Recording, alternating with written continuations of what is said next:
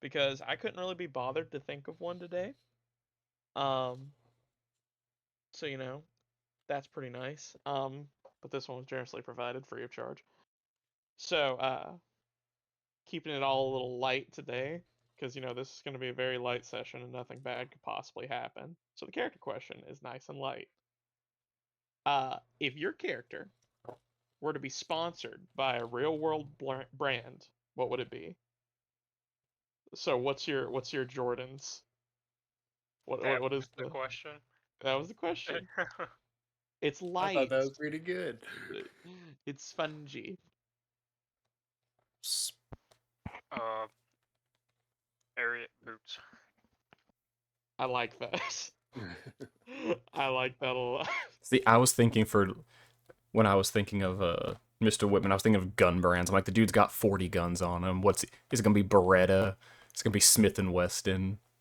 His back is sold out like NASCAR. There's just Yeah. a whole line of different gun brands. He's like one of them old school Letterman jackets with 40,000 emblems going down the Uh-huh. sleeve. I like it. I like it. We never endorse Beretta. Well, no. I believe I'm correct. You'll be endorsing Remington, Winchester, and Colt. I believe is who you would be endorsing, because those all still very much exist. Sig. Oh, I don't know I if like Sig's me a good around. Sig. Sig may not be around, but it's around today. You said modern It's true. brand. It's true. It's true. It's true.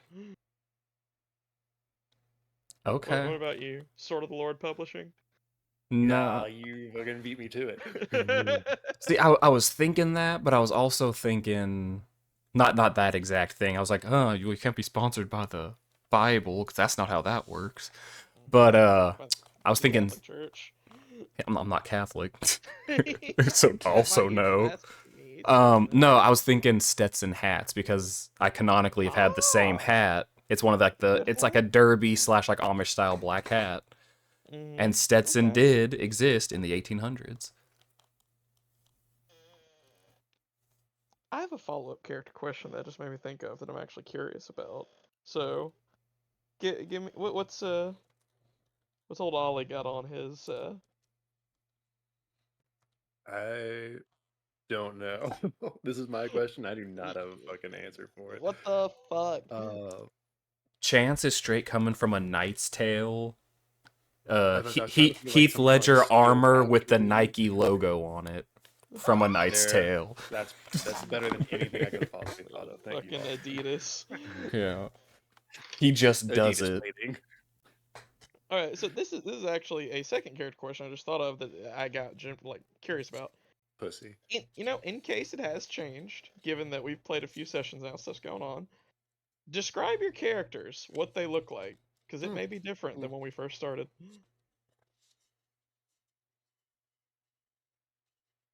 Well, I haven't gotten a haircut in months, so. I was gonna say none of us have beard gotten. longer, beard longer. Didn't you cut your hair like You 5 literally, days ago? yeah. Yeah. Mr. Whitman literally has a haircut. Oh yeah. He's the only one of He's us. the only one that's Yeah, got a I haircut. had to do that. I had to. To keep it subterfuge like Yeah. under wraps. Okay, well I guess clean cut. Mm-hmm. Definitely lost some pounds. Yeah. A month and a half of roughing it. Oh. Get in the nitty gritty. Like, what are you wearing? What's the? Because I know you changed your clothes at some point. Yeah, because 2 of you have been riddled with bullets. Mm-hmm. Yeah, because I'm no longer in like the dressy looking churchman outfit. Your clothes. I'm changed your clothes. very more traditional Midwest cowboy. Still found a nice black jacket because I remember buying that. And the hat's the same. I don't care if there's a bullet hole in it. That one was given to me by Billy. I'm keeping it. I was clean shaven, had short hair, but hair's gotten a little longer. Beard's coming through. I've actually kind of kept it shaved down a little bit, more of a mustache. Just stash with stubble, but still ginger. I like it. I like it. No more boat, no more tie. Lost the tie. Oh. Got too many bullets in it. Couldn't save it. bullets, gored by a demon Sure. man bear pig. Cut it right in half. Yep. Yep. I could get charred from the fire. A little bit. Yeah, Probably. yeah. I mean, it definitely did. Like you were. I'm pretty sure the tie was gone long before the fire, probably. Because that, Anything you were wearing probably got a little scorch on it. That's for damn sure. yeah, I'm a little dirty.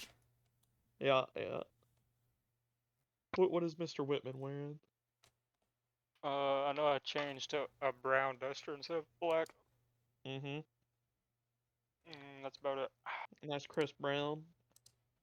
Nice, well-shaven boy. I had to change to a basic work shirt instead of the uniform. Mm-hmm. Because, you're not down there anymore. Yep. I don't think Ollie's probably changed the least out of everybody, Yeah, though. I was thinking that. I was like, I pulled up my Hero Forge and I was like, man, I haven't been like I haven't been caught in one of the ready actions to take like 5 shots. I haven't been Mhm. like jumped on top of by any kind of monster. Uh, so yeah, I Could be mean, ranged. I guess you're just Well- older, or just like longer hair and maybe mustache, or like facial hair if your guy grows facial hair. He already had it. You could he be had a pretty- babyface. he had a thick beard, so he probably is starting to hang a bit, and You- his sweatback hair is probably starting to dangle. oh man, you pulling a Gandalf on us? I mean, you give him a bit and he might get there, but he's definitely hairier. His like chaps, his boots, probably like rugged. Mhm. They like those have probably been scuffed up the most. He Yeah. probably has had like stitch up his just like regular long sleeve shirt, Mhm. and then he has like a reinforced breastplate now Yeah. and a new Mhm. sheath. Mhm. Nice sheath. Nice sheath. All right. Yeah. Yeah. Excellent. Excellent. I like that. Okay. So, who is feeling the previously on? Mr. Whitman did it last time. Yeah, Mr. Whitman did it last time, not Daniel. Not Daniel. Mr. Whitman. I can do it. You do it? Are Yeah. you gonna do it, or is Oliver gonna do it? I'm gonna do it. Okay. I'm not confident enough. On a So side note, look at this setup. This Look at this setup. monetization is fucking nice.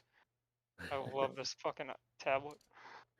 He's a I'm- man of the future now. He's living in the future. I'm thinking of Yeah. getting one because it's tax-free Nice. weekend Mm, Nice. and it I works like on it. Amazon. look at him. That's a Logitech keyboard. If you need to know, Austin. Yeah, I've seen those ones. Nice. You said you got the A9? Yeah, it can do the dual screen or the dual Thingies. Windows. Yeah. The dual thing. I'm looking at that one in Multiple the Windows. the brand new 2024 rendition of the S6. Alrighty. Yeah. So previously on Previously on uh this thing. the Weird West.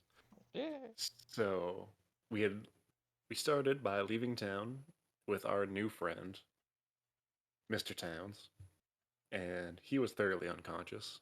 Mhm. And we went out about an hour out of town and found a sparse little set of trees to set up shop to try and go quickly grab Miss White, the leader of the militia. And so Mr. John H. Whitman and JP held down the fort. And by fort, I mean the not fort. I mean, it kind of And- became a fort. It became a fort. That's some foreshadowing. And old Ollie went to go grab Miss White. He double checked Mr. Town's person and he found a knife and a badge. He took both. He went and got over to the little farmstead and got Miss White and her boys. And we went to go catch up with my boys. To which they jump cut to just gunfire. They were quickly found by the Pinkertons, and they killed the first. Was it a group of 4 or 6? It was I believe it was 6. 4. six. Was it 6? Four? It no, was. no, no. It It was was one. 4 to start with, and then it was 12 after. Okay, all right. They quickly dispatched them, and but they sounded off a goddamn horn, the Mhm. bugle boy.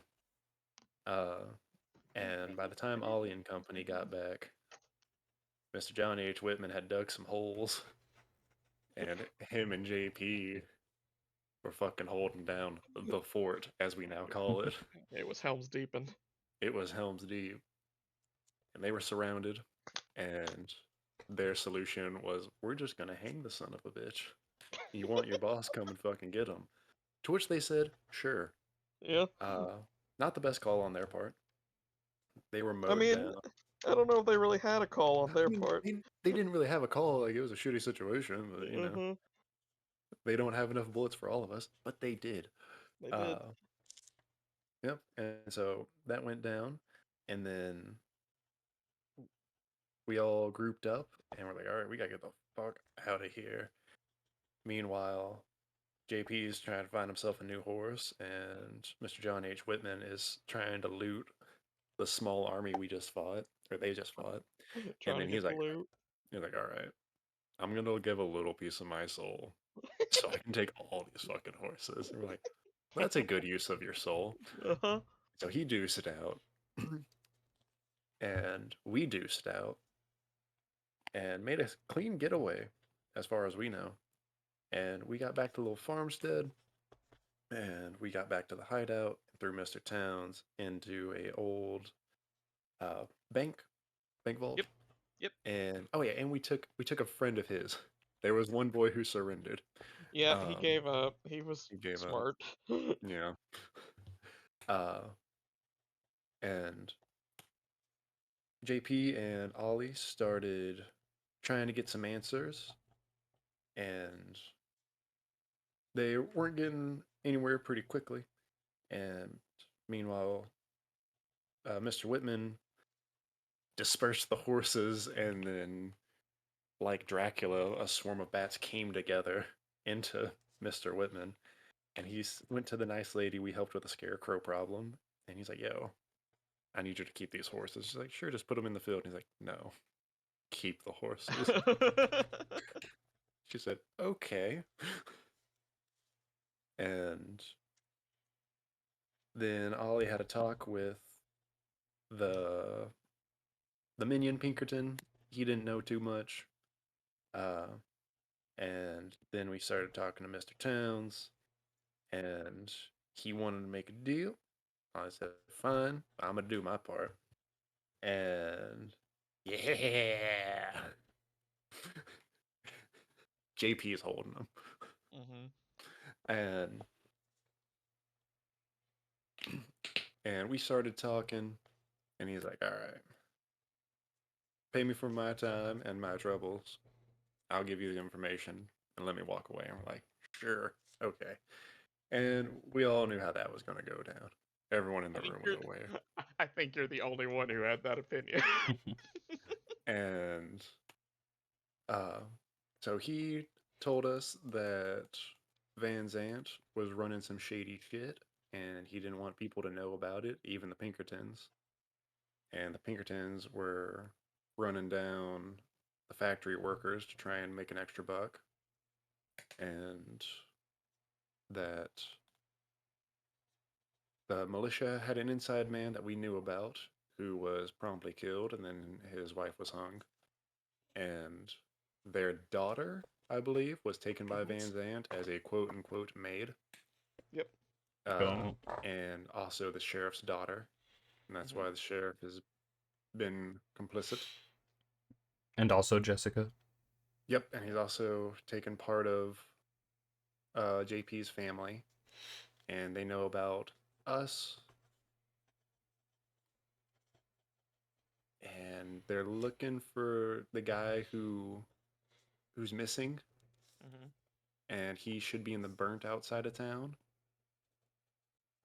And I think that was it. And that was the day for them, and most of this information was gained whenever we're like, all right, it's time to walk. And handed over the money.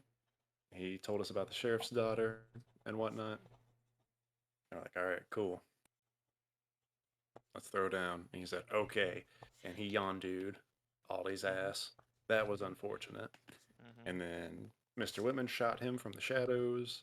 And a quick struggle later, Mr. Towns was dead. Ollie was almost dead. Yeah. And that was session. And now we have to bury a body and skedaddle. Yeah. Well, we have to save you first.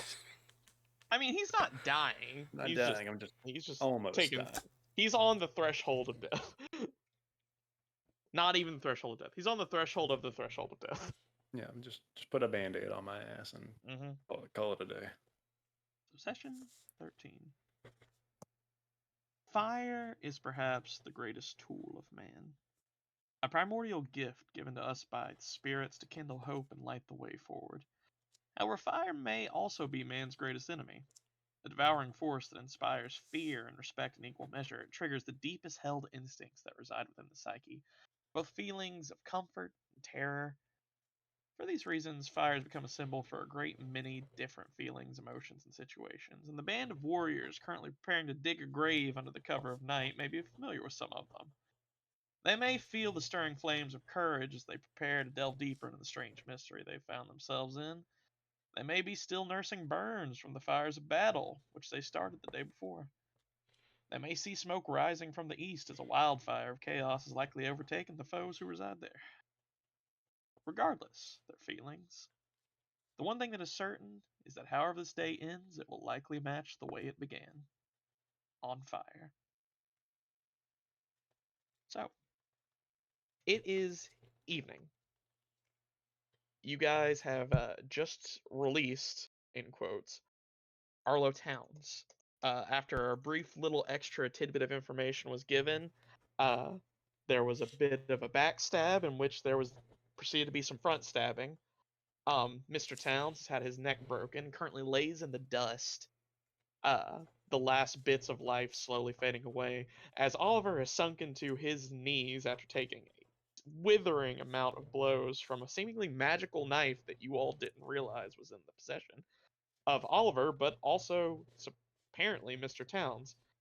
So, as you guys sort of recover from that, you're left with a bit of a situation. You're standing in the burnout district of town, in front of the Hawk's Nest, with a dead body of a very important man in front of you. What are we doing?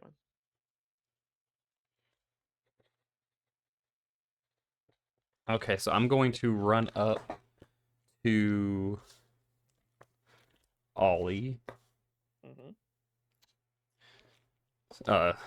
And I am going to... Let me see what I can do here. We're gonna... I can't remember. Did we drag you in the house, or are you still out in public? Like, just out in the I think he courtyard? kind of staggered back, but Yeah, he my didn't go last in. descriptor was that, like, I held Arlo and kind of like stumbled with him into where, like, the bank, the burnt out bank, Okay. and then fell. Alright, so I'm gonna be running up to them. When I get there, I'm gonna be yelling for help. Let's see. Because we need to get... Help me get him inside! Mr. Whitman, help! Keep it down. Get the bag, Paul. Get... The bag with the cash. Well, yes, the bag with the cash. I'm dragging Fairchild. My dying breath. I start pulling Fairchild into the house. Mr. Whitman, you get the other one. Get him in the house quickly. Get everything. Yep, already on it now. Calm down. Now, is the knife, that super sharp magical knife, still in Mr. Fairchild? Like, do I need to be worried about, like, pulling a knife out and having a lot of blood going? I'm presuming at some point after the barrage ended, Oliver took care of pulling the knife out of him, but that's not my call. So he did the That bad was thing. That was another part of the descriptor. Yeah, I think I staggered with Arlo back into the building, so we went ahead and took care of that. I dropped to a knee, pulled out the knife, went, and then I fell with the knife. Alright, so then I'm just gonna go straight As he, into like, healing. hits the ground and, like, clatters as the knife falls out of his hand. It actually flits back up in the air, like, flits around a little bit before flying back into the sheath. on Ollie's like belt. We'll address that later. All right, so But don't take it from my cold dead hands. all right. You little goblin son of a bitch. Chance already got the card. He's not giving it up now. I didn't say I was taking. I said we're going to address the fact that it flew in midair without a handler. I don't want your voodoo knife. It scares me. So I'm going to. We're gonna hope that I don't do this with a. We're gonna hope I pass this one. I'm going to cast heal as a shorting spell at a -1 because I only have 2 points. Okay. So that is Your activation is 4. I got a 7 -1 6. Okay. It activates and you heal. I believe that's Just one. wound. Yeah, that's just one. You heal a wound, but also I forgot to also say you guys get your 3 chips. Chance, make sure you take your extra one for your previously on. That's not really that relevant right now, but you have chips. I'm going to use a chip to re-roll to see if I can't heal him for more than. Ah, you're good. You're good. Are you One is more than enough. No need to waste chips right now. Alrighty. Well, then I'm gonna do that, Use it. and then I'm gonna yell. I'm just gonna look at one of the one of the individuals that are not any of the player characters, just random NPC. I have a medic bag upstairs in the main room where we work. Go get it. You speak from authority, and there's a lot of blood, so they're gonna do it. That's a lot of blood. There's a bit of a "you aren't my boss" as they kind of walk away and go get the bag. As they run and go get the bag, the commotion obviously draws some attention. Captain White, who was just inside, sees all this, walks up. All right, well, that could have gone a little smoother, I suppose. And she gets down kind of on knee and starts looking at your wounds. I'm gonna give a notice to see if she noticed they healed magically, what little they did, because she likely missed this, which she does badly. She kind of kneels down. They don't look that bad though. How'd he get a knife? I thought you would have searched him. I did. Thank you. Kind of nod at JP. Magic. Magic. Alright. You just need to rest, friend. We need to. You're bleeding from multiple areas. We need to close these up. You just need to rest. Pull myself up. I'll be fine. I'm gonna doctor you, boy. Alright, we got a body to bury. Penelope kind of turns and looks at the fucking body that's like slumped over in the middle of her place. Alright, just do it quick. Don't need someone walking in and seeing this. Yes, ma'am. Me and Mr. I'll pick Whitman him can. up, throw him over my shoulder. As you guys are going to walk out, she turns to whoever's like leading. Presumably Mr. Whitman, since I presume JP is kind of still. I'm literally trying to convince Mr. Fairchild to let me give him first. Like, please, you need to rest. You are still severely injured. Fine. And Whitman, put him in a bag or wrap him up. Let's not be walking around with that out, right? Kind of slump into a chair. All right, Doc. Alright, throw him down, start cutting him to pieces, and throw him in a bag. Minute you pull out a knife, Captain White stops you. No. If you want to do that, do it outside. Don't leave a puddle of blood in my place. Wait, She just kind of puts her. She puts her hand on her forehead. Jesus. Mr. Whitman, make sure to check him. You don't want him to. He had a badge or something like that earlier. I think they took. I thought we gave it back. I gave it back. To him. I was gonna say any identifiers because we don't have a lot of time to bury him. just in case you don't want people to be able to find it and know exactly who he is. Make sure you take Alright, all of I his teeth strip 'em and grind naked. his prints off. Well, luckily we're in the 1800s. We ain't got to worry about it that bad. We got 100 years don't before know. DNA. You don't know. There's magic, baby. I strip 'em naked, Straight seance. Who killed this man? put 'em in a bag. That's a big bag. With a big ass bag. All right. Well, let me see if I can patch you. We need to stop the I wrap bleeding 'em in. here. Wrap 'em in something. Yeah, so I think the way medicine works is essentially similar to healing. It's just non-magical. Am I correct in that? Yeah, there is a healing check. So But it would have the same like things of magical healing. So time is running out. If you want to try this on Ollie, I'm gonna say you've got one chance okay. before it officially hits that point to where. Well, Is it a minute or an hour that you have time to heal? I I thought thought it was like 10 I minutes. thought it was 10 minutes. Let me No, double we can check. Scrolls. These are things we can check. B, C, Consult D, the E, F, scrolls. G, H. Is this in Savage Worlds or? No, Probably in Savage healing. Worlds. Yeah. Sorry, healing's in Standard Savage Worlds. It is right here. What page is it on? Yeah, Wounds within that hour. It is 162 of the actual, and 164 if you're looking at PDF page. But yeah, it's 1 hour. Okay. Well, that's the spell healing. I'm talking about like actual like medical. Oh, then I have no idea where that's Because at. magic has obviously got more leeway than normal ass Let's healing. see. Contents. Da-da-da-da-da. Let's see. Adventure Healing. The ability to toolkit. treat wounds. Healing and diseases. 96.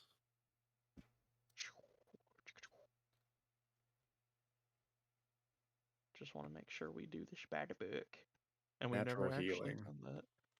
Wounded characters make a vigor roll every 5 days. Yada yada. Support. Don't 10 use minutes. Okay, the support. healing skill is used to remove wounds. It's on the left side of 96. Each Yeah. attempt requires 10 minutes per wound. Subtract 1 from healing rolls without a basic first aid kit or similar supplies. It doesn't say how long you have, though. Okay, the golden hour. Character may yep. only attempt to heal wounds on a patient once within the hour Yep. they were sustained. Failing the roll means the healer isn't able to treat those particular injuries. A different character may attempt a healing roll on the same patient, however. But once the wounds are over an hour old, they require natural healing. Or the healing power using greater healing. Yep. So no matter what, I only can try it one time. Yeah, you get one shot regardless. Okay. Well, we're running out of time. We need to close these have to wounds. operate. So, Mr. Fairchild, I'm going to give you the 2 options. You Want can. it fast. Well, You want it sexy. do you want it done nice or do you want it done quick?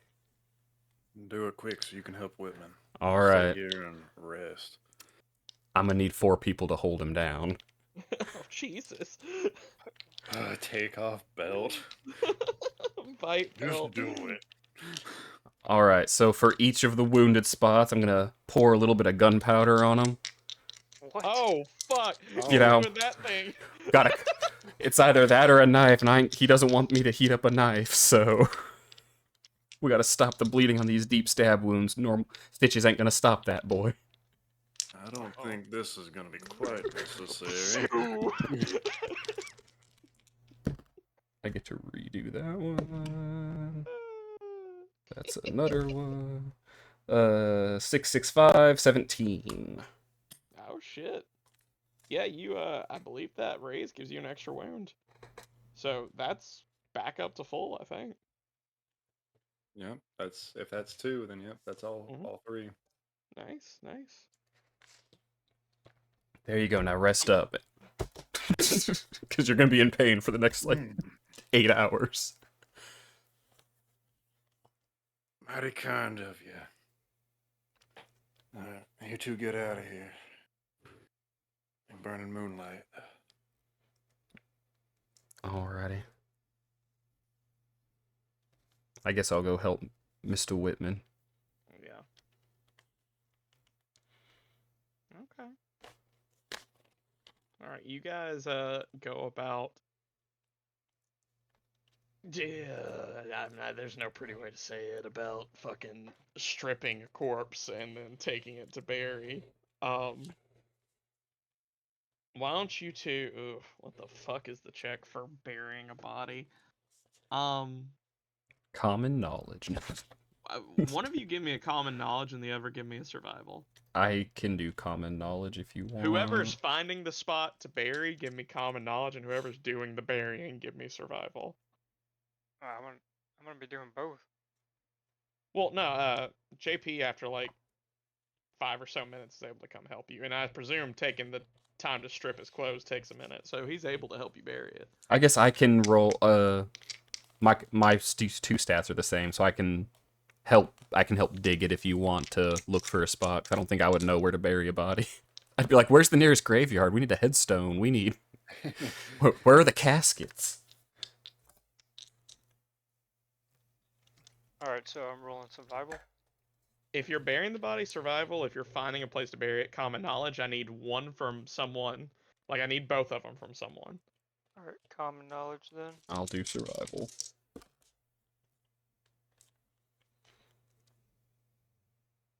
All right, give me the common knowledge one first. 4. 4 is good enough. You know, common sense, you get far enough away from this building that it's not immediately going to be linked. And you also, you know, you essentially like traverse about 3 or so, maybe 4 minutes worth of walking into the burnt out area until you can find a place where it looks like a garden used to be. And you just kind of like lift up a little piece of fallen over like burnt wood, and then you start digging under so that you can drop it back on top of it after you've buried it. And now a survival check for how well you buried this body. That's All the way to China. That's Run it back. that's a 3. Use a Okay. chip. You can Gonna use use one of it. mine. No, I'll use one of mine. It's my fault. JP don't know how to dig a hole. I did this. It was me. That's a 2. God, take one of mine. Are we really gonna burn our bennies on burying a dead body? I can't have a foot sticking out of the ground. All right, that one's a maybe it would 7. be- 7. Okay. I mean, Better. I had 2 d6s. Like, I have a decent survival. Just rolled like crap. No, look. A 7's good. It's not quite a raise, but it's good. You're able to bury him deep enough that you are reasonably confident he'll be difficult to find for people. Okay. Now, you're pretty aware with a high enough survival roll, but not quite a raise. You're aware that if someone were to use like dogs, he might be simpler to find.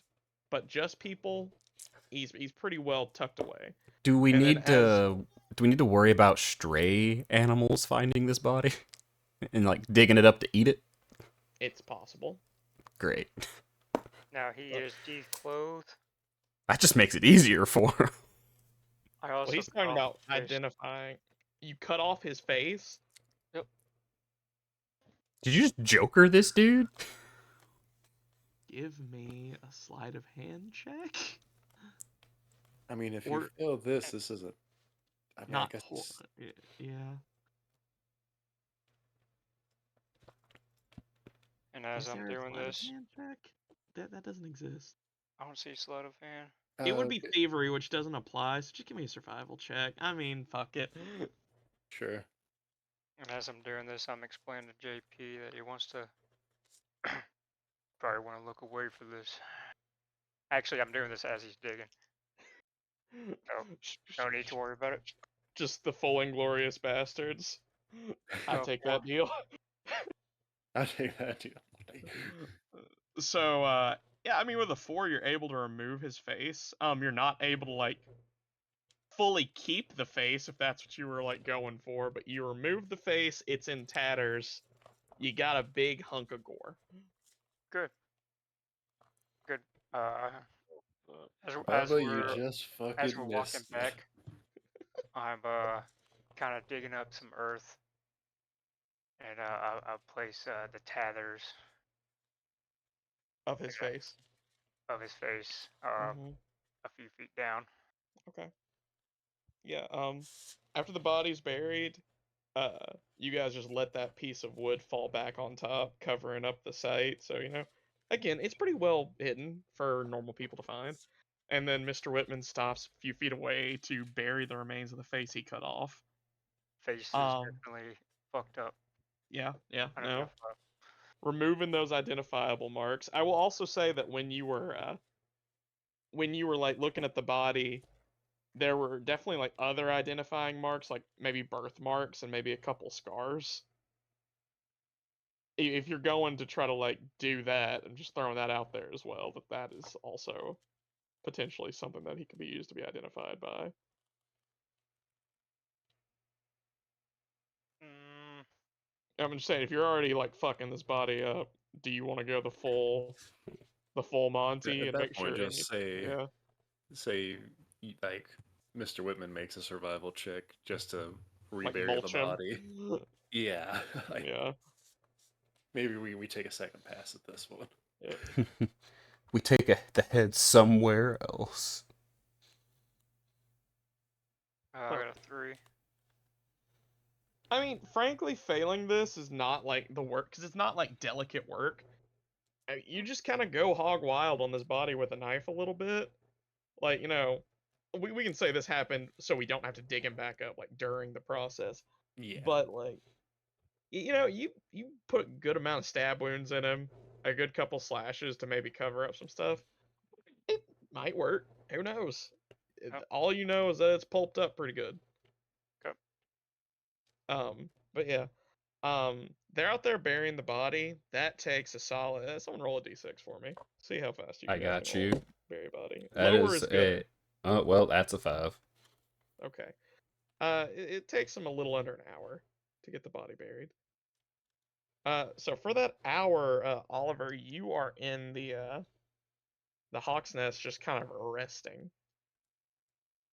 As you're sitting there, stabbed, but mostly okay, thanks to an interesting combination of potentially, the gentlest you've ever had a wound heal, and then the exact opposite of the spectrum, the most violent way you've ever been taken care of. So you're just kind of sitting there, and as you're sitting there, Captain White just kind of leans against the teller's desk and looks down at you. Are you feeling well enough to tell me what he told you? As long as you got a drink somewhere. That can be arranged. And she walks back up to her office and comes back down about a minute later with a bottle of whiskey and a couple glasses. Well, just one glass. She pours you a glass and just drinks straight from the bottle herself as she pushes it forward. Thank you. Well, let's see. The Van Zandt has a few hostages. Or, well, apparently they're called maids. The daughter of your man who was on the inside. Her and the sheriff's daughter. She kind of like wide eyes at that. Looks down at you. Are you serious? She I kind of was like gonna let crouches my down. man put an arrow in the back of his head. Whenever I heard that, I figured I'd do it myself. All right. Well, that is not good. It also, I suppose, makes sense as to why Ben hasn't been doing anything about some of the stuff they've been doing.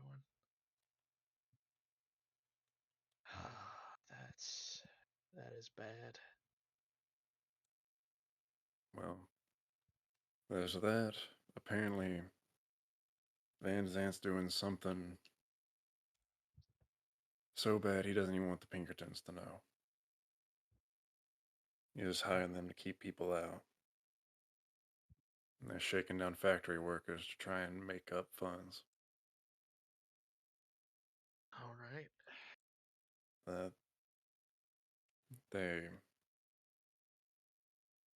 have someone connected to the preacher, a sister, I think, up in the factory too. That someone there's now Brian, correct me if I'm wrong. There's a room or there's something that they don't let anybody see. They're That is not letting correct. people talk. Whatever means necessary. Someone who got a glimpse, maybe worked on it, got out. And that's who everyone's looking for. Makes Now, sense. It's like I said when you first got here and we talked about this. When Mr. Puckett was in there looking for me, he was telling me how no one would talk. Now you're telling me that. Well, I mean, you're connecting some dots for me at least as to why Joanne killed him and then didn't say anything. I never really considered that they might have Moira. Or Margaret, for that matter. Ugh. Both of them were supposed to be out east. Didn't even think about them. But you're saying they got to run away. What do you know about it? the Pinkerton's been looking all over for him. Their best guess is that he's somewhere in the burnt out side of town.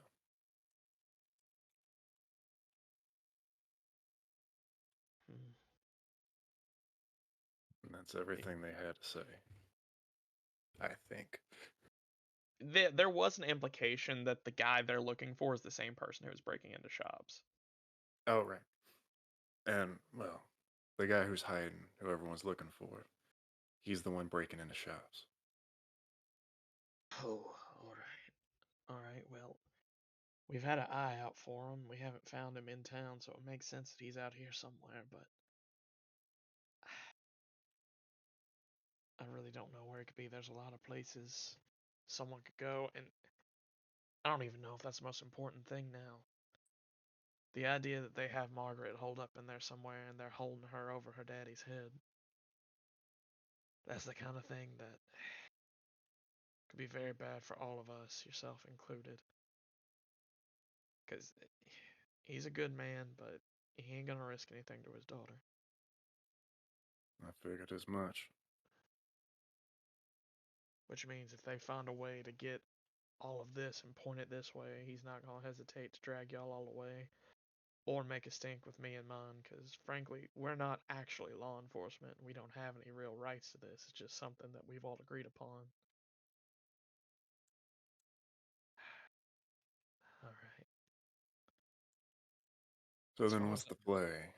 We try to track down this mystery man?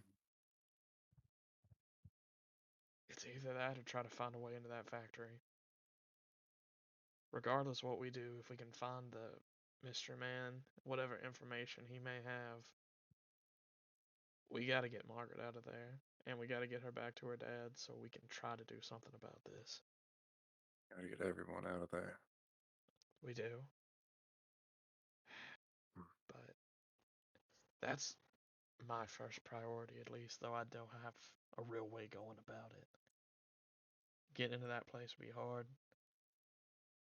I know the Pinkertons patrol the outside, and I know Van Zant has just as many, if not more, of his own men inside. And if he's hiding something deeper in that we don't know about, Lord knows how much else he's got in there. That'd be a fight through and through. Maybe. So it's either we spend time trying to find this mystery man, or we put that time trying to get into the factory. And if the Pinkertons are to guard it, and they're all on high alert, their guard might be a little less than what it used to be. Maybe. Maybe. But, like I said, getting past the Pinkertons would probably be the least of your worries. It's once you get in, you're enclosed with all of his men. I know he has a barracks on his property. And then we don't know what else is in there. They're talking about somewhere in the factory no one else is allowed to go into. I know the layout of the factory pretty well, or at least I thought I did. I know that there's a loft that he uses as his apartment and a lift that goes up to it, but other than that, I don't know anything else about another part of the factory. Hmm. Even though it's been hinted at by more than a few people, I don't know anything about it.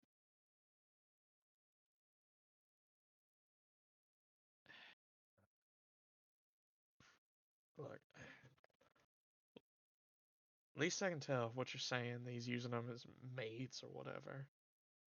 I would think they'd be in his apartment, right? There's no use for maids in the factory. Hopefully not. So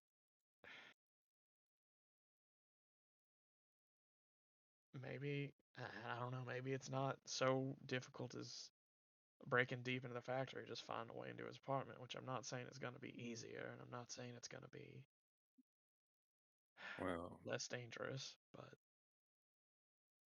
if we manage to get in there, it's not going to be quiet once we do. And if we start making a ruckus, then all the Pinkertons will be down on us.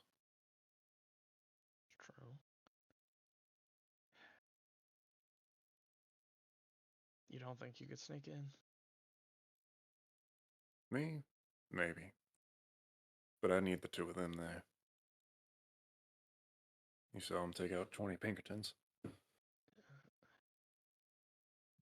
It's true. I don't know. I figure those are the options we got right now. If you think this fella is worth looking for, that he might have some sort of information that's worth knowing, you can go looking for him. I maybe got a few different places I could point you to, but I mean, my first guess would be with this gang that you've been having trouble with. I don't know. Those are the only people who aren't part of this equation. They're not, but they're also on the other side of town. Yeah. I got a few places that maybe you could start if you're looking for him. And if you want to try to make your way into the factory, then I really don't have any. I don't have any ends for that. At this point, you've got more experience with that kind of thing than any of my men do. Just being able to snag him out of his own house was impressive enough, so maybe you can do it. I don't know. Personally, Miss White, I look for a door. That's about as intricate as our plans go. Mm. Well, in that case, I'll just say this. If you guys have an idea of going for that factory, I can provide you with some support in a more material way if you need it, but I can't lend you any men. No, I wouldn't 'Cause ask if for any men. I don't want you to get wrapped up in any of this. I can't lend you any men yet. All right. If you can find something about that factory that's worth knowing and you can get the girls out of there so that we can get Ben on our side as well, I'll gladly lend men for that. But I can't ask boys to sneak in there with you with the risk they might end up going to jail for it for no reason. So there's that. And if you want to go looking for someone out here in the burnout side of town, there's two places I would start looking. And one, you've already, from what I understand, been looking around. Crime scenes, stuff like that, where we think he's been breaking into stuff. The other place would be the church. If you want to try that, the fellow who fancies himself the pastor there, Melvin, he's been known to participate in some alms, handing out food and occasionally some money to the folks who are a little worse for wear living out here in the burnout side of town. He's probably got his nose to the ground a little more than we do. All right. I like that lead. Well, it wouldn't hurt to pay the church a visit. I'd say it wouldn't after the day you've had, but far be it Well, for me to say so. if you're the praying type. Mm. Finding myself less and less these days. It's better not to rely on anything. Sure. She just kind of leans back, takes a pretty long pull out of her bottle. And I'd say, like, over the course of rest and conversation about this point, uh, the boys come in a little dirty. Well, Mr. Whitman, I do believe I'm going to go rest for a while, considering we've been awake for over 24 hours. That checks. That checks. It was about that time for you guys to start rolling some fatigue rolls.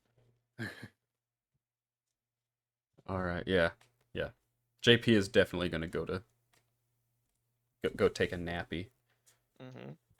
Miss White, you mind if we rest here for the evening? Sure. If you all want to.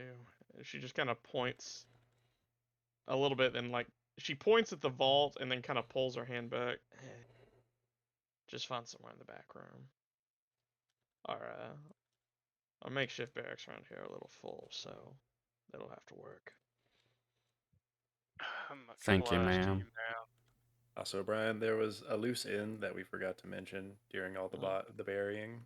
Mm-hmm. We had another dude. Ah, yeah, you guys knocked him out, and he's still laying in there. Yeah. Yep. I mean, I'd be. Yep. Ollie would be willing to, just kind of slit his unconscious throat and add him to the bury list if we want to do that. To make it quick and easy.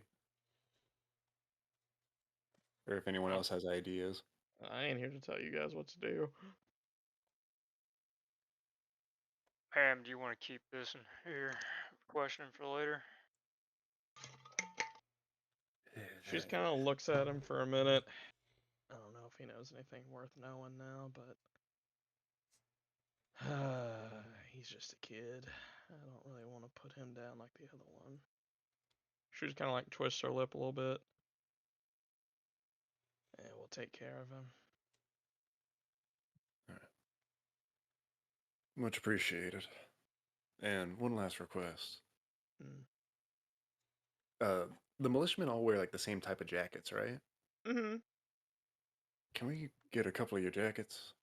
Help us keep a lower profile. Give me a persuasion check on that one. Yeah. I'm gonna say the DC on that one's 7. That's fair. There's.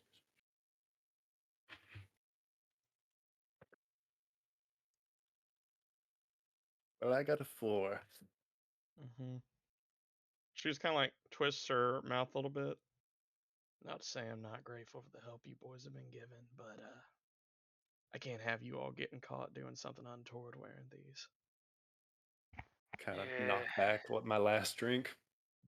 Not Fair exactly my enough. color anyways, I reckon. Wouldn't fit my eyes. Do the Pinkertons jackets look like they match? Oh, hell no, I ain't wearing that shit. They tend to wear mostly like black clothing, like your typical like black Western suit, kind of sort of like a gambler suit almost. A lot of them wear similar, but it's not uniform. It's You know not what I mean? uniform, yeah. Huh? Yeah. Something to think about, though. If you're not wearing darkened clothes already. You also know that when it comes to the Pinkertons, that like they probably know who each other are. Like, I was thinking more if it's dark and you see people in that you're expecting to yeah, be around in dark clothing. Yeah, like broad daylight, see your face, they're gonna know who you are. But darkness, Sure. they might be more willing to look away. Mm-hmm. Well, All that's right. all I got for But the day. I'm gonna go to sleep, boys. It's been a long time. What time is it? Is it like It's like 8 o'clock. at night? Okay. Yeah. Like you guys waited until the sun was setting before you kind of let him go, and it's probably more like 9, reasonably Okay. more like 9. So, 2, 10, 11, 12, 13. Okay. And for anybody who gives a shit, it's August 10th. Ooh. I've been trying to keep track of the dates. I always love that. All right, you guys go to sleep. Do you two join him in the sleepy times? Yeah. Yeah. Okay. Everybody beds down for the night. You all take a good night's sleep. Um, so here's what I need from everyone. I need there is no passive perception in this. I need a stealth check from Mr. Whitman.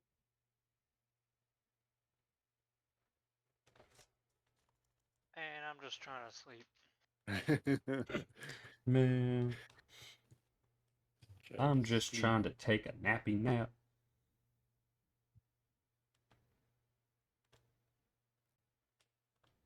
Let the man nap. 6. Okay. No, Neat. my bad. 10. Okay, with the raise. Excellent. I need to know a couple things from you, Mr. Whitman. One, how much money do you have? Oh.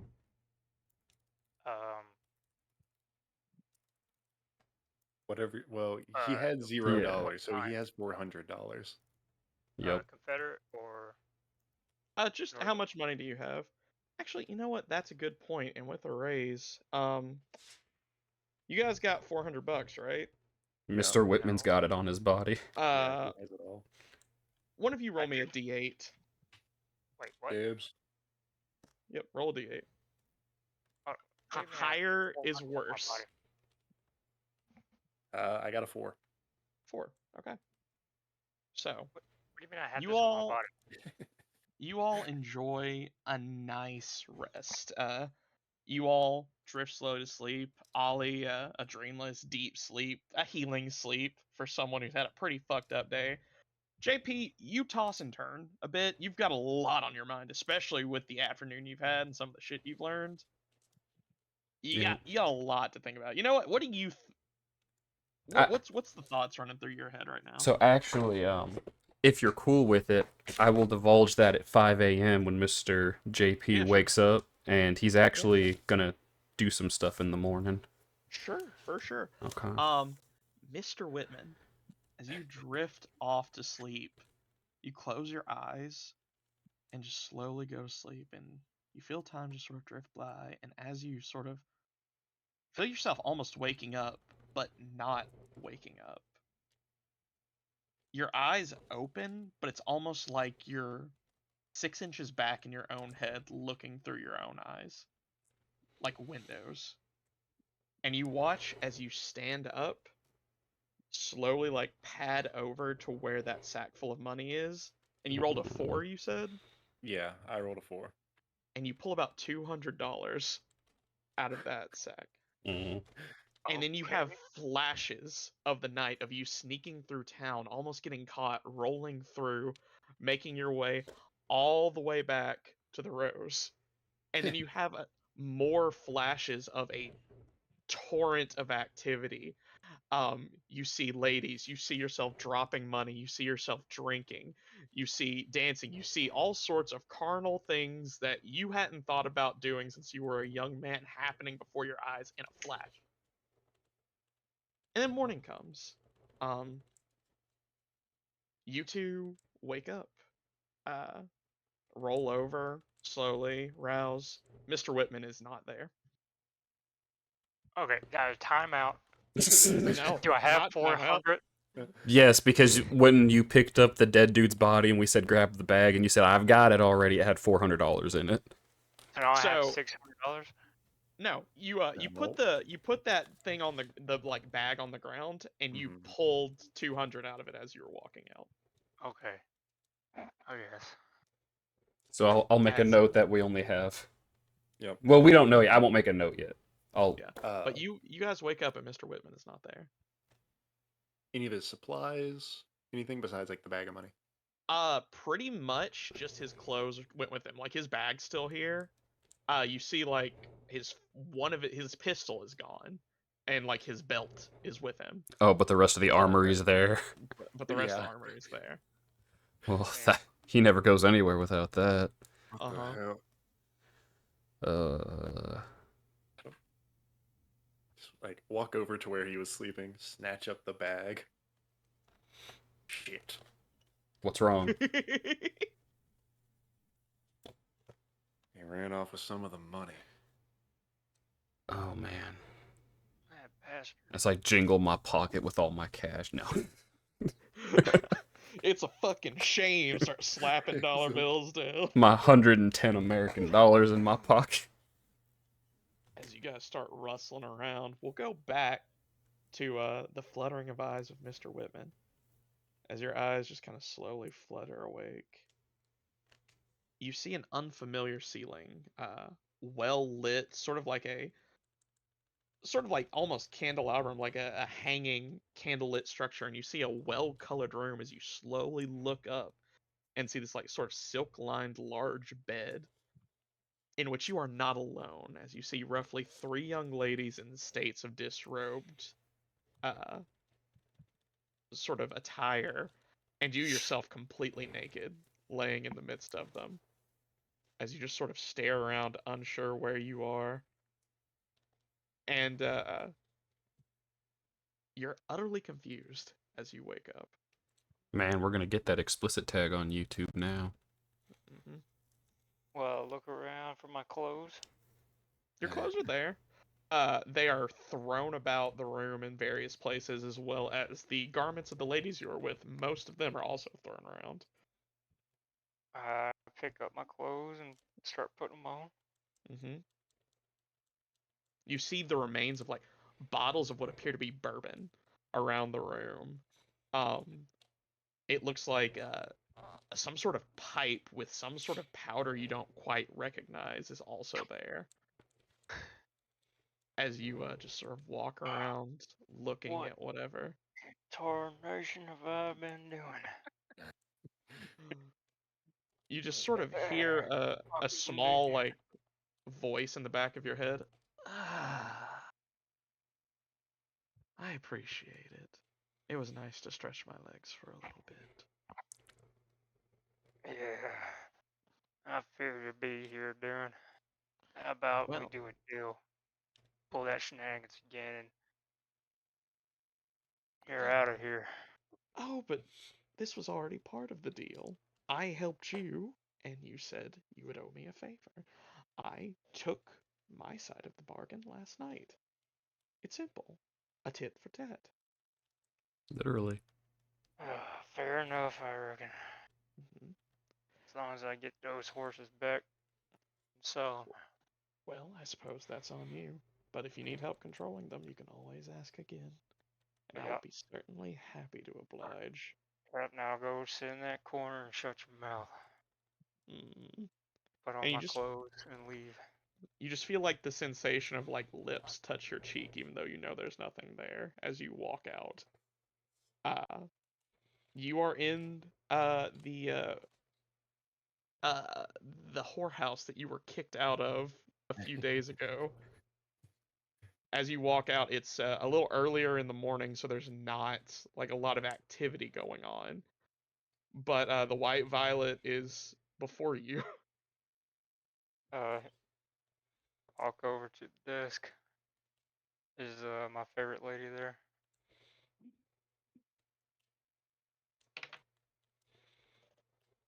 Yes, as the same sort of well-built woman is behind the bar, just sort of wiping it off. It looks like she's just starting her shift. How you doing, ma'am? It's me again. I It's see me that. again. You don't have any more meat this time, do you? I think it got all used up the previous night.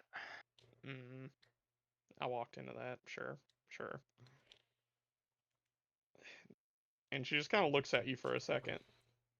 Don't tell me you're about to start drinking. It's 8 o'clock. No, no, I need to get back to doing my odd jobs, I reckon. Hmm. I reckon you're gonna have to do a lot of odd jobs after the money you dropped last night, from what I heard from the girl on the last shift. How much damage was that again? She kind of like picks up the book and starts leafing through it. Let's see. 6 bottles of top shelf bourbon. 6 young ladies with holy shit. And you see her eyes going down a page. And she looks back up at you, looks back down at the page. All right, I'm not gonna list all of that. Flips past. Opium. That's fun. It looks about $200.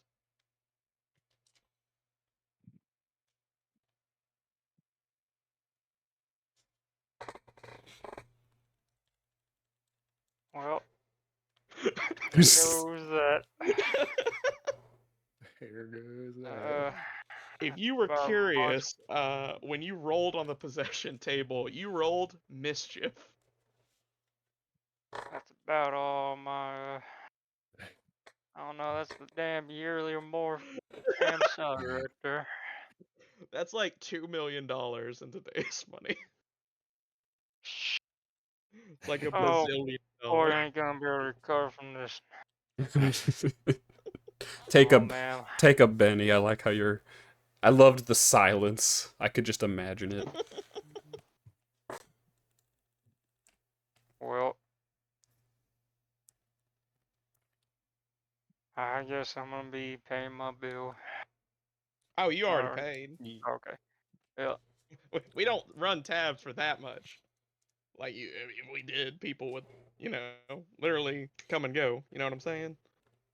No, You're not I the only get you. You're smart. You're a smart young lady. I understand. Did you join Again, festivities I'm last gonna night, man? say this one last time just so you get it. I work the bar. I'm not for sale. Well, ma'am, I ain't trying to buy you. I'm just saying. He just wants to No. buy your Kinda time. I did not. seem like you're in a bad mood. I didn't know if you joined in if I didn't give you time Alright, that you needed last First of night all, or first not. of all, I'm not in a bad mood. I am just in for the morning shift, and the first thing I see is the meat man, the damned butcher of Springfield, walking around slapping pork chops down at a whorehouse. And then he starts asking me about his own tab, which apparently is $200, which, leads me to question what went wrong in my life. Fair. Because the dude is not a word. You know what it is? The guy, That The guy. guy. the guy who walked in here, got kicked out because he was too stingy to spend $15 to go talk to the madam, and then came back in and slapped meat on the bar and said, "I'm sorry," apparently has $200 to spend on pussy. So yeah, I'm a little confused. Oh man, that night gets the best of us, I reckon. Yeah. I'm sure you can understand that Yeah. being a patron or being the barkeep of this here establishment. Probably I've seen seen I've many of seen the it get range, away. man. I've seen some men get a little wild. All right, I will admit 200 may be a new record for me though. That's a lot of money. That's like a house. Mm, Yes, it's I like a know. mansion. You spent our retirement money, you son of a bitch. He spent his portion of our retirement money. I mean, you could have bought horses for that. You could have bought like quite a few horses for that. I hope this doesn't ruin our reputation of one another and we can get back on track. Believe me when I say my opinion of you is set, sir. I'm a man of many things. She I'm a looks good back man. at she looks back at the book. I see that. What the hell even is that? I don't know what those words mean. What do those words mean? She turns around and shows you something that even you don't know. Hmm. Why'd you pay $10 for that? I don't rightfully know, man, but I'd be happy to show you. Chattanooga wheelbarrow. You're pushing your luck, sir. Alright. I'll be getting out of your hair. I hope you have a good day now, miss. I hope you have a fine day yourself. He just And wanted she a little like Springfield sparkler. What's wrong with a little that? Springfield sparkler. Everyone knows what a Springfield sparkler is. It has to be more exotic than that. Mm, Of course, old- Whitman is known for the Springfield Spark. yeah. So you walk out, Mr. Whitman, of the White Violet. Um, so here's the thing. The White Violet is on the east side of town. How are you getting back to where you're going? Mm, well, I guess I'd take a little stroll through some of the busier parts. Okay, you're just trying to blend in with the crowd. Assassin's Creed style. Okay. You can either give me a stealth roll or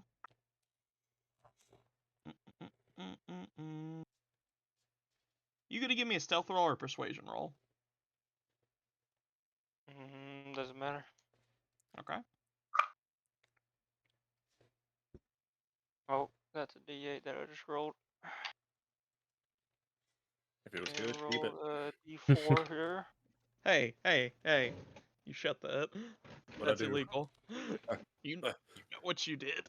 uh, That's illegal. A didn't do 3. nothing. A 3? Well, if I can ever find my dice that I dropped on the floor, I'll let you know what happens. Something terrible. I'll just re-roll these. Okay. The Wait a fuck minute. is my die? It's gone. In this session, we had a shootout in the middle of town. Ah, here the sumbitch is. Come here. Alright. As you're sort of walking along, going about your business, give me a notice check, sort of in general, as you're going around.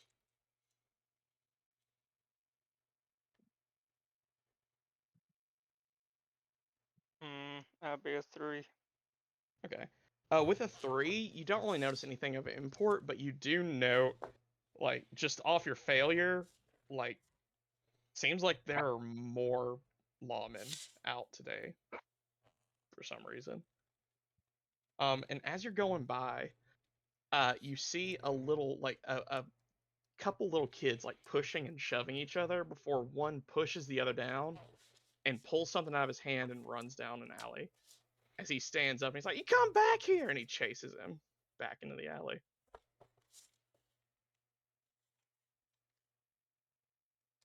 Okay. Yeah.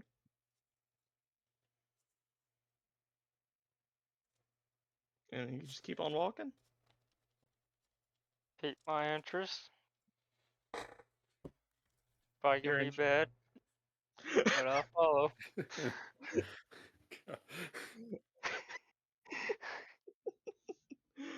um, as you sort of like see these kids like run down this alley, one chasing the other, they just kind of run to the back end of it.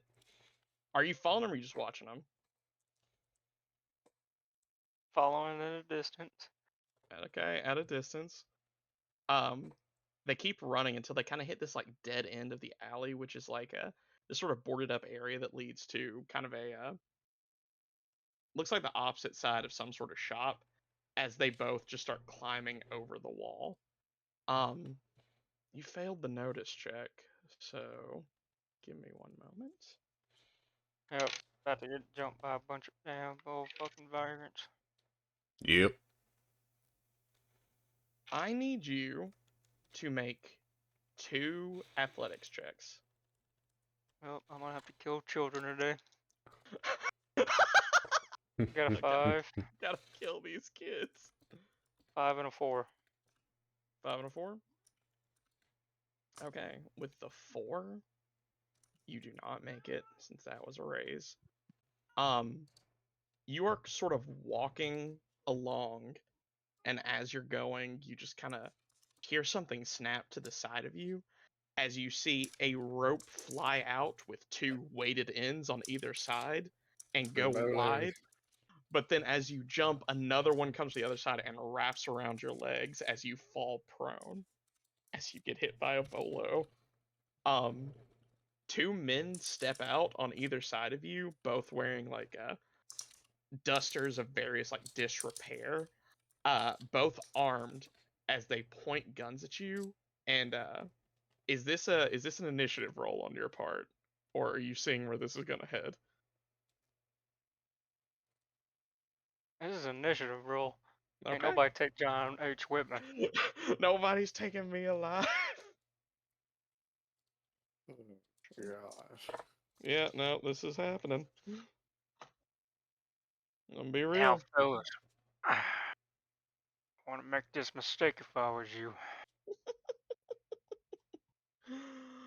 All right, I'll draw for you first. 4 of clubs. Draw for them next. The 3 of clubs, hey. And then the 10 of hearts for the other. Okay. So it goes him, him, and him. Him, you, him is the order that goes in. Him, and So, him. him, and him. The guys, the men, as these 2 men step forward. One kind of takes the initiative. Seeing that you're still down, you see he pulls some rope out and he's gonna go to try to bind you. Now that you're down, I need an opposed. What is the skill I am talking about? It's probably athletics. If athletics is a skill, I never can remember. Athletics? Yeah. Yeah, athletics. Yeah, I need opposed athletics check.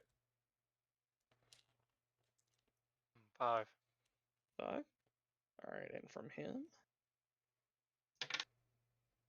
he also rolled a 5. Reroll.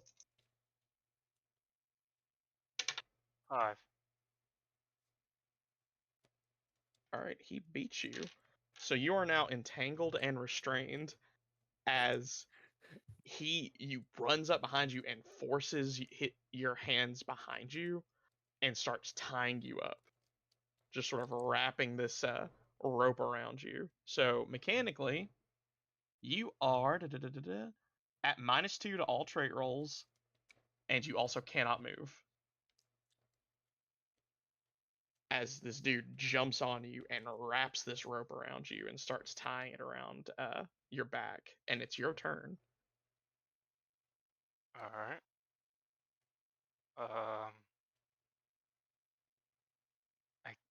I guess fight, stand up. Fight to stand up. You can't move at the moment because you are entangled. So you can like, I guess nothing then. well, I mean, you can still do things, you just can't stand, and everything you do is at -2. I wiggle. So you want to try to break out? Yeah. Okay, give me another opposed roll. Remember -2 on this.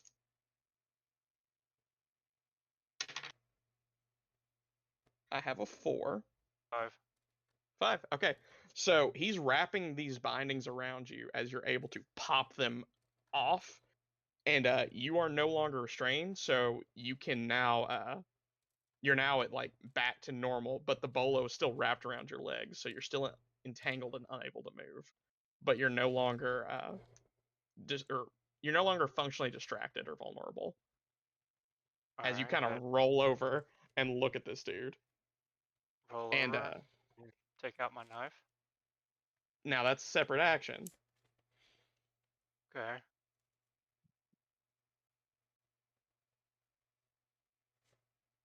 So I mean, yeah, mechanically, if you wanted to do that ahead of time, your first one wouldn't have worked. So remember, state all your actions if you're going to try to do them so that you get your correct minuses. Alright. As you roll over and see this dude trying to tie you up, you get a good look at him. He's looks to be in like around his late 20s, early 30s. He's got this sort of like wispy blonde beard with sort of patches in it and a bit of a weathered face as he's looking down, trying to get this rope around you as you break out and tie. You see him kind of back a little bit, and the other one goes in to try to hit you with the butt of his gun. So he's going to make a melee attack on you. And you're prone, so he gets an addition to this. And he rolls a fucking 3. What's your parry? 5. Okay, yeah, even with the +1, he doesn't hit you with his 4. So he brings down his gun, like the butt of it, to try to crack you in the head, and you just swivel your head out of the way. And then it's back to the dude on top of you. He's just gonna try to fucking punch your lights out. Parry's 5. That's double fucking 3s. They're rolling like shit. As he swings at you and misses with his fist. As you're just kind of rolling around on the ground, dodging this guy as it's back to your turn. You're no longer tied, but you're still got the bolo around your legs. Cut myself free. Okay, so for cutting yourself free, that's probably pretty easy. Go ahead and give me a Give me another athletics check, but do it at +2 since you're not actually trying to untangle yourself. You're just straight up cutting it. Or you know what? No, make an attack roll against your bindings. And if you, do you plan on doing anything else this turn? Go ahead and take that into consideration. And stand up. Okay, that's just your movement. There's nothing other than that. So give me that attack roll.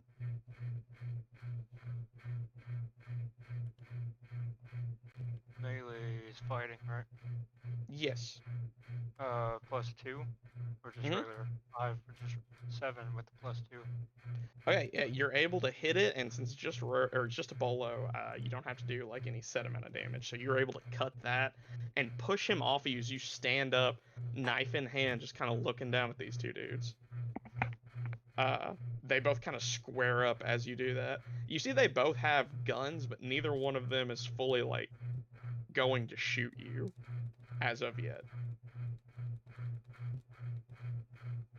And I suppose is that everything for your turn?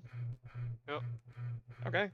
The second one goes to take another swing at you, as you buck his brother off. The one you buck off goes, Carl, just get him, and he makes another swing at you. This one is going to hit. That is 14.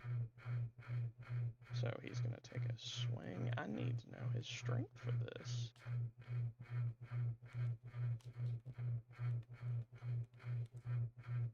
His strength is that. So this... I don't think 5 damage gets through you. I got 6 + 1. Okay, yeah.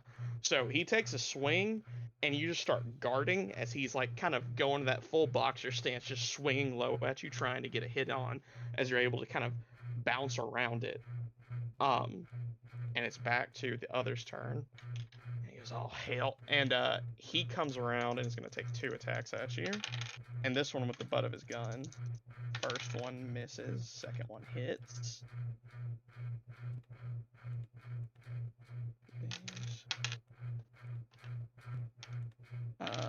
That is 7, so you're 5 + 1 or 6 + 1? 6 + 1. Okay, so that is, I think meets it beats it works on this. Yes, so you are shaken as he comes around with this lever action shotgun that he has and just kind of gun bucks you with it, kind of missing the majority of your head, but hitting you kind of in the neck, glancing off, as it just sort of sends you kind of reeling for a second as it's back to your turn. Alright, I do my shaking roll. Mm-hmm. That's con, right? Yes, your vigor.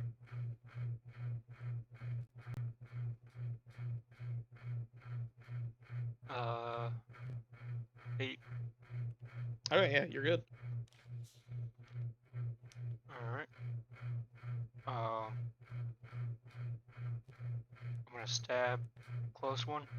Mm-hmm. This is fighting. Yes.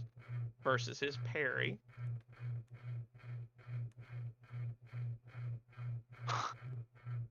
uh,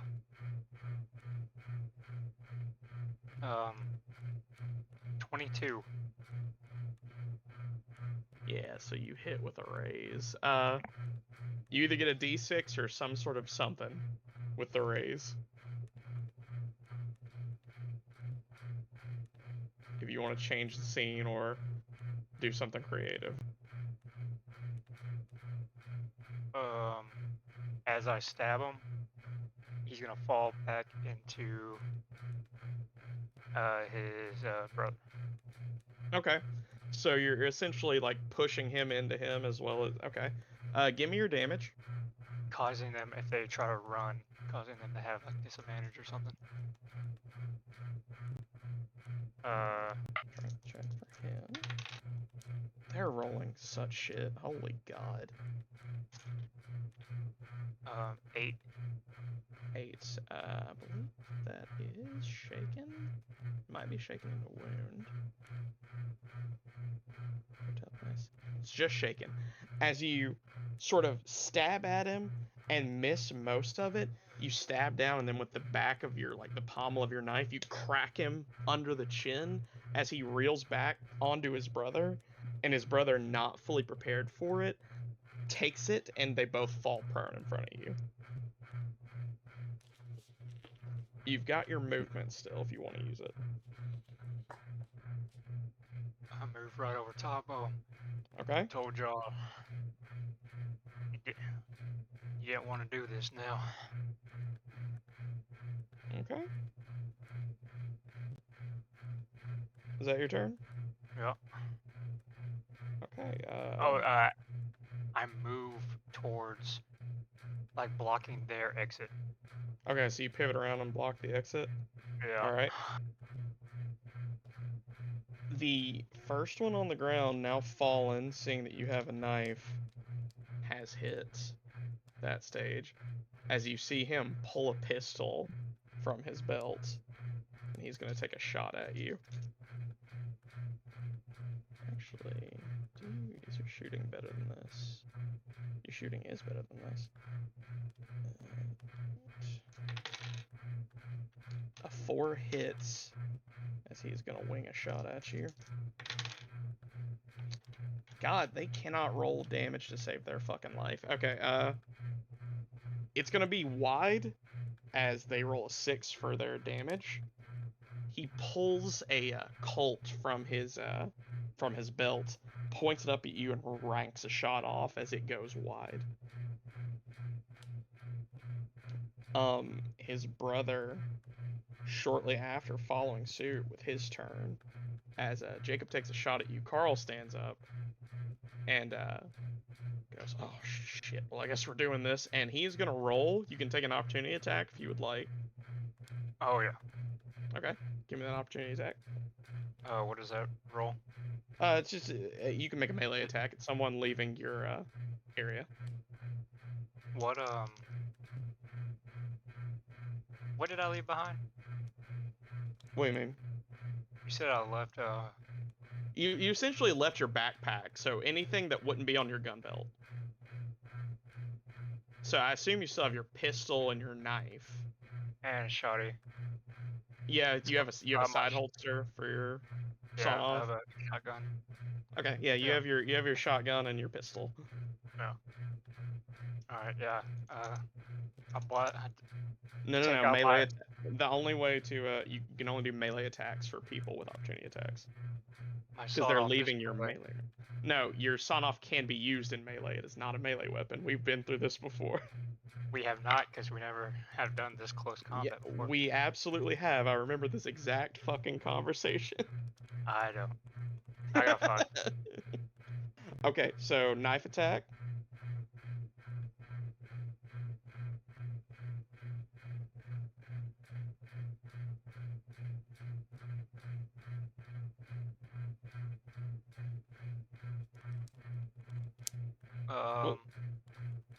That's a 13. Nice. Okay. Let's see. Their toughness is a.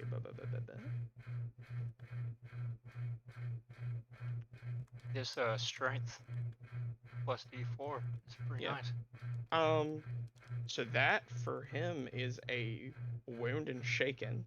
He tries to get up, I fucking stab his ass. Yeah. He tries to stand up and you stab him in the back as he rolls forward, and then moving out of your range pulls his gun. You see as he lifts up you've seen this kind of gun before as Oliver uses one, except he seems to have a much longer barrel and a buttstock on his. As you see him flip, you see him as he aims this carbine down at you, you see him flip something on the lever and pull the trigger as he is going to shoot you with the shotgun.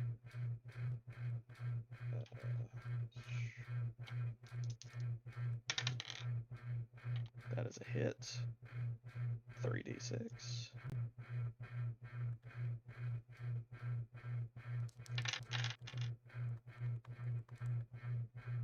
He does 12 damage to you. And since you are at 7, that's 5 up. So you take 1 wound and are shaken. As he blasts a shotgun round, you see him smack the barrel down as a shell ejects, and he puts a new one in before snapping it back and aiming down at you. Do you want to soak that wound? If I soak it, I still get staggered, don't I? No, if you can soak the one wound, you lose the shaking condition. Okay, yeah, I'll soak it then. Okay. Vigor check. Couldn't remember if the shaking gets thrown away. That's only a 4 though. Okay. Do you need another A two? 4 is what you a 4 is what you need. Okay. A 4 is a success on a vigor, so you soak the one wound in the shaken. As it is back to your turn. Alright. First off, give me a notice check. Yep, copper's coming. Mm-hmm.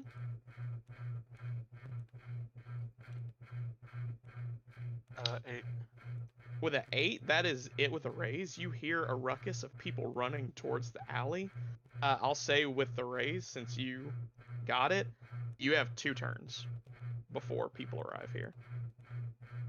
How far is that? That's only like 15 meters or so. For them, like sprinting, it's about 100 feet. 100 feet. Mm-hmm. 100 feet. That's oh, they may be here. I scream out, "I'm being assaulted! Help me! Help me!" And then I take out my shotgun and blast the one. Okay. With the carbine. Okay. You take the shot. I'm doing duel. Actually, where's the other guy at? So he's still on the ground. Like he tried to kind of slash at you a little bit. He's still in front of me though, right? Or yes. like I'm still blocking his. Okay, yeah, I shoot the guy standing up. Okay. Yeah. Remember to add a +2 since it's a shotgun and you're within close range.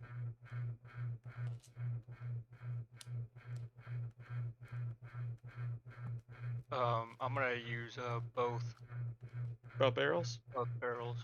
Okay. So B8. That is it a -2? No, it's +2. Barrels?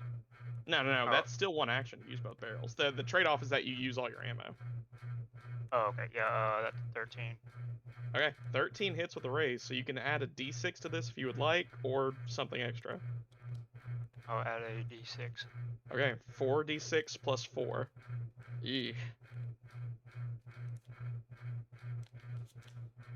4d6 plus 3. Why plus 3? The sawed-off is 1 to 3 of the bonus damage. Using both barrels, I thought always gave a +4. Oh. Yeah. The 1-3 is the range bonus. Yeah, and you're close range, so yeah, 3d6, 1d6 for the raise, and +4 for both barrels. I'm gonna run to the restroom quick, guys. Yep. All right, so 3. That's 8. 9, 10, 11, 12. +4. 12 plus 6. 20. Where are you getting the other +2 from? 26.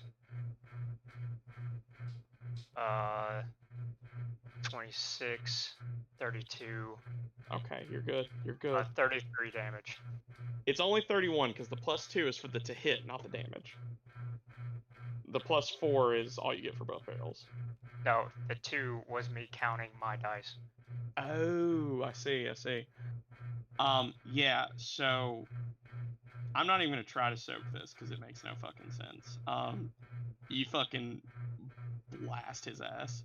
I blast him right in the face, blow his head off, sling out my pistol, and I point it at the guy at the ground, ready for whatever this dumbass is gonna do. Okay. It's his turn.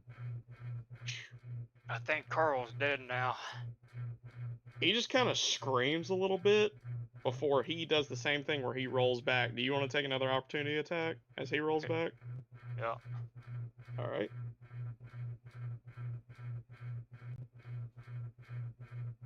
That's an 11. Yep, hit with a raise. God damn, boy. I may get caught on fucking every Damn. Stealth check. That's only 2 damage though. I'll slice Oh, him up. well, I mean, you can add a d6 to that, remember, because you got the raise. Oh, I got a raise. Yeah, you got an 11. Alright, that's +3 to that then. Okay, so it doesn't do anything. But he rolls back, and he's just screaming, Carl. You see that he has a lever action shotgun. He just killed his brother. He's gonna take 3 shots at -4 on each. Hopefully he kills me. For Bold. his sake. First one is a miss. Second one +2 -4. Second one's a hit.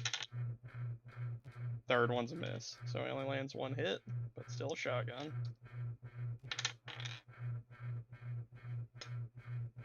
Alright, that's big damage.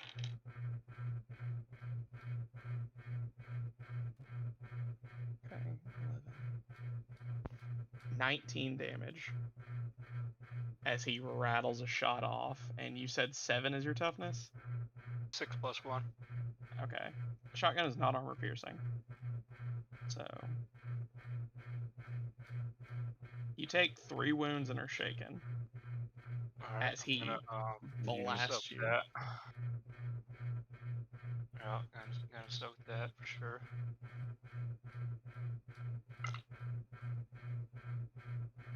Looking good. Looking good. I'm That's also 9. sorry. That was 2 wounds, not 3. My bad. And with the 9, you're good. So you're able to soak both wounds as he unloads his shotgun, screaming, just kind of levering the rounds out, just blam, blam, blam. And Carl's you brother just sees me get riddled with little pellets. Blood starts leaking through the holes, and I'm still just staring into his soul. all right. So you dodge none of this. You just take it. You take a lot of rounds of buckshot, none of it in any substantial enough place to cause lasting damage for you. As blood starts leaking down and it's your turn, the ruckus you heard is 1 turn closer, as they're about 1 turn away from getting here.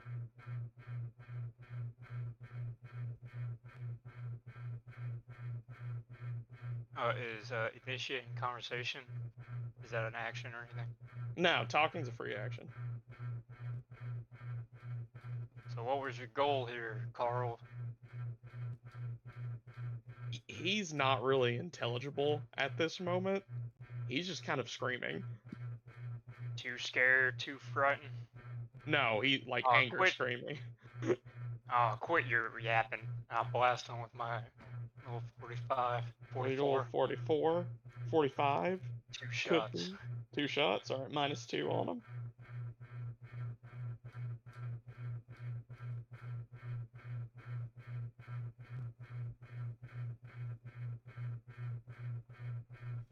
I roll both of them, right? Yeah, no, you get a wild die on both. No, I'm saying I roll both right now. Yeah. Alright, first one, -2. Mhm. That's a 5. No, That's 4. a hit. That's 4. still a hit. And then this one is a 6 for the second one. Both hits. Roll 2d6 and then 2d6 again. Split them up. Don't roll them together, but you get it. First one is a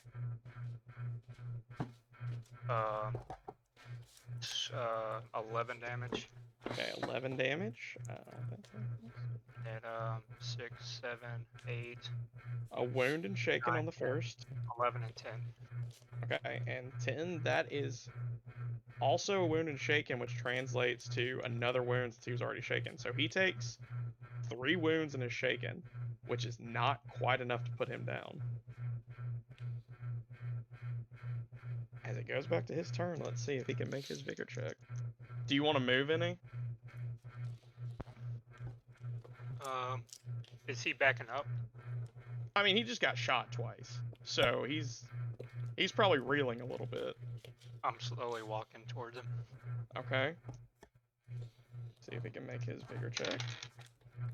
He can. He can't quite spray you down like he just did because limited shotgun shells. So he's gonna take 2 shots at -2 on each, so flat since it's a shotgun. First one's a hit. Second one's a hit.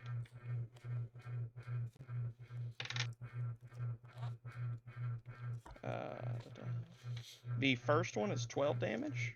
So for you, that will be 1 wound and shaken. You want to soak it?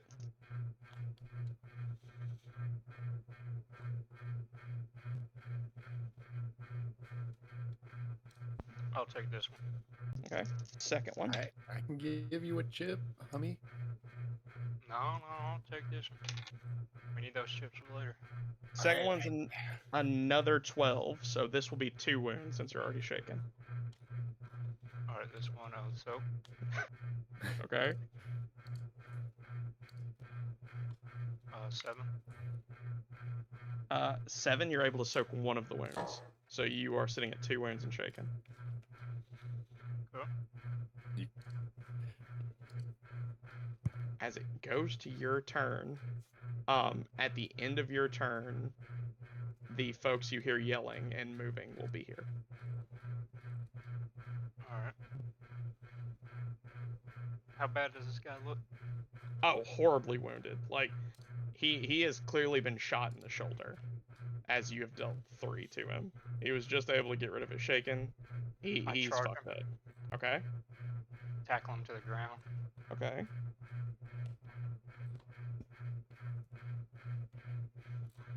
And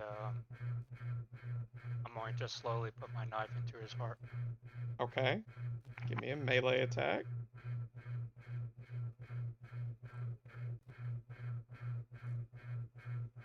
Five.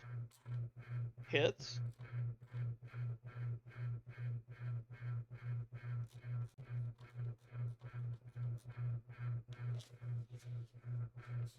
And a 5.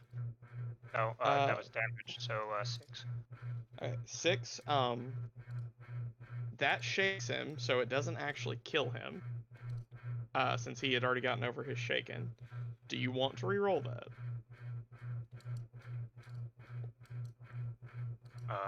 Should I? Why you... I don't know. I'm just asking you. Do you did you want to kill him on this turn or not? Like,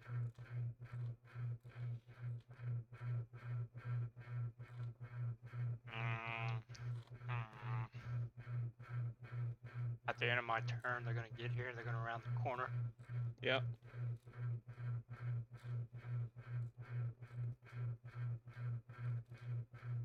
Wanna how believable.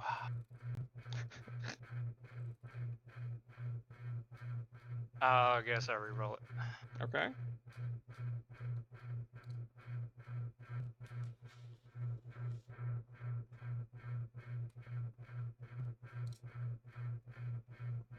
Alright, that's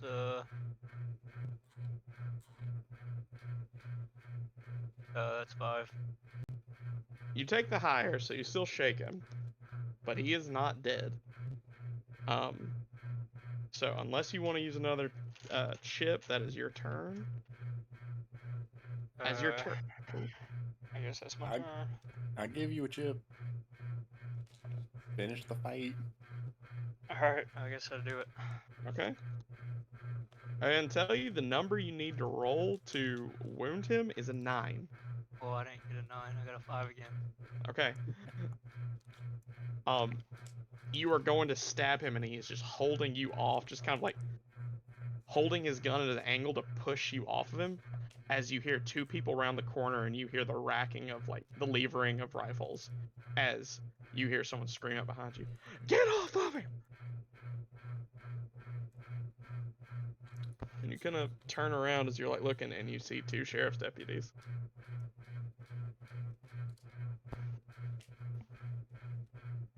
No, they attack me now. I don't give a shit who attacked who. Get off of him. I'll get off of him. Get off of him. I gotta roll a spirit check for this dude as it's now his turn.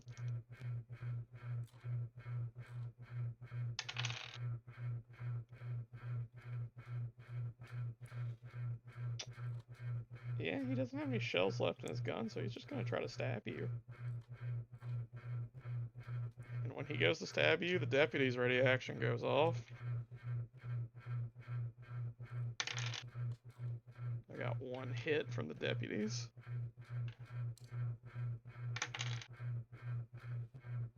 Yeah, that'll do it. So he, still enraged at the fact that you killed his brother in front of him, drops his shotgun, stands up with a knife, and goes to stab you. And when you do, you see one of the deputies just flick his rifle down and shoot him in the chest as he hits the ground, and they rack another round and keep their guns trained on you. Is that combat over? Yeah, I'll take my hand, just kind of hold my face and hold like my wounds, Mm-hmm. and just be like, oh, thank you. Oh, they almost had me. You can give me either a persuasion check or a performance check to set this. Alright, I do a perform. I probably should do persuasion because I have a dice in that, but I'm gonna do performance because that's what I'm doing. Okay. That's a -2, right? Yes, it'll be a D4, a D6 Four. minus 2. Yep. I'll set the DC real quick. Hold on, let me roll a notice check for them. The DC is 5. Oh, I didn't get that. I got 4. Well, take a chip. It's not. I don't know if it's that important. I mean, this is the session now. Like, this is what we're doing. This has devolved. Yeah, like our investigation plans, we're not getting to that. This has I devolved. didn't do this. I got a know. 5. I They attacked me. The 5 makes it. They have been trying to attack you guys for 3 sessions. And they finally got their chance and they fucking blew it. how the fuck did they miss us in the alley whenever we went to go sneak into the Pinkertons? There were you guys rolled well, A, and B, every other time they've caught you, all 3 of you have been present. Fair. There's only 2 of them. They're not going to try to take you all at once. That makes sense. So they buy your story to a degree. You see them put the guns down, and one of them, like, still kind of cautious, takes a step around, but the other shoulders his and walks towards you. Let me see that, sir. And you let yourself get shot, didn't you? See what the gun move? Yeah. Oh, Where you I got removed- shot that you were holding and going, Yeah. oh. yeah. I removed that. Yeah, I'm bleeding. Oh, damn. Alright, do you know who these fellas were? I have no clue. There was these kids and they were fighting, and I was gonna just break them up. They ran off, and then these 2 no good lowlifes tried to kill me. Crazy that they bought this. Probably trying to take my money. Probably saw me leaving the whorehouse. Mighty ashamed of Has that. not a dollar to his name. It's all somebody's. My money. And he walks up and he sees that you're wounded. All right, well, we can get your story later. We got to get you to a doctor, sir. I can patch myself up. Yeah, you are shot. Like, that may not be a problem for your semi-undead ass, but they don't know that. We have to get you somewhere. Alright. I can go with them. As one stays there to, like, watch the scene, you are escorted to the nearest doctor, which is not that far away. Before I go, Can I take those weapons? No. No, and he just keeps pushing you along. That should be mine. He can't kill me with it. And he just keeps pushing you forward, because, again, you've been shot. Like, actually shot. Again, maybe you don't see that as a problem, but he sees this as a pretty immediate problem. I got adrenaline pumping. I'm alright. As you guys are walking, he's sort of like shuffling you towards this doctor in the middle, like, of town. I'm gonna have him make a roll, and this one's pretty fucking important. The Yep, here it DC goes. on this one, you cut your hair, so that raises it. I'm gonna call this a 6. And he has a D6 on notice. Yep, here we go. So if I roll a 6, he knows who he's got. Can Bubba use his chip to give disadvantage? That's the thing about chips, they can only make the roll better. Yeah.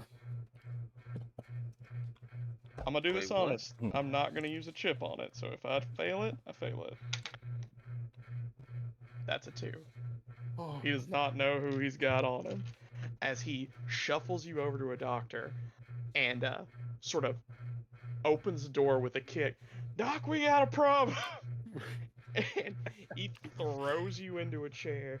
A man been shot! And the doctor Innocent. walks in. What? Easy Innocent. there. Easy there, soldier. Wait, what did you say? Innocent. Innocent. Alright, we'll get to that later.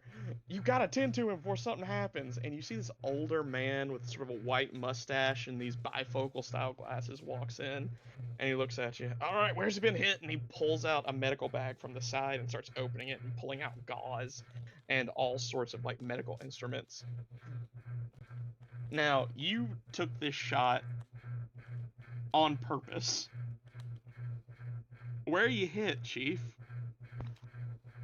Shoulder, arm, chest, upper chest. Okay. So we're gonna call it right tit and down. You've been hit. As he goes and like pulls open your coat. Oh, here we go again.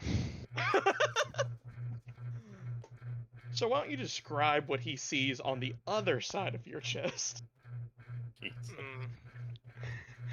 Looks like rotting flesh, like gangrene. But being on a limb, it's the entire fucking bottom half of my torso. Yep. Black, gray, rotting. He just sort of stops. Oh, holy shit! God damn. I don't know. Hold on. I got something for this. I think Now that's just an old wound. Don't worry about it.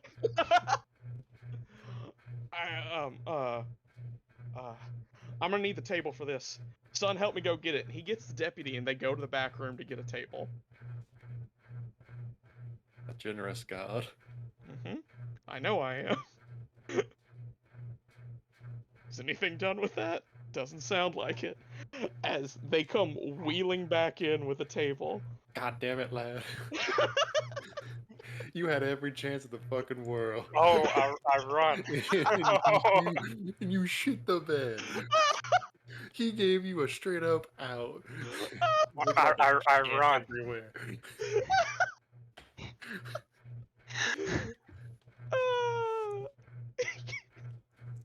Would you like to be quiet about your running, or are you fucking going?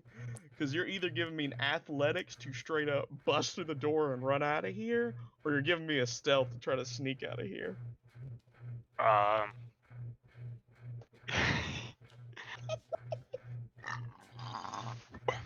damn. We'll go stealth first. Oh. I mean, we'll go athletics first. Just Okay, so you're gonna try to get distance and then hide. Yeah. Okay. I got a 5. Apparently that's my number tonight. 5 will get you out the door. Like you're moving, you're running, and as you start running, you hear, Hey, hey, stop, mister! And you hear the door like going to open from behind you. What's the plan, Stan? You are running in the street. People see you running in the street. And the deputy is running for the door, but you've got a good probably 50 feet on him. I'm gonna go back to the alley. The alley you just shot someone in? Yeah. Where there's another deputy? Oh yeah. Okay, that's fine. That epic loot! I'm Gotta get that I money. can't get that loot. No, I'm gonna take a right, try to find like a bush or some shit. How can I not loot that dude? He had a bolo. Alright, I think this is now a stealth check. It's harder because he knows you're running. If you need a chip, let me know. I'm gonna say I'll roll his notice. Got a 5. He rolled a 4 on his notice, so I'm gonna say you're good for now, but you did not do good enough that this is over. As you tuck into like a side alley and he runs past you, what do you do now? Try to make way, I guess, to the butcher shop. I guess that's on this side of town. You're kind of in the Stealthily. middle of town, so anywhere is kind of like, you got options. But the Okay, butcher shop, sure. stealthily to the Hawk's Nest. Okay. Give me another stealth check.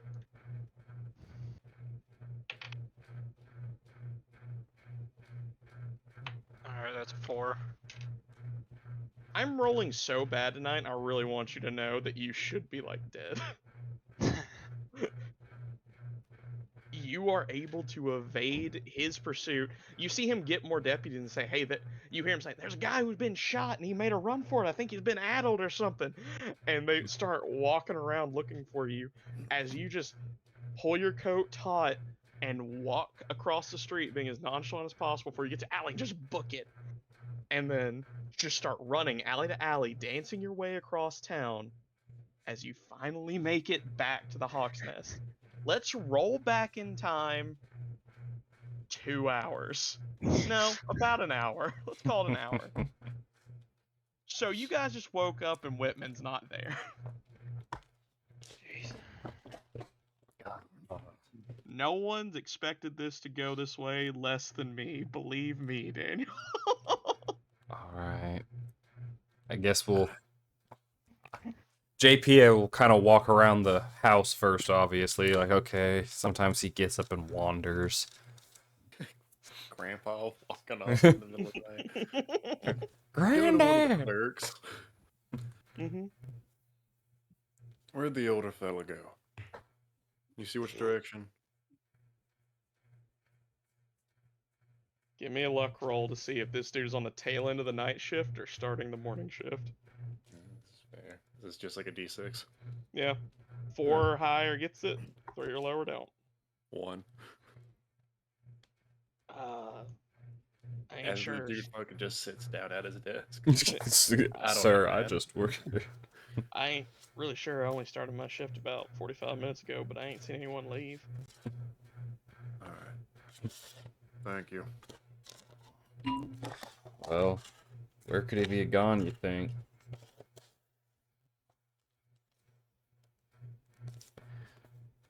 Well, I have an idea, but I don't. He wouldn't have gone anywhere. What's that supposed to mean? Means Yeah. Whitman's not an idiot. But there's something in him that is. I don't know where that thing would have gone. You're losing me here.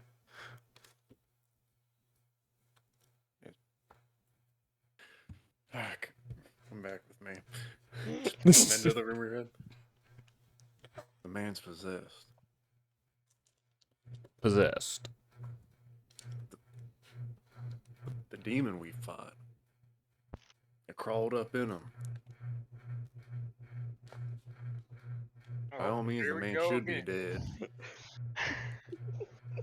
Okay. Okay. So, that's it. Okay. Horse that I'm- you has been walking around right beside us.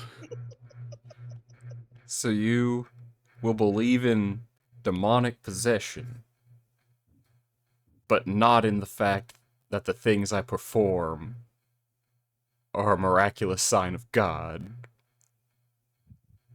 But demon Yes, I do. possession's fully on the table. I am very, very familiar with demons, and I am familiar with magic. I understand that you do magic. Oh my god. All right. Wherever it comes from, that's fine. Your own beliefs, that's fine. Magic, magic. Okay. So, possessed by a demon. Probably should have been told that earlier, but we'll address that later. You were dealing with stuff. And you believe the demon has taken control and sent him or taken him somewhere. That's my first idea. The stunt he pulled with the horses. Stuff like that don't come cheap. Well, it's definitely not safe for him to be out there. Not safe for any of us to be out there now with the whole... I'm sure the Pinkertons are all on high alert. I'm worried they have. What if we send some of the people downstairs to kind of eavesdrop around? They still have enough of a clout within town to not be taken custody or questioned about us. That's a good idea before we head out. I'll go and try to find one of the guys I rode with. Cool. Sure. I have to go do something quick. We'll start with you looking for one of the fellas. Again, give me a luck check. Sure. Same thing. 4s are good. Anything lower is bad. Or Sure. You see a young guy you rode with. You heard Captain White address him as Willie. He seems to be having breakfast, just sitting there, eating some sort of looks like a thicker porridgey, oatmeal kind of thing, just ladling out of a wooden bowl. gross, I love it. Hey, Willie, isn't it? Oh yes, sir. I was wondering if I might ask a favor.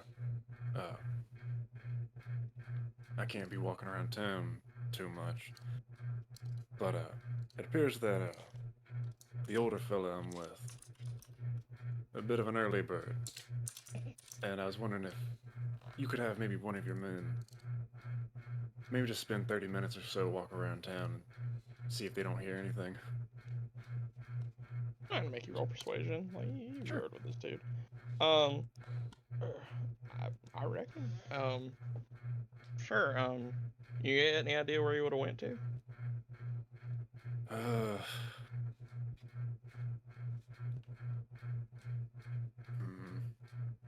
Can I roll an occult check to try and make a guess? Sure, I like that. Because I mean, obviously Chance knows, but if she's a depravity demon, mhm. then that Yeah. Give me I'm gonna call it a DC 8 occult check. okay, sure.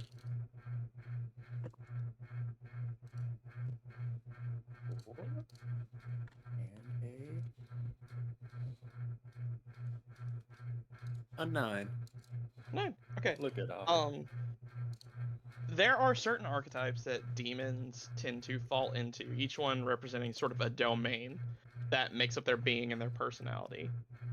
You've seen enough to know that some of their basic ones fall into sort of greater categories.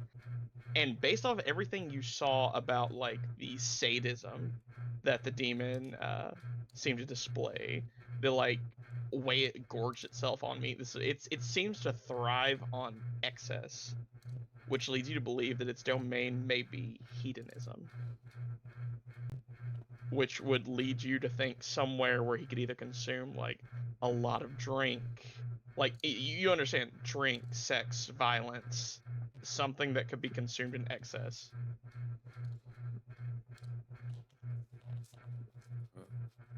I guess there's one place I can think of.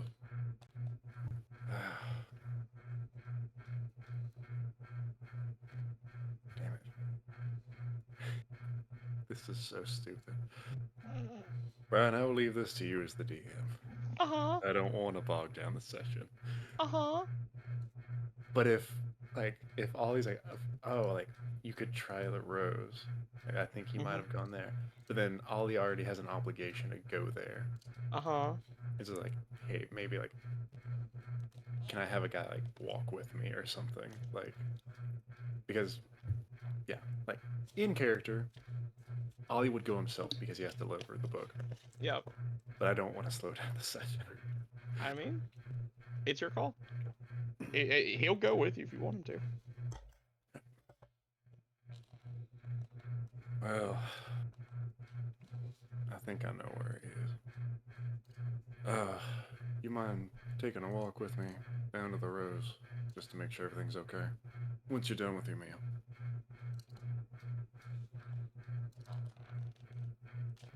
Oh, well. He looks down. Sure. And he just starts, like, scarfing, just fully shoveling that shit in. And he's ready in, like, 5 minutes. So, Austin. Yeah. What are you doing? What's JP up to? JP is writing a letter. Oh, okay, sure. Thanks. That's nice. Tell me about this letter. Well, I was gonna write it as soon as he woke up, but you know, things happened. You know, But, shit happens. None of us are ready for what's happened today. He's written it. He's folded it. He's gonna go down to wherever Ollie was, if he's still there, since it's gonna take about 5 minutes. He knew what he was gonna write, and I can either read it when I find a post office, because he's gonna look at it one more time and then drop it off, or I can read it now. It's however you want it. Just let me be dead. I ain't letting you be dead. Go ahead and read it. I want to hear it. Alrighty. So, it's to Billy. Mm-hmm. Alright. He says, Billy, I write to you with a heavy heart. As of late, I felt myself falling from the ways you've taught me. Even as I write this, I can tell a portion of my power is no longer with me. I've done things I'm not proud of, yet still feel they were necessary for my comrades and I to progress successfully on our mission. If time reversed itself, I know I'd make the same choices.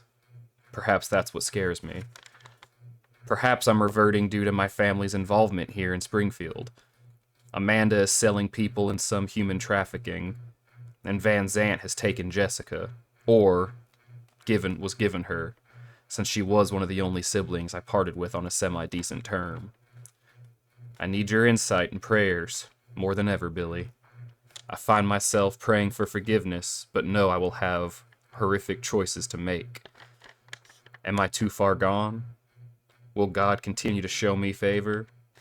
I only hope and pray that his light has not left me forever. Till we meet, my friend. Jay. I like that letter. That's a good letter. Go ahead and take a chip for that letter. That's good stuff. You write that, fold it up, and get ready to send that whenever you get an opportunity. Whether or not you'll be able to get one back is kind of dependent on how, you go about, like, a return for it, but you get it ready. And as you do, Ollie, you're walking outside with old Willie. I'll let JP know. I think I know where he is. Let's go get him. Well, we'll try to be quick about this. And I do have some business at the Rose. Once we're done there, we'll be heading to the church. I don't know if you want to head that way sooner or later, but your choice. Alrighty. When you head to the... We'll find Mr. Whitman, and then when you head to the Rose, I'll head to the church. Alrighty.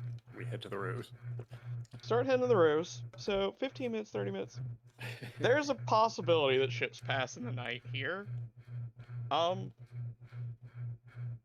either Austin or Chance roll a d6, and Mr. Whitman roll a d6, and if you roll the same number, you might see each other. I You will and me. roll. Okay. I got a 3. I had 2. Darn. Ships pass in the night. um, as you two are walking, you see like a little bit of commotion in the town. You see like a deputy running around looking for people or for someone. You even see like a couple Pinkertons from far away that seem to be looking around. And you can give me a notice check if you want. I'm all about notice checks. Or either one of Notice him, you or both of boy. you, doesn't matter. Why not? What's a D4? 12. 12. He beat my 2. You hear rumors as you walk, Ollie. You hear a couple older folks sitting on the shop corner. Yeah, I heard that 2 of them got gunned down in the alley. I don't know what happened. They were shooting, and they said they saw him taking a man away, and then same man seen running away at some point. It looked like he'd been shot, but he got out. I think they're looking for him. Like, just kind of like walking down the street, ear kind of twitches, and just kind of do one of those like look to the sky, just like, Jesus Christ. Like, just kind of turn. JV, Yup.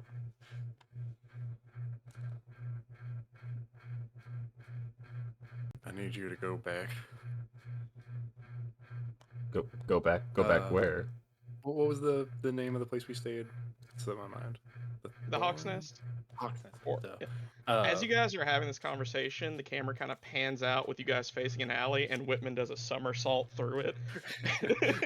Keeps Yep. going the other way. I need you to go back to the Hawk's Nest. I call it a hunch. I think he's there. Oh. I'll meet you back there. All right. And JP will head out. Just cussing under my breath. Like, son of a bitch. As Oliver continues on. You manage to walk with Willie as your escort, and since you got a raise on your notice check, you walk past the crime scene. As you're going by, you see deputies kind of cordoning off an area, and you see 2 bodies laying there, both of which seem to be, relatively well equipped, wearing sort of darker dusters, well armed. One with his head blown off, and the other appears to be shot in the chest. You take note, and you keep on walking. Holy shit, was that a bolo? Yeah, that's Bolo, dog. Oh. I am gonna need a stealth check from you though. That's fair. I've been waiting for it. Mm-hmm. Now that you're in the eastern side of town.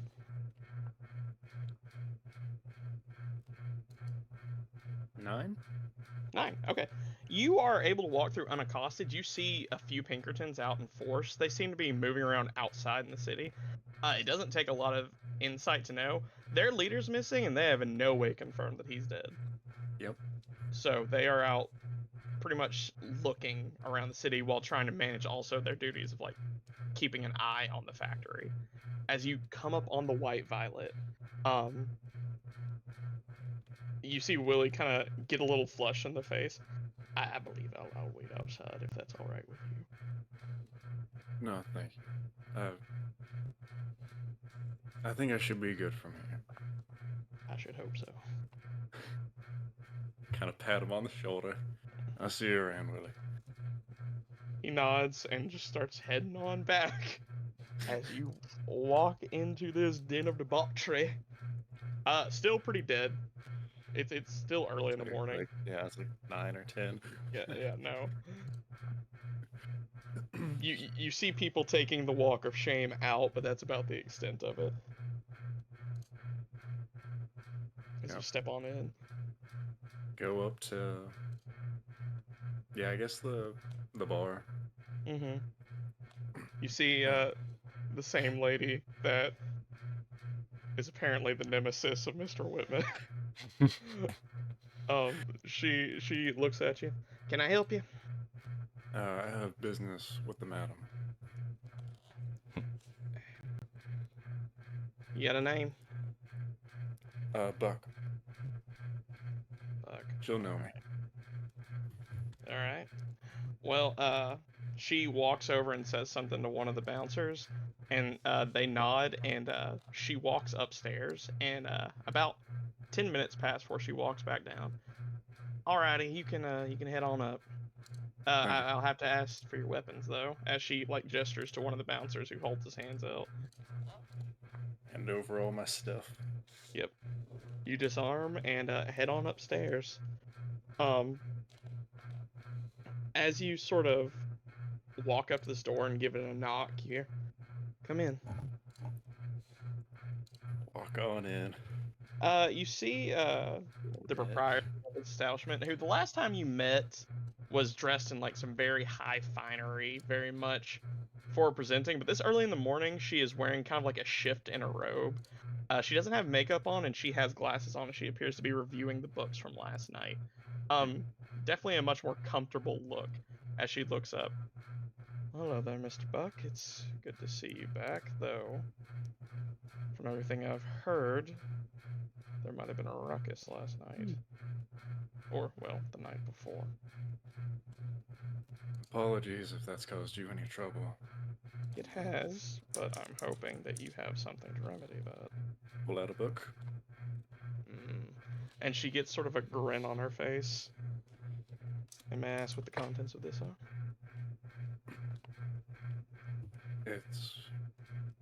It's what they've been shaking down, right? Yes. It's what the Pinkertons have been shaking out of the factory workers. As Madam Higgins kind of looks through it.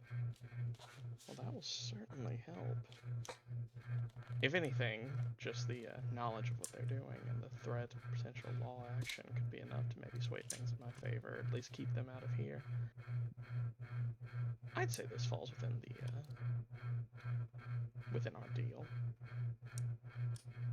And she kind of like looks the book over, puts it down.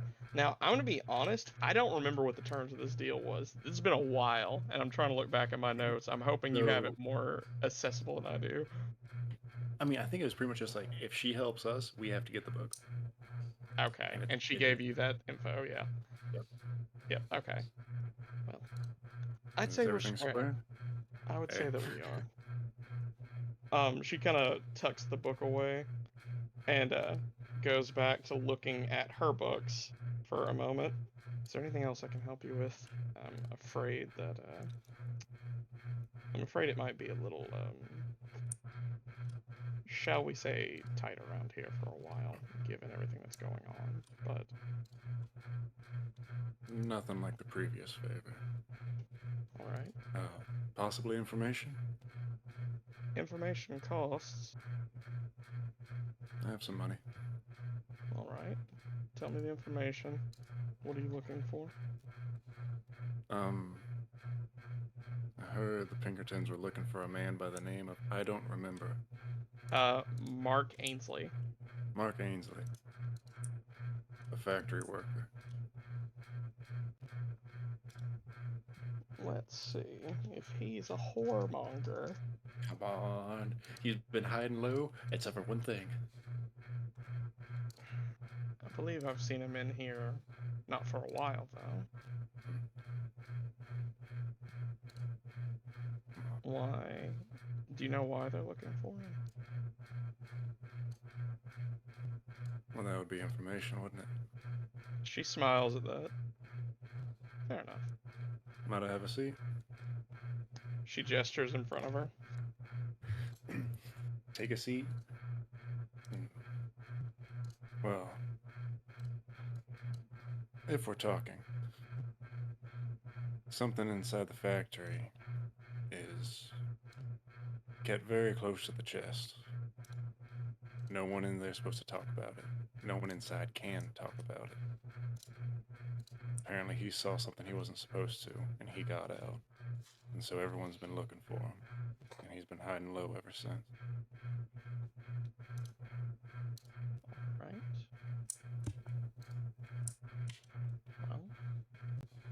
seeing as we're sharing things, I can tell you that I haven't seen him in a while. And if what you're saying is true, that would make sense. But if he knows some more about what's going on in that factory, that's information that I would like to be privy to. So I assume you're looking for him as well, if everyone else is. I am. I can't tell you where he is because I don't know, but I can tell you what he looks like if that'll help. I presume you don't know that since you've never met the man. That would be helpful. She provides you a description of a man roughly in his late 20s. Tan, somewhat disheveled every time you've seen him, blonde hair with a mustache, blue eyes, you know, a pretty well-rounded description. That's for what I remember, at least. Alright. That'll definitely help. I got a couple of leads, but I'm not holding my breath. Well, if everyone else is looking for him, he's hiding pretty well. So, Does that bring up any ideas? there are a lot of good places to hide well here. Any of the shops have storage places that they're probably not visited often enough that one could hide in. The burnout side of town has old cellars, it has dilapidated houses that have mostly fallen over that no one wants to go in other than less than desirable folk. Not to mention any other number of small storage buildings or stables around town where someone could hide.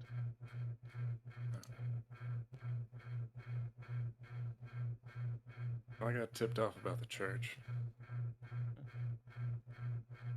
That would probably be a fine enough tip. I've known Mr. Hicks to be a bit of a philanthropist. He takes care of the church and he tries to take care of everyone else around, so if there was someone who was of the vagrant nature and they were desperate enough for food, it's possible they've sought his charity at one point or the other. Alright. Well, if I find anything out, I'll be sure to let you know. I appreciate that, Mr. Buck. Until next time. She nods. Nod back and head on out. Okay. So as you head out and start making your way, I think we're all able to finally bring it back together at the Hawk's Nest. Only The took us first- till about midnight. The first to arrive, it's Mr. Whitman, who rolls up and walks through the door, bleeding, I guess.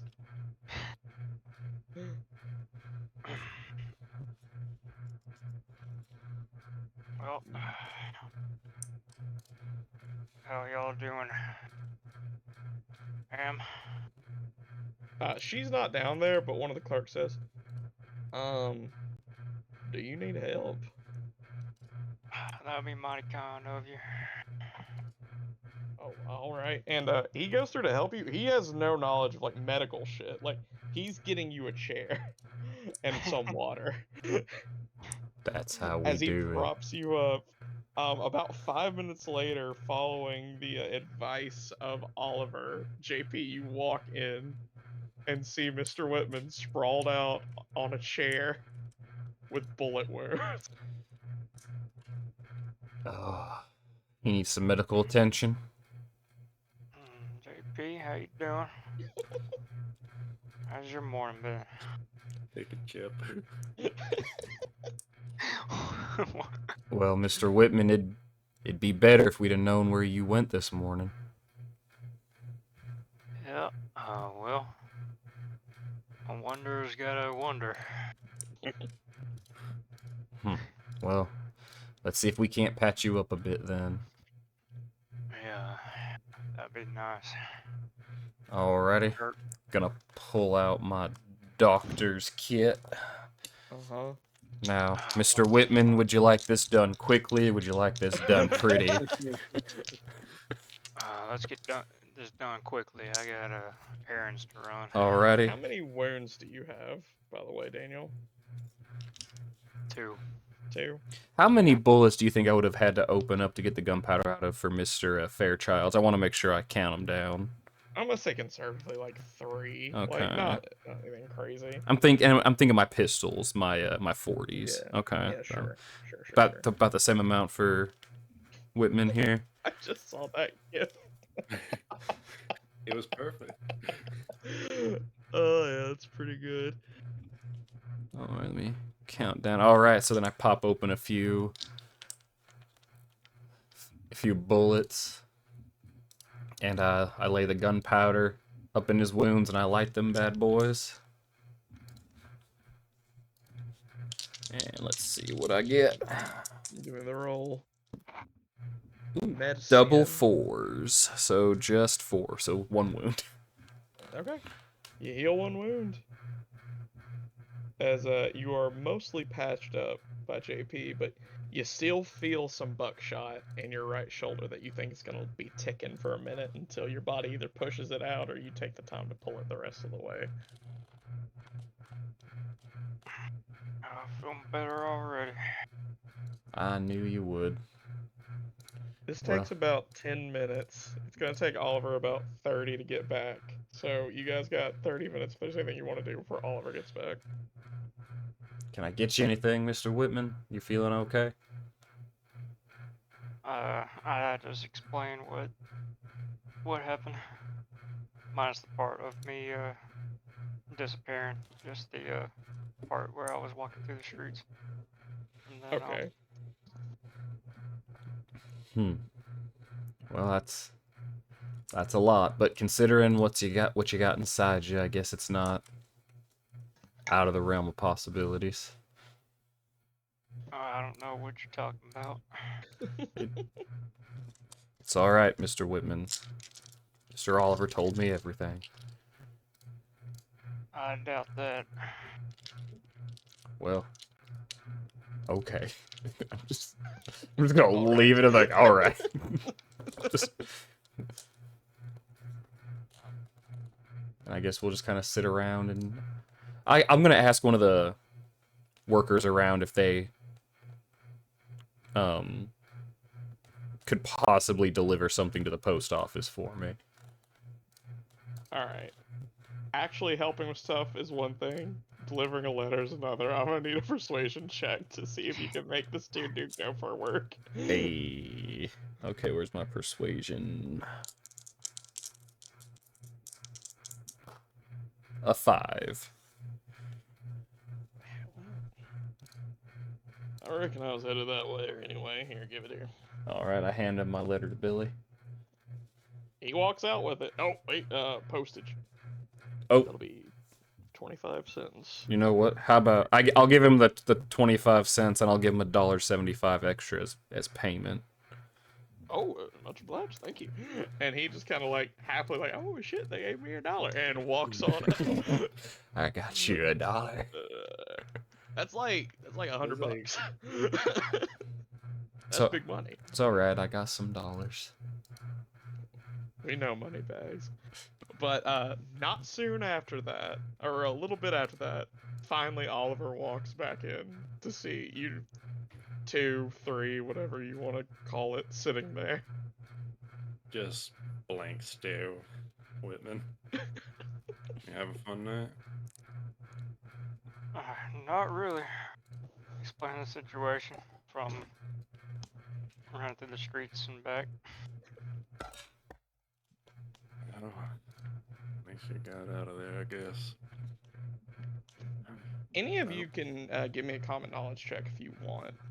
Sure, why not? I guess.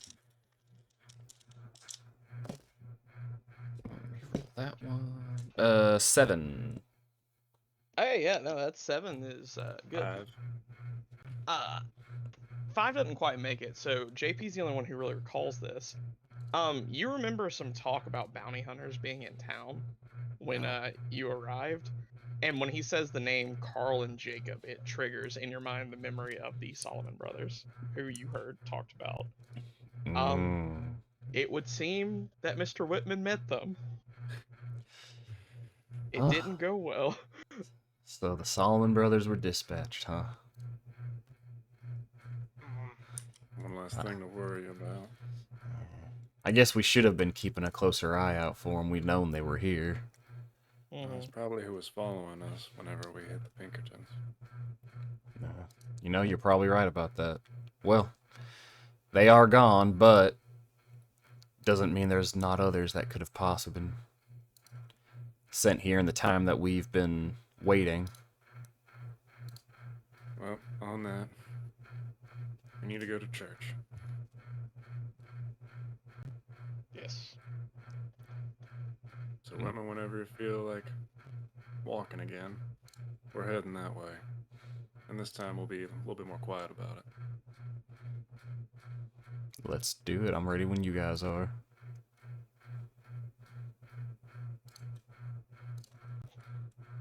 All right. As you guys get your stuff ready, Mr. Whitman, you go upstairs and get the rest of your stuff. You make your way down. Are you guys still keeping the money in the sack, or are you like divvying it out? Do we want to? Okay. Yeah. It's up to y'all. Now, we can go ahead and divvy it. Yeah, you guys divvy it. It's a little short. You boys take 75. I can take the smaller 50. Nah, you split it 2 ways. You I just think play I might have taken my share. Mr. Whitman, you need your I'll hand shotgun him- money. I'll hand him $50. There. We'll call that a finder's fee. I'm gonna get back to that body. So how are we split? An upgrade. So, Alright, so you gave take Mr. Whit. 50. Yep, I take 50. And Whitman takes 50. Sounds good.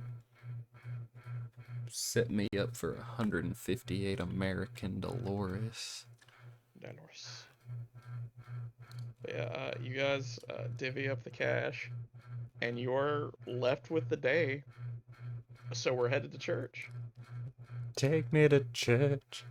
Mm-hmm. Yeah, that's a good song. Mm-hmm.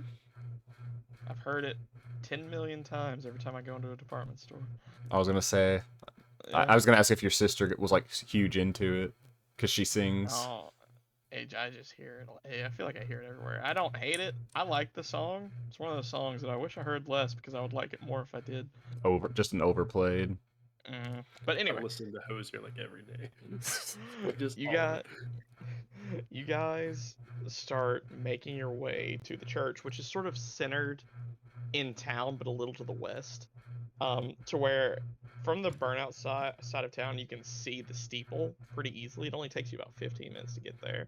Okay. Well kept, still a little like beat up. Like it's not fully in repair, but it's not in disrepair either. Well washed, it's painted to a degree, and the grounds are kept, and the graveyard behind it seems cleaned. As you guys perch the double doors. Springfield Church of Christ. Alright, let's not lead with why we're here. But preacher, you take the lead. Alrighty. So who exactly are we needing to talk to here now? Just the preacher? Yeah. Apparently he watches out for all manner of folks, let's say. Okay. It seems our boy might be hiding here. If we're lucky. Alrighty. Well, Okay. I guess JP will walk on in. He'll kind of like wipe the dust off his shoulder, look around like, oh man, we're dirty. Yeah, you open the door. It's not it's a double door, but it's not like a grand double door. As you kind of open it, you see several rooms, one to your left, one to your right, and one behind what you seem to be a pulpit. As you walk in, you see a painting of a crucifixion behind a pulpit with pews leading up to it. The church itself is probably 30 by 50. Yeah, or at least this open room where the worship would take place is. And you see a man with graying hair, seems to be balding a little on top, salt and pepper beard, wearing darker clothes. Wearing darker clothes. Closes. Is is wiping down a window on the right side, and you also notice he seems to be missing his right leg. Can we help you with that, sir? Oh well, I reckon if you'd like, I ain't as good at standing on the tippy toes as I used to be. Very funny, sir. Thank you. All right, so JP's gonna take the cloth from him and start wiping down the windows a little bit. I didn't get your name there, son. What's my fake name? Oh yeah, name's Peter, sir. Peter Johnson. Peter Johnson. He's a master of disguise.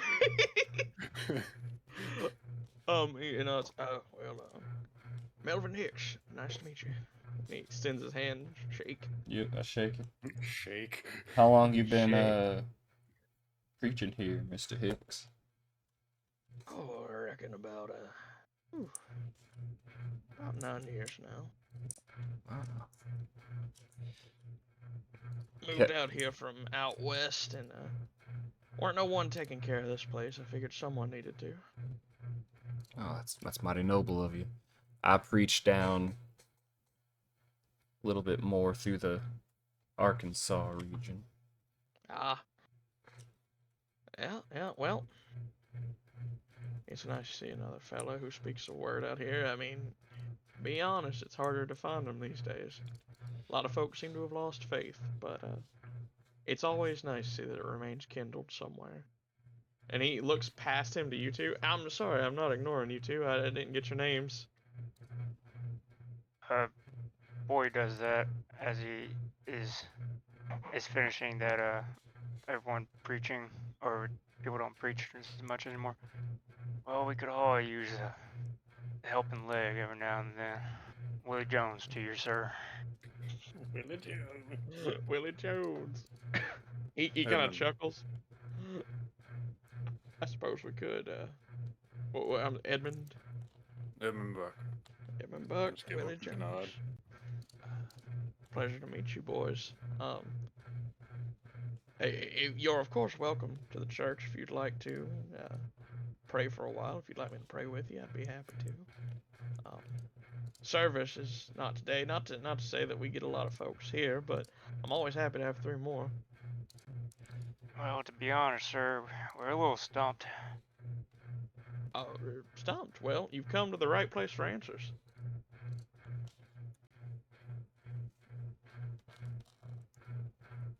JP just kind of looks over at Mr. Whitman like, are you trying to take point now? Or you want? He's trying to be funny. They cut the legs out from under you the necks. No, I'll wait for you to continue. All right. Well, sir, you see, we're actually. JP's trying to figure out how to Lie in a church to a preacher. Well, not even that. Just how to talk about needing an individual without just blatant like we're looking for a man. Because in these days and times, when you're looking for somebody, it can't be good for that person. That's fair. Also, point of note, Mr. Whitman, your entire body itches while you're standing here. I was waiting for him to catch on fire. Yeah. We're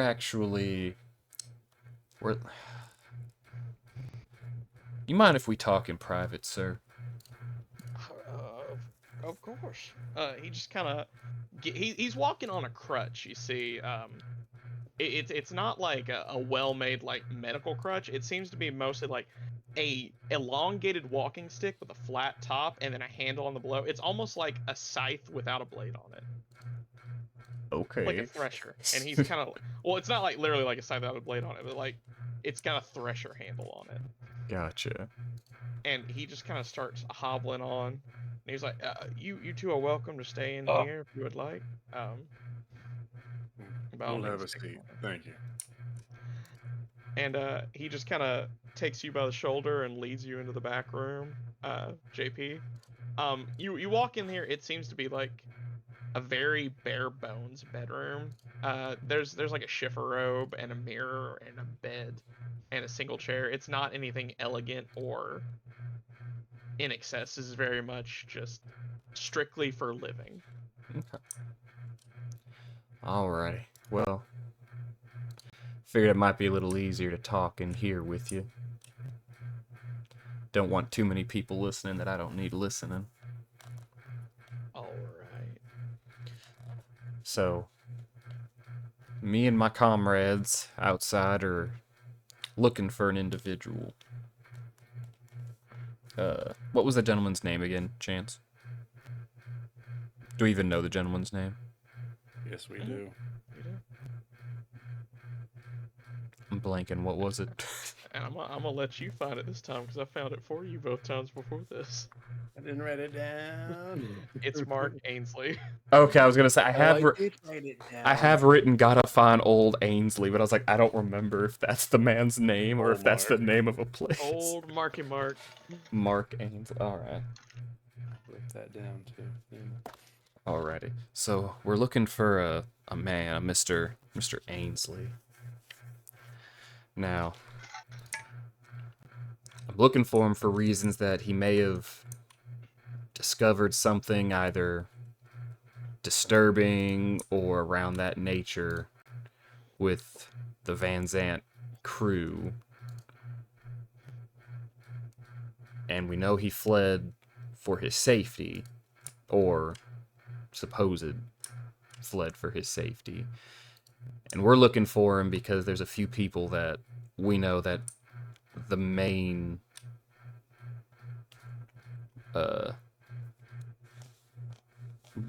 owner, I guess it would be, of Van Zant has a few people we know and people that we know that are close to.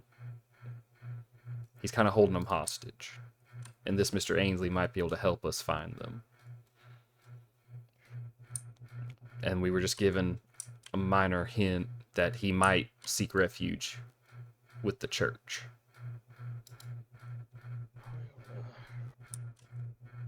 All right, Mr. Johnson, that's quite a bit to take in.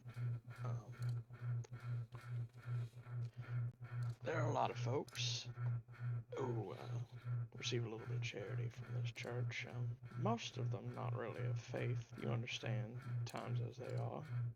But people see this as a place where they can give even if they don't necessarily follow the word. And by giving, I believe in their own way they are following, even if they don't know it. But they do that because they want to help people. And I facilitate it because I too want to help people. That being said, this sounds like an awful lot of trouble you're trying to bring down on folks around here. Now, whether or not it's warranted on their part, or if it's already after them, I don't know if it would be right of me to help direct you in any direction if I did know. It's not that we're I don't wanna get trying, anyone hurt. and I respect. We're not trying to cause trouble within town. Like I said, we're mainly looking for him because there's individuals who are being kept against what would otherwise be their will, and they're being used as leverage against their families. I'll say this in exchange, my sister is one of them. I'm sorry to hear that. And we merely wish to talk to Mr. Ainsley to figure out what he may know that, and if it could help us retrieve said individuals. Give me a persuasion check. Yay, I'm so good at persuasion. The DC on this guy is probably about a 6, because he doesn't want to give this away, but also you seem sincere. I'm gonna burn a Benny.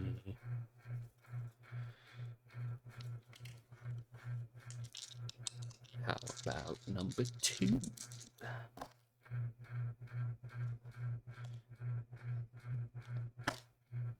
I got a 7. Okay.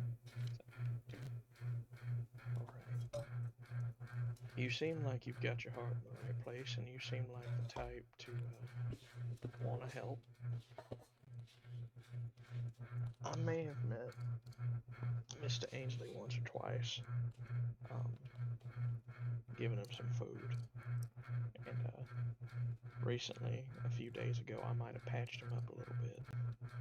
He got into some sort of scuffle, but Mr. Ainsley, he's not all there, son. His brain is addled somehow. I don't know how it got that way, but he's prone to jabbering on and talking nonsense. He's always talking about getting away from the cat. I don't know what that means, but I don't know if the fellow you're looking for can give you the answers you want. Well, sadly, he's the only lead we've got. No. I can maybe point you in the right direction. But I want you to swear to me right now in the house of the Lord that you aren't going to hurt this man or bring him any undue harm or trouble.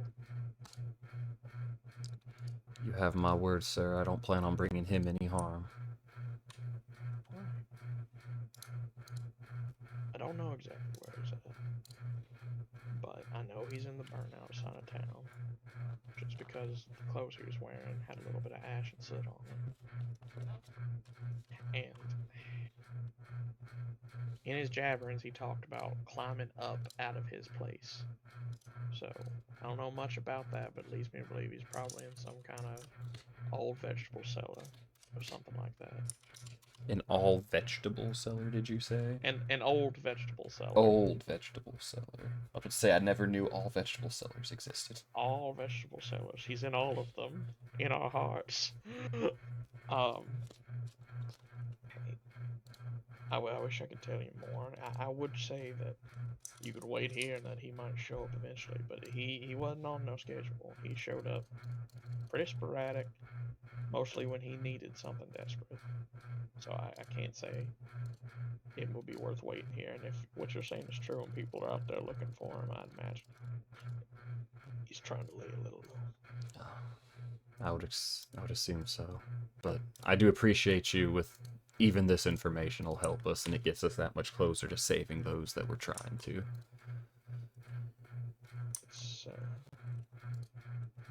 It's a rough thing trying to work this sort of job. But I used to do some work like that too. He kind of like pats his leg. It catches up to you sometimes. It's not an easy life to live, but at the end of the day, it can be rewarding. It's its own service, I suppose. But you got anything else you want to get off your chest while you're here? He kind of looks up at from where his room is. You can kind of get the edge of as the way the door is kind of open on like a sort of hinge. It's sort of hanging down. You can sort of see up into the steepley kind of area. Mm-hmm. There's no better place to take a load off. No better place to catch his ear, as a matter of fact. Well, now that I think of it, there was other things I would like to bring to your ears and have you pray over and with me for. Of course. So, let me think of what all. I am more or less going to divulge the incident with the man in the burning building. Yeah. And how my mistake at the beginning led to panic that led to me making even further mistakes to where I believe I may have ended up killing an innocent man, because the other two know that he was probably evil, but they never divulged that to me, so I still think I killed an innocent man. Yeah, they did not do that. And I'm going to do that. And then I'm going to bring up the torture part from last session a little bit because of the emotions that went through wanting to save my sister. Mm-hmm. But it's more or less going to kind of recite the letter in ways where I made terrible decisions but I feel like I made decisions that I thought were gonna benefit what we're doing more so than benefit God. Mm-hmm. And I'm He just kind of sits, yeah. He prays with you on that, and he kind of takes it in, and then as you're done, he just kind of looks at you for a little bit. That's a heavy burden you got on your shoulders there, son. yes, sir. And I know it's pulling me from where I once was. I had this innate ability to do things, and I'm gonna spend a single one of my halved points to do a little bit of like elemental manipulation. I'll do something like with wind or something like flicker flame or something in the room. I'm gonna let me roll for it so I don't burn this place down. You don't have to. It's not anything Cool. nutso. I rolled a 4 anyway. Um, I didn't crit fail. He's kind of taken aback by that. But I know that with what's happened recently, my power's been greatly diminished. It seems like you have asked the Lord for forgiveness. Is this true? I have. There's one thing I've known about our God is that He is a forgiving God.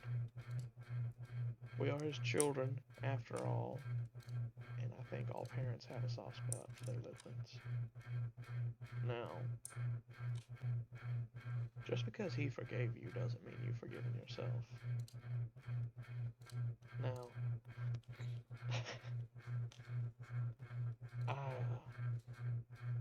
I've had a long life, and I've done a good many things. Some I'm proud of, some I'm not. And before I lost this leg, I don't know if I would have considered myself a good man.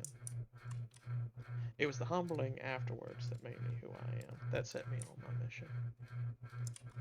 And it sounds like you're still on your path, it's just you may be stumbling a little bit. And what that tells me is that your intention is still good. Now they say the road to hell is paved with good intentions, and maybe that is true. But I still see a man who's trying to make a difference. And you know what else I see? I see someone who still has gifts. Maybe your gifts aren't what they used to be, but the fact that you still have them, that tells me that he still has faith in you. I think you don't have faith in you right now.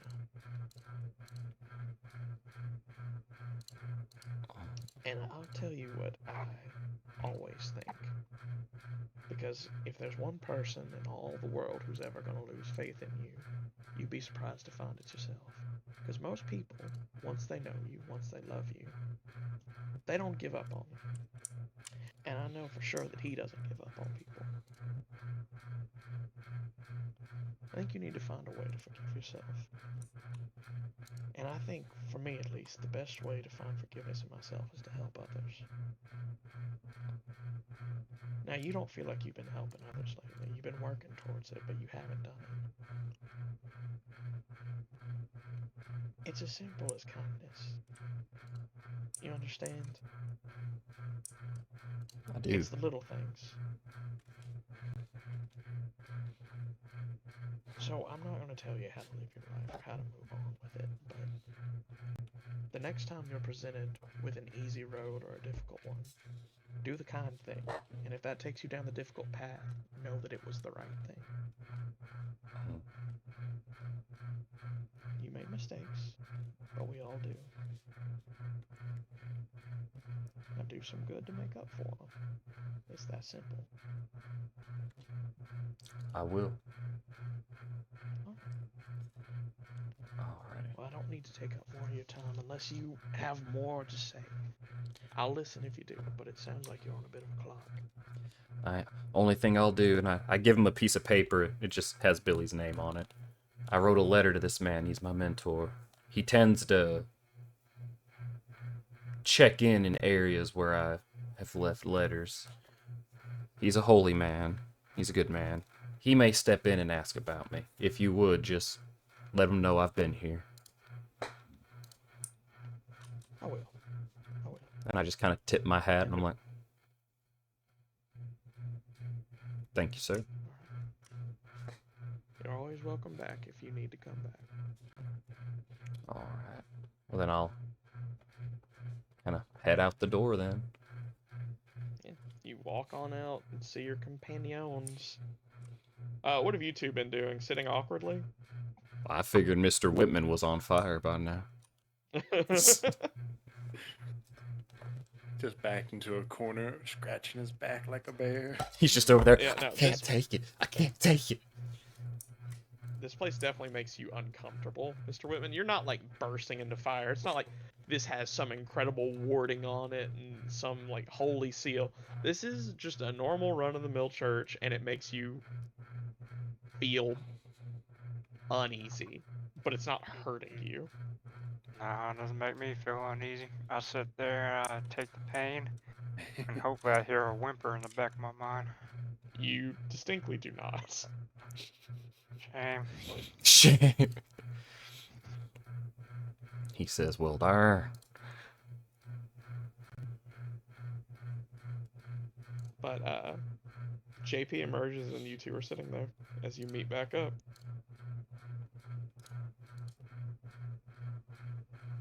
Well, how'd it go with one-legged Pete over there? Good news, bad news. Well, there is a confirmed sighting of Mr. Ansley here. He did need some help, but he's not here now. And as far as exact locations, he can't tell us where. But he gave me a general area. So I say we head back to the Hawk's Nest. And because that's near the burnt area. Yeah, it's Yeah, that's in the burnt. Yeah, I say we head there and make our plans in a more private setting. Well, I'll say that we shouldn't go back to the nest. We've been there too much as is. Want to go back to the meat shop? No, the Pinkertons have probably already been over there. He'd probably sell us I out reckon too. there's probably, plenty of abandoned buildings or cellars or something that we can find and make use of. Well, let's do that then. All right. Maybe if we're lucky, we'll find some vegetables. Yes. The canned veggies. The epic loot. Yeah, you guys are gonna go to the burnout side of town, just try to find a place to lay low for a minute. Yep. Yeah. Okay. You head out there, and upon like arrival, it's mostly burned down shacks. There are some still standing. There are little hovels that have been put together. But no check needed. You guys are able to find like a mostly burnt out house that still has like 1.5 walls and a little bit of roof that you're basically just under an awning, more or less. As you guys sit on down. All right. So where's this guy at? What side of town? Where in all this mess? He's here. He's here in the burnt out area. Hidden out in some old vegetable cellar. Vegetable salad. Okay.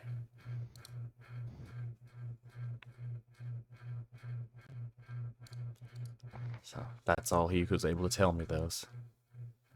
Well, if we can get a map of the area before it burns out place, we can probably find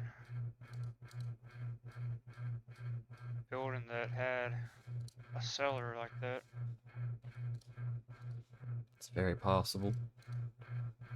Grocery stores, more fancy homes, something along them lines. And if we can get some really good schematics, then we can really find out that kind of thing. But I don't know where we're gonna get a schematic without having to risk ourselves being seen.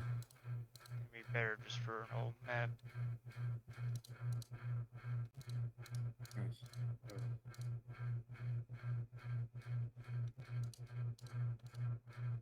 I don't want to bother the militia more than we have to. I'd agree. Or do we just wait till night and search ourselves?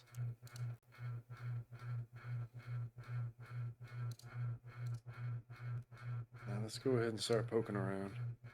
Just looking for sellers. Let's do it. Time's wasting. Okay. So you guys are essentially gonna go like more or less street by street trying to find a seller that Oh, wait a maybe minute. Lickle lived in. I know just who to ask. It came to me in a vision. In a vision? Yes. I know our savior. Uh-huh. We needed a barbecue sandwich. Let us go to Jimbo. All The right. man who knows all, sees all, hears all. Okay. Wait, Sure. isn't Jimbo on the other side of town? Oh He's- shit, is he's- he? I he's thought he in, was like, closer to the He is burned out side. closer. He's closer to the burnout side, but he is still in like the northern sort of trade area. But you know, he's like maybe I think 3 or 4 blocks from the burnout district. Oh, that's fine. That's easy. All So right. that's just a few minute walk. Yeah, let's do that then. Just be Okay. careful about it. Does Mr. Whitman need a new haircut again? Already. We need to shave this man bald. We gotta fully shave him just to keep. You would be amazed how different someone looks with no eyebrows. Man, we could shave you. Repentance to God, huh? That's not a thing. But if it would make you feel better, we'll both shave our eyebrows. Nah, I reckon I'm doing just fine. You know what? Here, and I take my cross necklace off. If you wear this, I'm sure no one would suspect you. Yeah, you should probably keep that. You sure? I kind of like lean it towards him, like it would definitely help. Alright, now. Oh, Okay. Alright. So you guys head over to Jimbo's. He does make a good sandwich. He does make a good sandwich. These are known facts about He Jimbo. knows things he shouldn't know. And we need to ask someone for a map. Sure. Alright, you make your way over, a pretty easy walk, not that far, as you, sort of clip-clop your way into, this weird little shop that you know has a, sort of open-end restaurant, and then inside is an arm shop. As you see a more portly man manning the restaurant portion of it, selling stuff to people sitting in picnic table style chairs outside. As you see him catch your eye, he gets this sort of like wild smile, and he points down at you all. Now come on, what do you got? Oh yeah, because I sold him the demon head. Uh-huh. Yeah. He's Well, excited. Let's speak inside. Doesn't he also have the lever action shotgun that Mr. Whitman wants? He does. You got some money now, Mr. Whitman. Mm-hmm. You can give him a Pinkerton badge. what was it? How much was it? It was $60. Was it? That's what we said last session. I believe so. I think that's Oh, what we shoot. came. How much I'm was in the lo- Gatling gun? The Gatling gun was Five. expensive. It was $500 for Shit, we Gatling ain't gun. got that. Well, we Yeah. would have. Oh, first and foremost, I'm gonna get that lever action from you. That I can do. And he like shutters the sandwich slash restaurant portion of the chuck wagon for a moment, and then he runs over to the other side, and you hear the rustle of several locks and chains as the armory portion is swung open. And he goes, all right, come on in. Mm. Jimbo, it's been too long. It's only been 4 days, but I agree. And he shakes your hand, and he ushers you all inside. Now the lever action. I can get that for you. I believe you had interest in having it sawn off, though. Yes, that is what I would like. Alrighty. Now give actual Brian a second to confirm that it was $60 because I think that was probably sure. That's But just what we said last time. We questioned last session too if that was the it accurate was. amount. Yes, it was. Yes, it was. It was 60 because it normally costs 35, and it needs some augmenting. Alrighty. So I'm gonna be honest. I already took some liberties with it, and he pulls out this gun that's had the stock and butt replaced with the pistol grip. Now I'm actually gonna have to saw it off here, but I already got the hard part out because I saw you eyeing it. You were looking at it real lustful like, so I knew you wanted it. So I had already took some of the preparation for it because I feel like you were coming back, and here you are back. So he pulls out a hacksaw and just starts fucking going to town on the barrel, and he looks up at you. This'll take a minute, but I'm gonna get it. Don't worry. Oh wait, and he stops halfway through sawing off the barrel. $60, please. Oh, here you go. Also, He, I'm gonna need some ammo for it. he takes the 60. God damn it, you're gonna make me go back and look how much ammo costs. You son of a bitch. You might as well stay there because I'm going to ask him if he's got some 44x40. Yeah, just give us this fucking second. As he takes I'm the sorry, Brian. I didn't mean to do this one to you. he takes the $60 and then just starts fucking raw dogging this barrel, just slicing away at it. All right, let's see. Shotgun shells. I'll run you $2 for 20. And then what kind of ammo do you say you're looking for? For the Marlin, it's 44x40. It's 4570. Yeah. Yeah. I don't have any of that. Like I told you last time, I gave you everything I had. Oh, I was hoping you might have come into some more. It's only been 4 days. That's all It's right. just sawing away. Yeah. Again, I don't want to be presumptuous or assume anything on y'all's part. Do you got anything interesting for me to look at? Anything I should take a gander at? Anything you might want to sell or anything? Just what you got? Yeah, sadly, I think the only thing interesting we've picked up is we did pick up the top from the Scarecrow, but that was all we got to pick up from them before the militia showed up. Yeah, and that was pretty much just Scarecrow. Yeah. So unless we want to hand him the top, there's really not much we got. Or the Pinkerton badge, he might, but that I don't think would be a good thing to give him. I mean, this man is clearly doing some illegal shit. Yeah, he might like it. He might like to be able to walk around and say he's a Pinkerton. You can show it to him. We'll Ooh, hold off. Hey, he might like your dagger. No, that one's mine. That one's mine. Well, I already sold him my double action Colts last time, so. Alright, so Jimbo, I got a question for you. Would you happen to know of, I don't know, a map of the burnt out side of town before it was all burned? Looking for sellers. Well, I don't have a map per se. I don't really know anyone who would have a map. You could maybe check the mayor's office, I suppose. They would You likely wouldn't happen to have one up here? Kind of point to my head? Well, I mean, to a degree, yeah. And he starts cutting. He's like, so you're looking for a vegetable seller. So the way that side of town was laid out, it was mostly houses. But the thing about it is and he's just sawing still. He's almost there. The bottom portion of it, like the southern half, is actually got a little more clay than you would think, but not really enough for a cellar. So if you're looking for a root cellar, I would start on the northern side. Now, northern side would be a good place to start, and then you might also consider checking kind of in the northwestern side, because if I recall correctly, those were the richer portions. But then again, I was young then, I don't really remember much. So kind of the northwestern area is where I'd expect vegetable sellers, probably. I don't know how many blocks that would be, but I mean, it's doable if you want to look through and try to find them. But they might be buried. Yeah, I guess it depends on what you're trying to do with them.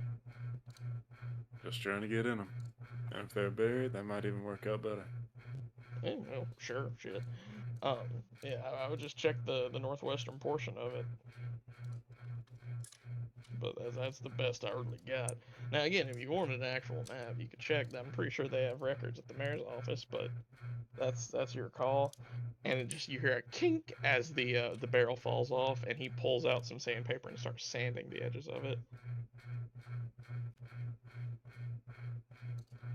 And he gets it fully kind of sanded off, blows it. I think this should work here. Try this, Mr. Jones. How's it feel in your hand? Feels mighty fine. What's the stats of it? It is just a where is it? Blah blah blah blah blah blah. It is just a Winchester lever action shotgun, but you can add the maybe fired in melee property to it since Hey, it's on off. What But is since that? it is on off, reduce the range by half on each section.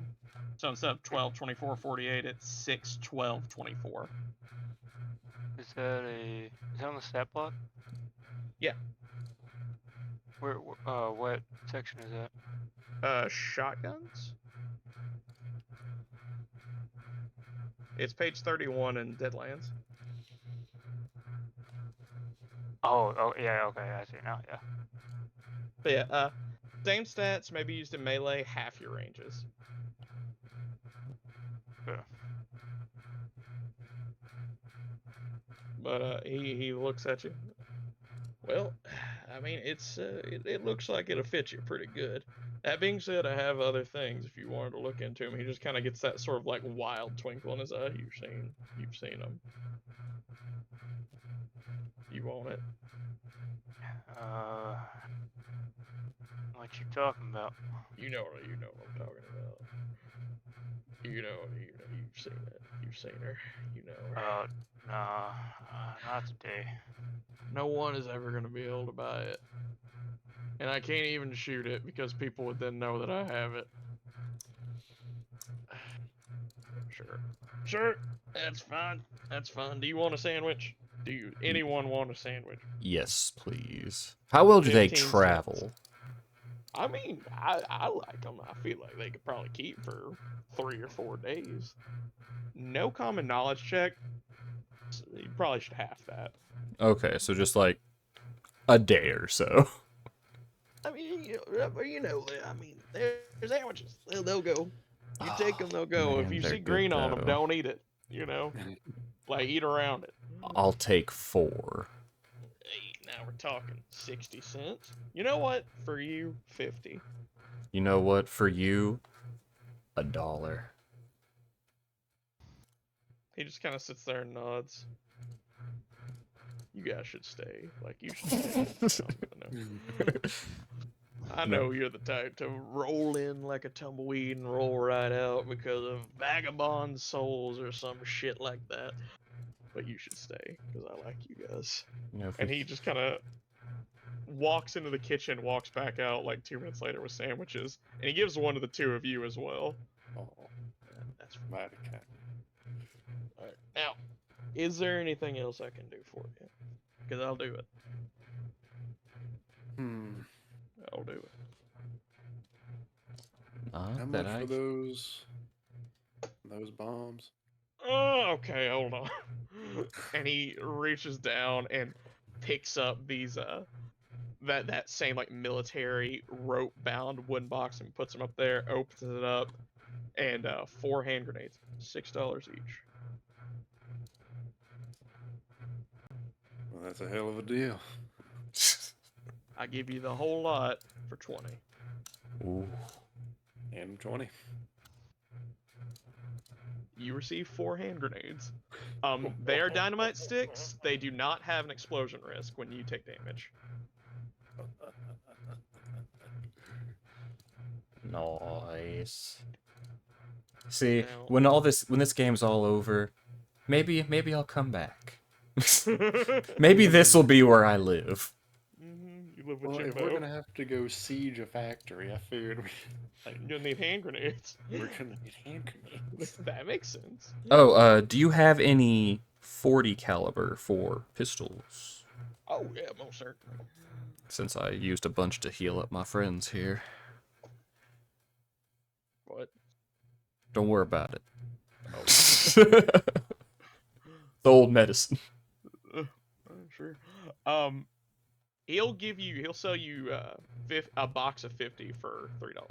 Done. He forks that over to you. All right. Is there anything else I can do for y'all? Because we're wheeling and dealing here. Daniel, I'll bring this up because I know you meant to do it, and I don't want you to miss this opportunity to get rid of them. You have like a lot of Schofield pistols. You, Oh, you yeah. really do. Yeah.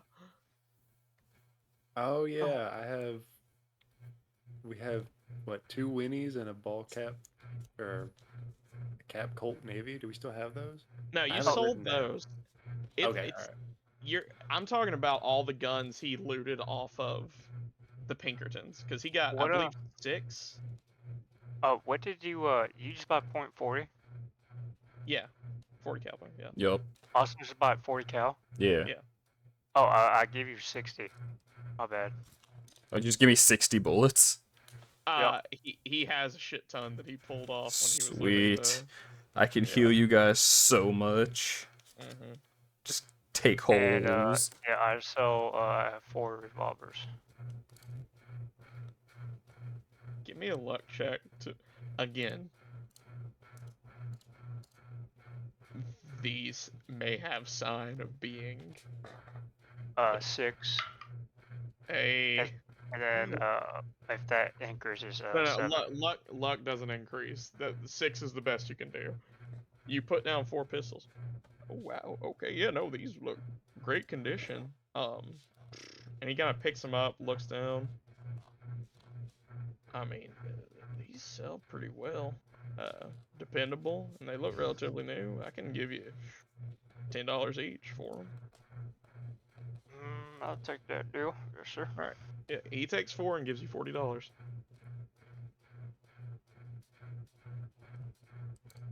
Well, you basically just made all your money back. Buy another shotgun. Dual wield them bad boys. You cannot akimbo lever action shotguns. This is not Modern Warfare 2. But he can surely try. The Break his tyranny arms. of DM. And he just sits there with this look of like satisfaction that you all have only ever seen in like a post-coital pretext. Like, Well, he boys, just sits there like.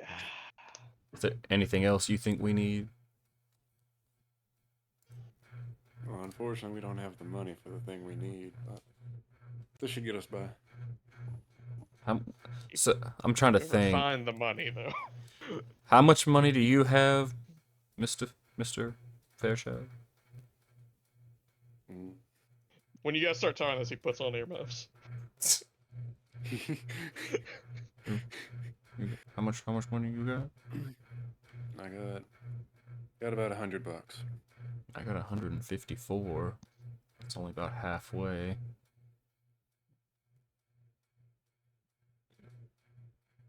Mr. Whitman, how much money you got? About $40. Okay. But what do you know? $200 shy. Take a chip, Austin. Man, we could have walked out with a goddamn Gatling gun today. We could have. But someone spent it on whores. Unless we want to sell Go a ask bunch your of preacher guns. friend. Can I get a loan of $200? I need to buy a Gatling rifle. I have to buy a Gatling gun. Alright, well, maybe next time. Maybe after. Before we go storming the castle. Yeah, on our way out, running for our lives, we'll just run by. Throw us the gun. Here's the money. That makes sense. But you guys finish your purchasing up. Jimbo, ever appreciative, lets you out of the gun store as you exit the chuck wagon. As we And, leave, I leave $4 as a tip on the table for him. God damn it. How are we supposed to get this Gatling gun if you just keep dropping money? Spend your money better. He fully gives you a hug. It's building a rep here for when I move Mhm. back. I'm gonna live with this guy. This is my new wife. Nah, This is my new Billy. this is our this is Billy 2.0. He gives you a hug, and you guys leave richer than you were before. What's the play now? Well, our area has kind of been shrinking, so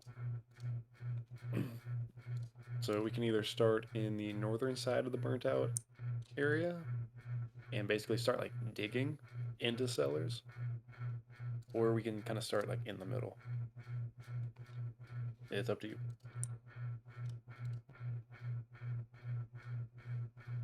I'm down for anything.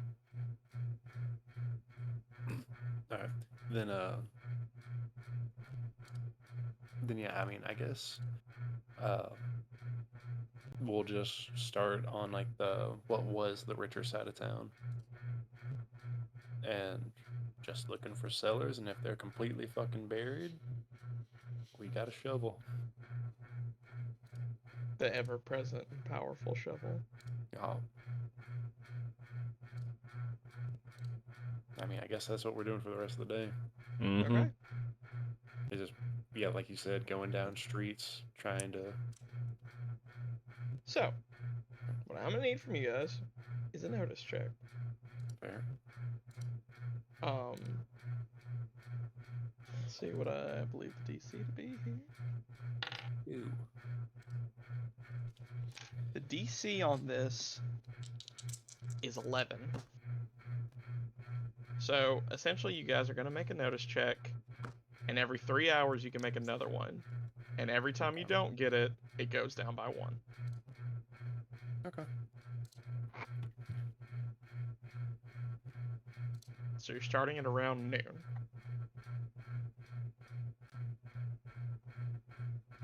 Okay.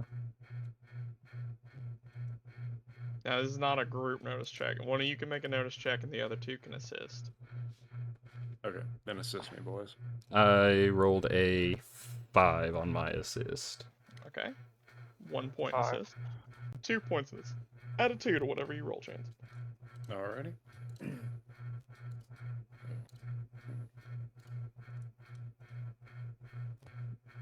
That is a 12 with the assists. With a 12, okay, you get it. You guys start sort of sifting through, starting in the sort of area you were suggested to start in, and then kind of moving out in the canvas. You check a few cellars. You're able to find about 2. One of them, once you open, you find it mostly caved in, and the other, when you open, you find it is more. It has a couple people living in it, but neither match the description of Mr. Ainsley. On your third one, however, you find this house that has, it looks like one of the walls gave way and it collapsed in on itself. And the way it collapsed in, a window frame kind of got stuck in the ground, and you kind of crawl into the window frame, and you see in the dirt where the cellar would have opened up to. And with that notice check, you see that it has been moved around and possibly lived in.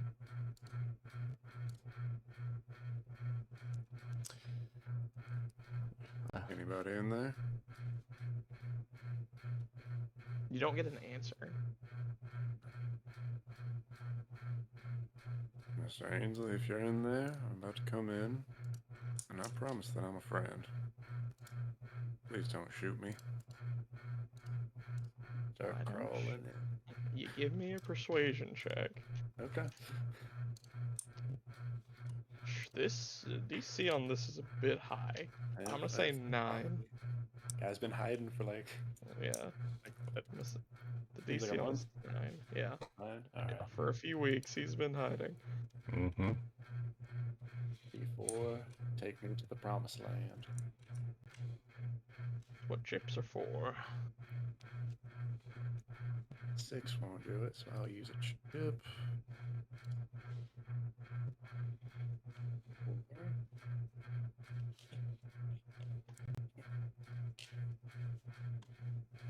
Four doesn't matter. 9. Okay. With a 9, exactly and on the dot. You kind of open the cellar up and you look down in the dark, and you see a figure just at the very end, like hiding behind shelves, disheveled, blonde hair, a face covered in dirt, and wild eyes staring up at you. And you see he's kind of clutching a knife. He's not lunging, but he's not like comfortable either, as he's clearly like brandishing it towards you and backing himself into a corner. Kind of hands up. I'm not gonna hurt you. Now, we'll keep this discreet. Boys, come on in, close the door. Make sure no one saw you. Alrighty. And just kind of like take a few steps forward, kind of reach into my pack and pull out like a ration. Mm-hmm. I assume you haven't eaten. Kind of toss it his way. Could you hand him one of Jimbo's sandwiches I got in on my body? I take out Jimbo's sandwich. Kind of open it up. So, it's It's hard to good. say no. Kind of wrap it back up and toss it at his feet. Give me another persuasion check, but by right of Jimbo's sandwich, give a +2 to yourself. Jimbo! It's good. That was my best. Uh-huh.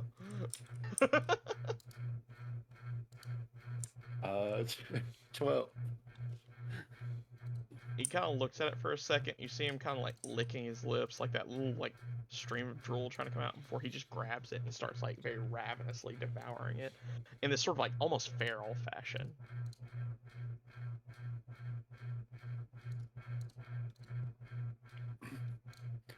I'll just kind of drop to a knee and just kind of wait for him to eat. I'll take out my my water canteen and slide Yeah, it to him. The food is gone in maybe a minute, and then he drinks a large amount of the canteen, like gulps upon gulps, Wait. as he sets it down and looks up at everyone and just very warily keeps eyes on you guys, but he doesn't say anything. Mark, we're here to help. From what I understand, you saw what was in Van Zant's factory. And he just starts backing up, kind of into the corner. Okay. Well, whatever it is, we're here to stop it. Put an end to the whole thing.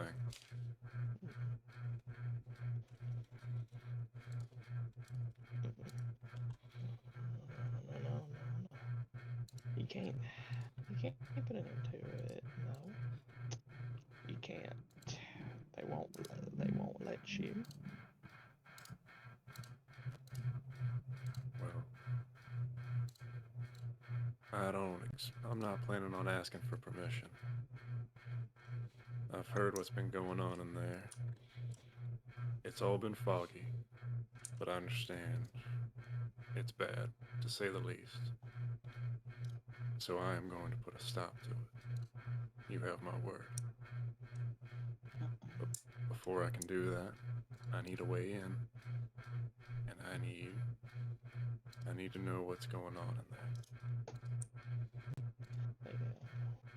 You can't get in. If you go in, you gotta talk to the cat. And if you talk to the cat, you can't get in without talking to the cat, and you can't go past without the cat.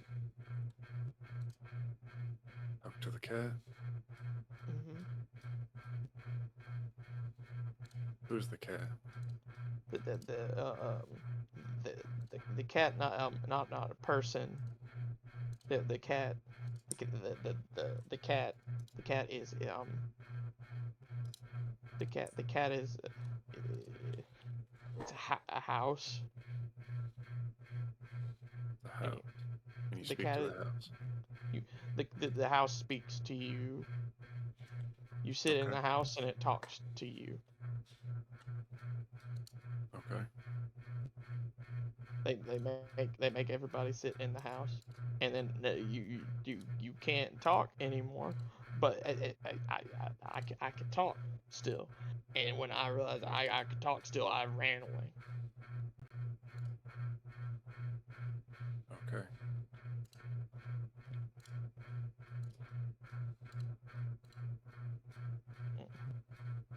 So then what is he doing past the house? After you get past the house, either either the cat the cat got you, and if the cat doesn't have your tongue, then they put you through. They put you through it, and after they put you through it, you're gone. So you either get the cat or you get the kiln. Okay. Did you ever get on the other side of the cat? Did you get to the kiln? Mm-hmm. Mm-hmm.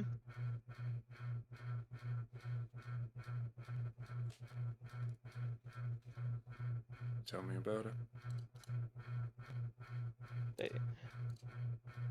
They they made the people, they laid down.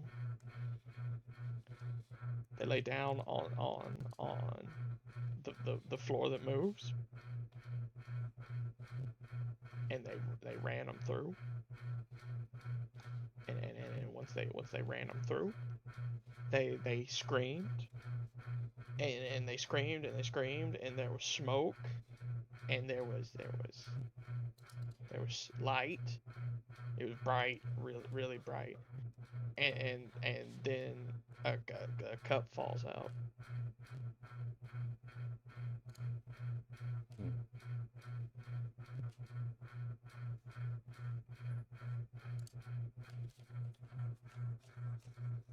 But I don't. It's hard to talk. The cat hurts your head, Right. and the cat takes your tongue.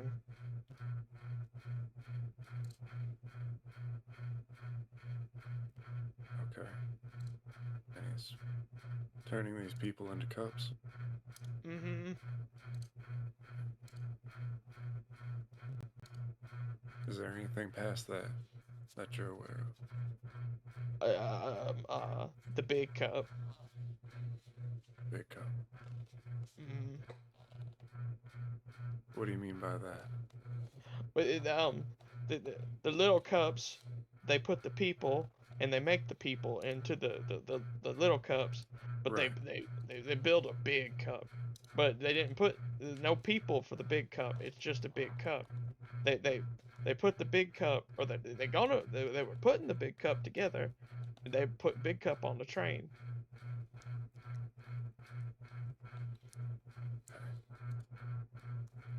Have they tried to make any more big cups? No, no, they trouble making the one. Okay.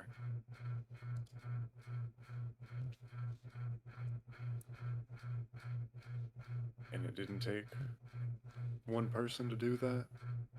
Mm-mm. No people make big cup.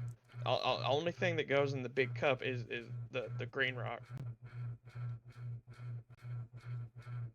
Green rock. Mm-hmm. Can we all get like a common knowledge check or something? Sure. Notice?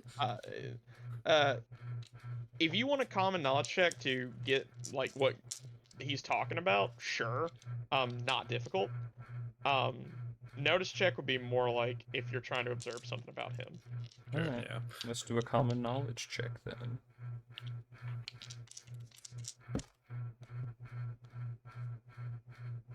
7. Mm-hmm. JP got a 5. Yeah. Mr. Whitman, you in on this?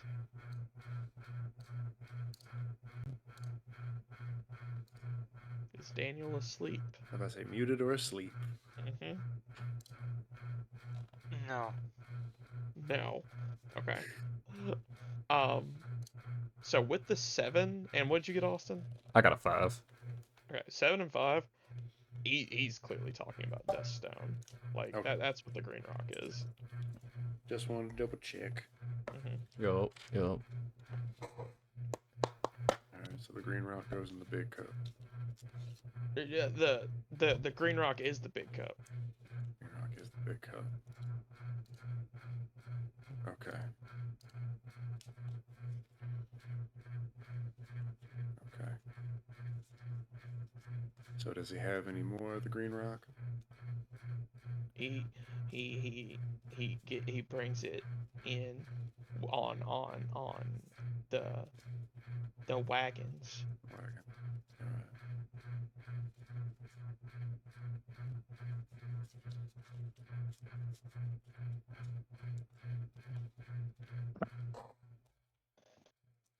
Is there anything past these cups? Anything else the factory's been doing? I don't know. I don't know. Okay. I was only there for a few days until the cat let go of some of my tongue. Alright. Go ahead and give me a notice check, because you've been talking to him for a while at this point. All three of you can if you'd like. Okay. You're all observers here. JP got an 8. Okay, that 8's good. 5. But I'm also at the door. Okay, you keeping watch, kinda. Yeah. My man. So do I get extra on this? No, this notice is not for anything outside. This is notice focused on him. Gotcha. 17. Holy shit.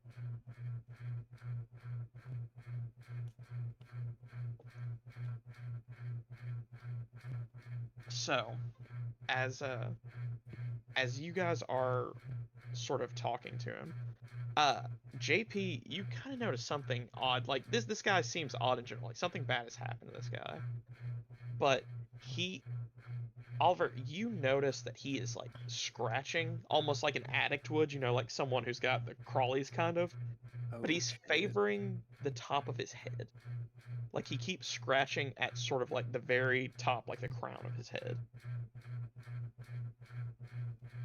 And with a fucking 17 and 2 raises, you just kind of focus your eyes in a little bit as you do, and you just see the slightest glint through his hair.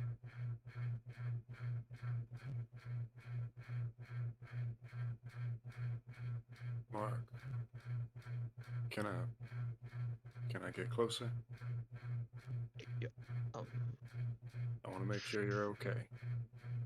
I want to look you over. he just kind of nods in this sort of very odd, like fidgety way. Sure.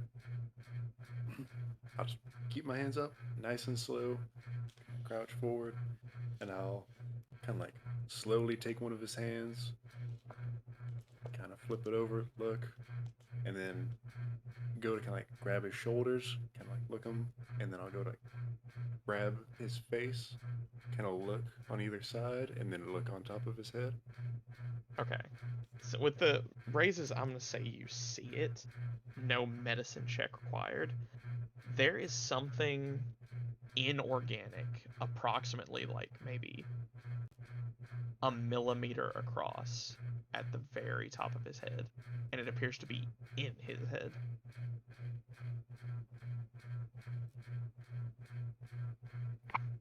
And it's green. No, it is silver. Or not silver, just steel colored. Deal.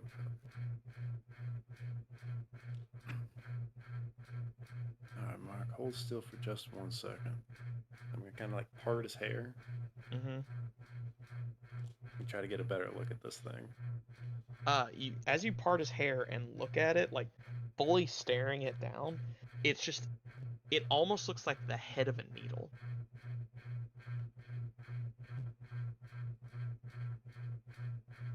Kind of get back down on his eye level. Mark, do you know what the thing is on your head? The piece of metal. I didn't know. That come from the house? The cat. The cat. Okay. But you can't touch it. What happens if I touch it? You're not I won't. supposed to.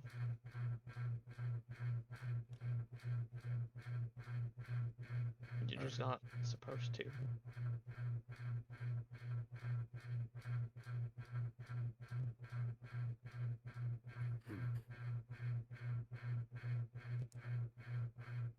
How to go about this? Only I was a wizard who was super duper smart. Got it. This is not a cult. I don't know science.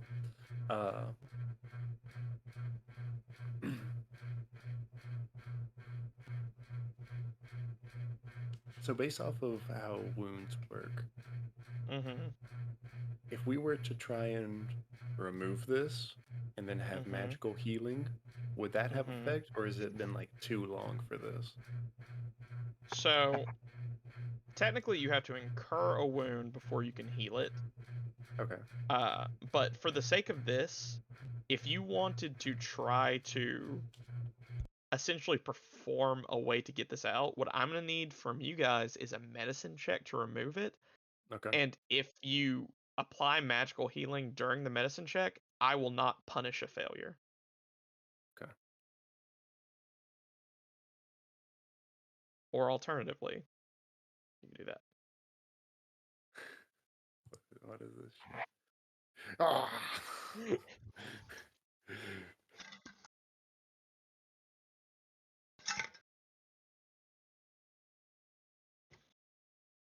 Kind of turn back to the boys.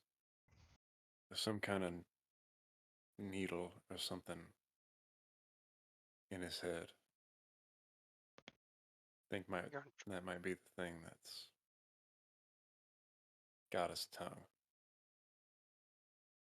You want to try to take it out?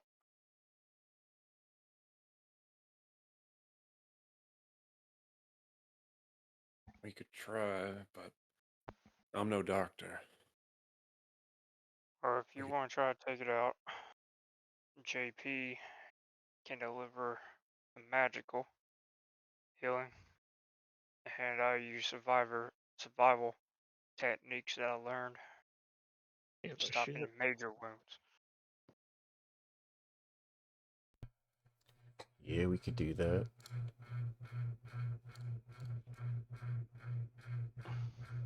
Okay. Mark, does everyone else who doesn't have their tongue, do they have kind of gesture at the top of my head? Do they have one of those? He just kind of nods. Has anyone tried to take it out? You can't touch it. Can't touch it. Like you've done like some very superior notice checks on this guy. When he's saying you can't touch it, he doesn't mean like, oh, you're not allowed to touch it. They physically can't. Oh, okay. Okay. Alright, so either we can try to do this ourselves, or we can try to get back, deep breath, to the Hawk's Nest, and they might know of a doctor. Mr. Whitman knows of a doctor. Mr. Whitman does know of a doctor. I don't believe they're on speaking terms. They just met today. It was very fun. Riveting. Yeah, that might be our best course of action. Alright. Wait, which one? Taking him back we to doing the... doc? Yeah, Okay. finding a doctor. Sure. Alright. So that leaves you with a new conundrum. You've got Mark like pretty pretty much he's sniffing your hand at this point. Like you Yeah. got him. How do you get him to the Hawk's Nest? I honestly think one of us goes to the Hawk's Nest. And goes try to get a doctor there. Yeah. Okay, You sure. know, if this guy's gonna like, be like freaking out on the streets, Mm-hmm. then there's no point in bringing him to the streets. Yeah. Bring the help to him. I mean, you do know that he's been able to pretty much Oh, yeah. evade people looking for him. That's true. There's always the risk that traveling with him draws attention. He seems to be okay at not drawing attention, but by virtue of having him. True. True.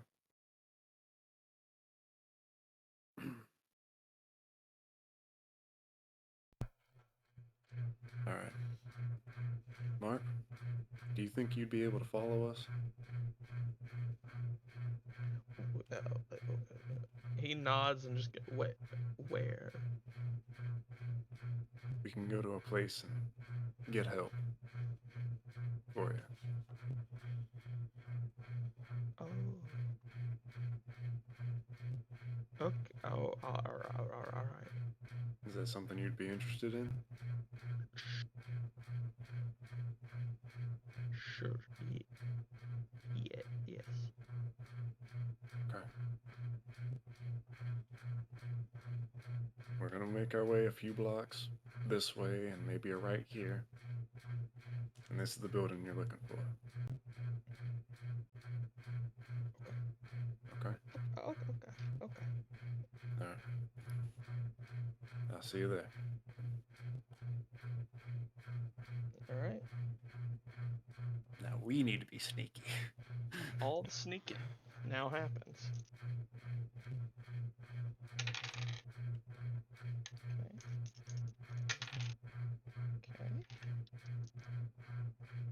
Okay. Give me some stealth rolls. Alright.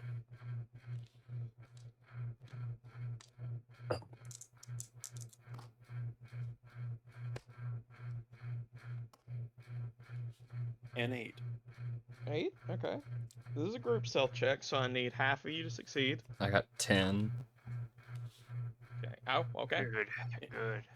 Good. Carry Good. Mr. Willie Jones.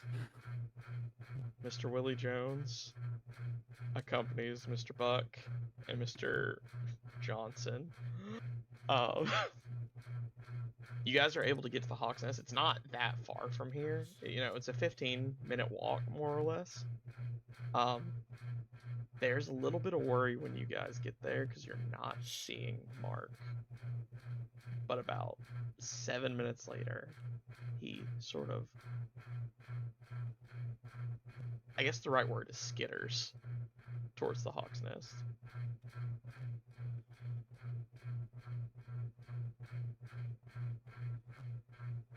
As you guys all go in. Good job, Mark. And kind of lead him to the back rooms where we were staying. Mm-hmm.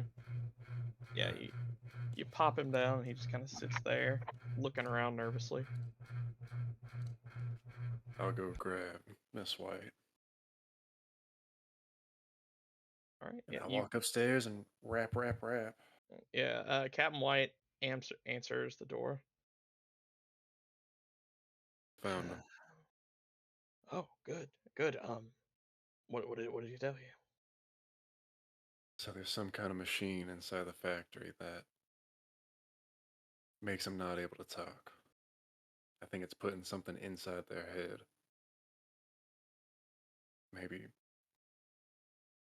Would I know lobotomy? I don't know. I don't know you would off the top of your head. Oh but, yeah, I don't think so. But it puts something in their head, messes with their mind, and he had it happen to him, but he was still able to talk.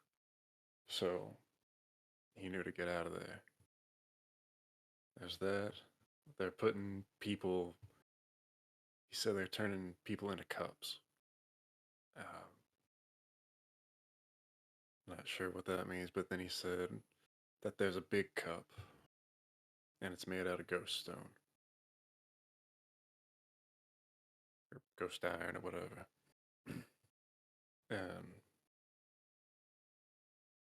I got closer to him, and whatever that machine was, it put some kind of needle in his head. Whatever the machine does, it makes them to where they can't touch it. They're just physically incapable. I think if we remove it, that might bring him back to his senses. All right. But none of us are a doctor.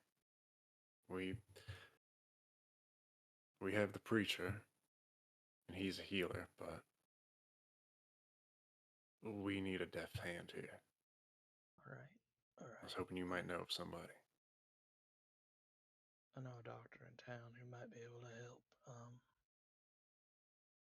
I can have him come here.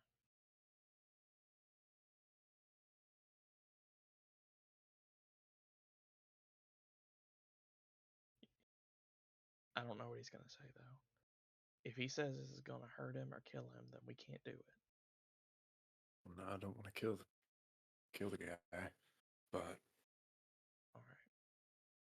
I'll go have one of the boys get the doctor, and we'll see. will he keep quiet?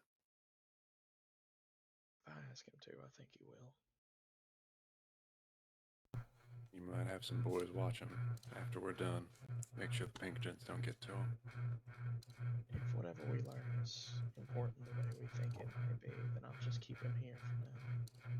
He'll Good see idea. reason after it's over. She nods and walks downstairs. You see her say something to one of the guys near the counter, and they walk out as you return to the room with the boys. About 45 minutes later, a doctor with whitish hair, sort of white mustache, walks in with Captain White there. Son of a bitch. I hear you fucking giggling.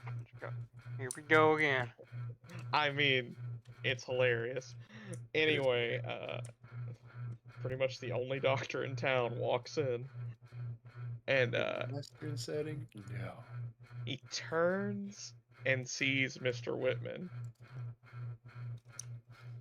and he kind of backs up a little bit, and he turns to Captain White. I don't know how to treat this man. I've thought about it and everything. It can't be done. Like, he should not be alive. That is.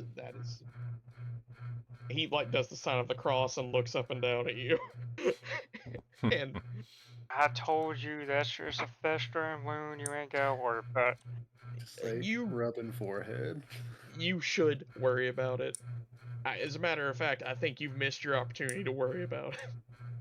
Correct. But I can't.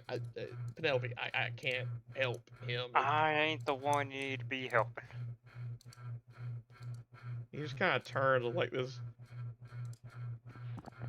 look of like, the fuck are you talking about? He's like, why am I here?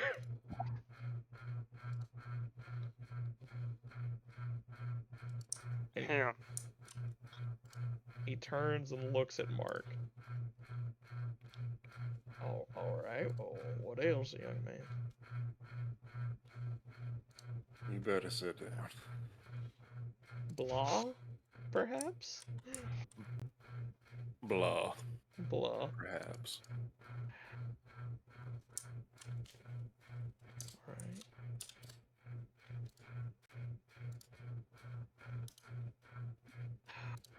And he goes and he takes a look at Mark's head with a little coaxing on his part to get Mark to let him take a look. He looks at it for about 5 or 10 minutes and it goes up to you three. It's possible I can get it out, but I'm not gonna pretend it's not without risk. Kind of look at Penelope.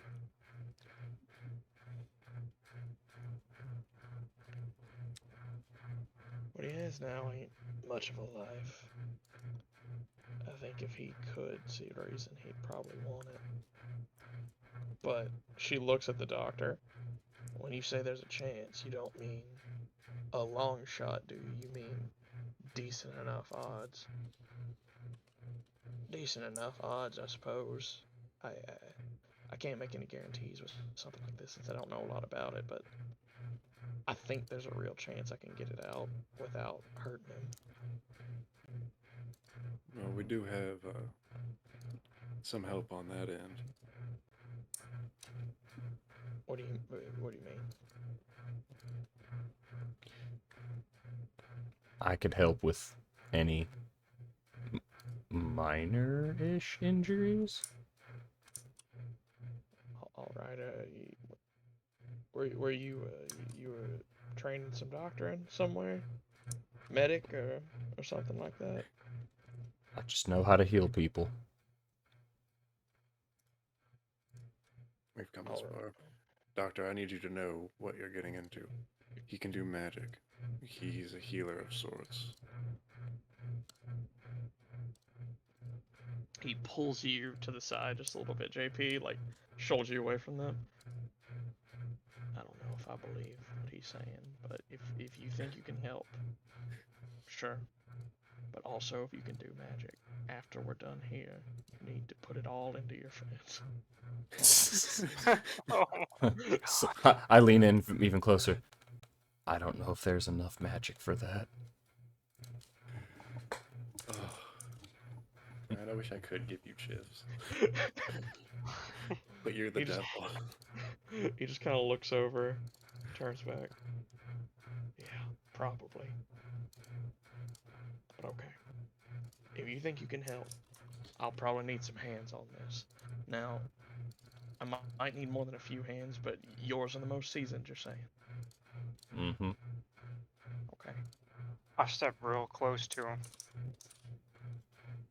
overlook him with my tall stature. I can smell him behind me. Don't make eye I got a contact. pair of hands that can do some work for you too, Doc. I don't think he should touch him. There's no way that his hands are clean.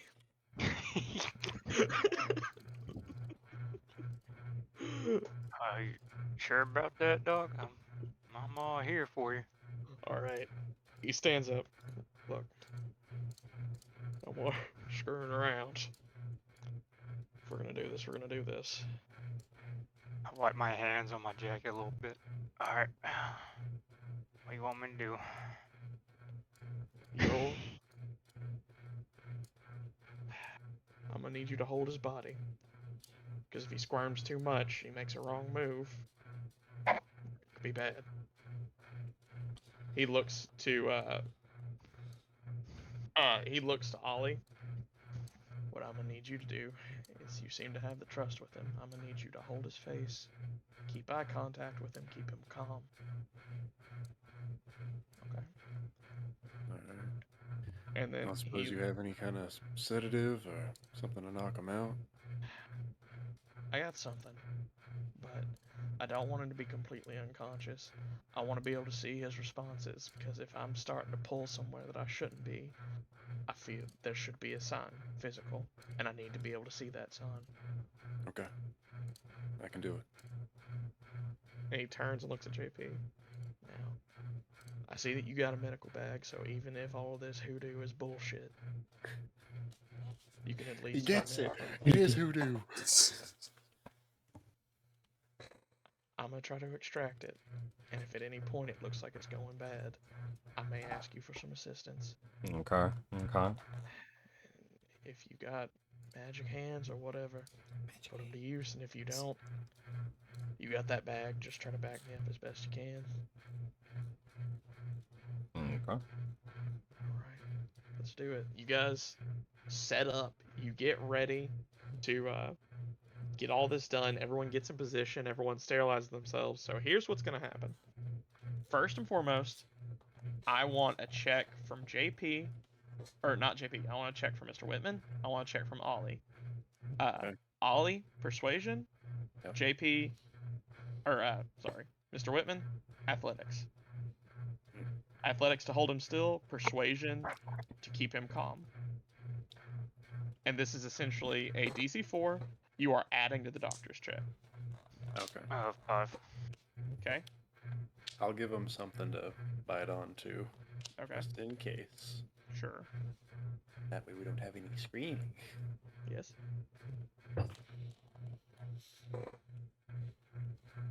6. 6. Okay. So we got that there. Now, Austin, what you're doing is you can do one of two things. Or, well, you go ahead and give me a medicine check to see if you can add another +1. Okay. Medicine or healing? Is that the same thing? Healing. I'm Okay. sorry. I play a lot of 5e. Ooh. That is 13. With a 13, you get 2. So he has +4. So mechanically, how it's going to work, the doctor has a d8 in healing. He is not a wild card. So he does not get a d6. So he's rolling a d8 +4. If he fails, he does a wound. However, since JP is here, if he fails, JP can expend a healing. As long as the healing is successful, the doctor can try again. Okay. But if the doctor tries again, everyone's DC goes up by 1. Okay. Okay. So he is currently rocking an 8 +4.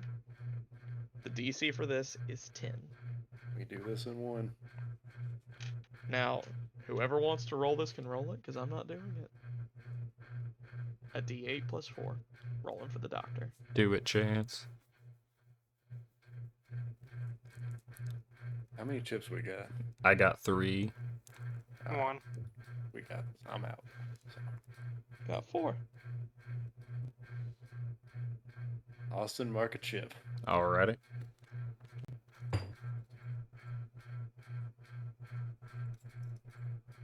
Alright, that is a 6 on the die, so 10. 10. 10 exactly. Okay. We can try You to all roll get- again with bonuses. I mean, if you guys want to shoot for the moon, you can. This is the end of session. I think we use them. Alrighty.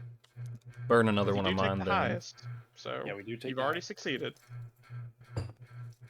And it's an 8 plus 2 plus 4. It's 14. 14. That is Use exactly another. a raise. You can't really do better than that. You got to Yeah, raise on skill check. Yeah, I think that's it. So we you want all 2 raises mechanically doesn't do anything with the skill check. Skill checks, the only time double raises really come into play is with challenges, combat stuff. But a regular skill check, normally 1 raise is pretty much all you can get. So you're all sitting there doing your job. You're making eye contact with him, talking him, trying to keep him calm. Mr. Whitman's got an iron grasp on him, holding him down. And JD is just assisting the doctor. As the doctor makes several preparations, he makes small incisions on his head. And then after a bit of time, he takes like some forceps and grasps the head of this needle and pulls it just a little bit slowly. And it slowly starts to emerge. As he starts to pull it out, it's shocking how much he keeps pulling. As 6 inches pass, 8 inches pass, 12 inches pass. Now he's just showing off. At the 13th inch, he pulls out this long, steel-pointed needle, over a foot long, that has been driven straight down into this dude's head.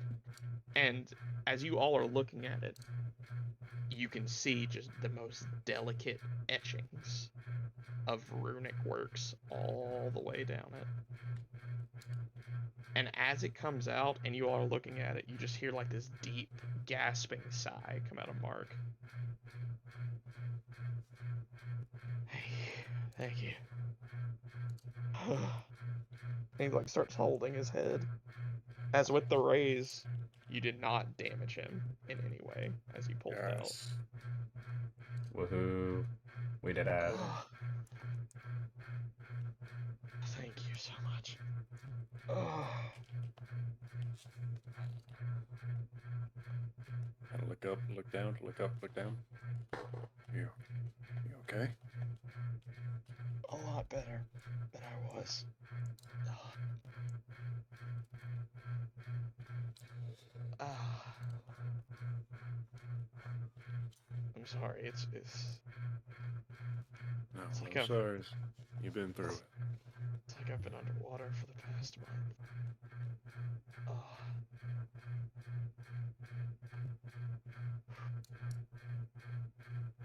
And I help him like lay back down. Yeah.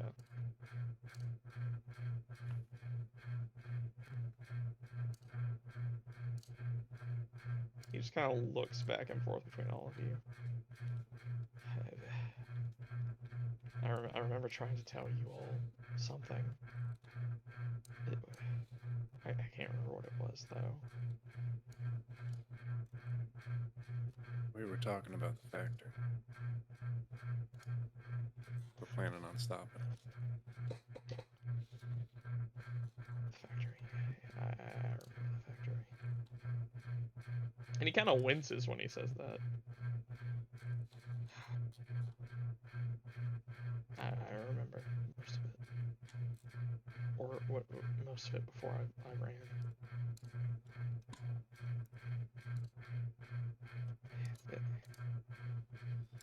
They use this it's a chamber. I don't know what it is. They call it the copper cat, and it's what put that spike in me. They make it. Everyone who works in the basement level, they get the spike put in them, and then they can't talk about it. They just go about normal, but for some reason mine went wrong. I don't know if I moved the wrong way when it went in or what, but I had enough of me in there to know that I needed to get out.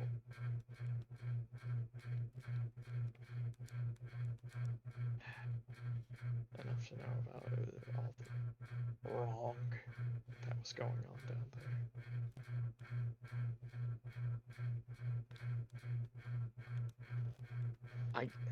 I can't explain everything that I saw going on in that factory, but I didn't go further than the first line, so all I know is what they were doing in the first part. They were taking people. I don't know what they were doing to them, but they were killing them. And after they killed them, it was like what remained of them was it was being stored in like a jar.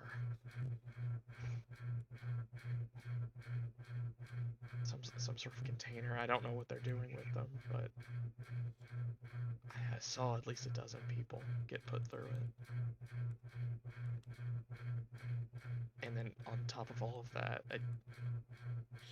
they were using shimmer to make a huge one. They didn't put anything in it, but the jar itself was massive.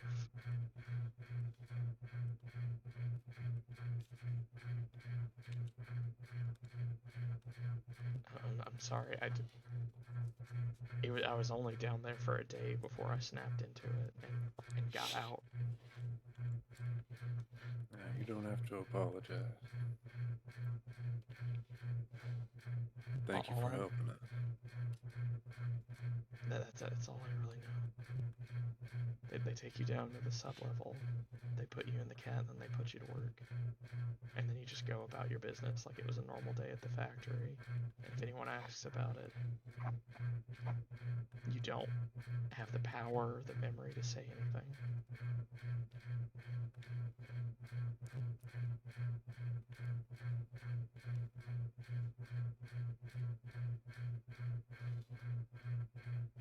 That's how you got out. they still let everyone go home. If no one can talk, there's no reason to. But once we were leaving, I knew I was in danger. I knew something was wrong, so I just ran. Even in the state I was in. Kind of put a hand on his shoulder. Thank you. We're gonna put a stop to it.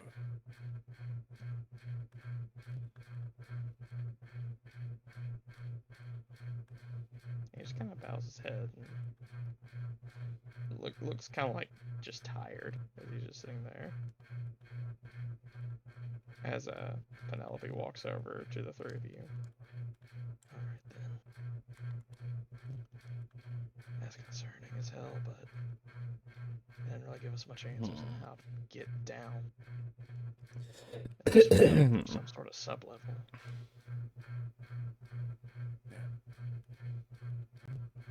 Yeah, we can guess that the maids are on the top floor.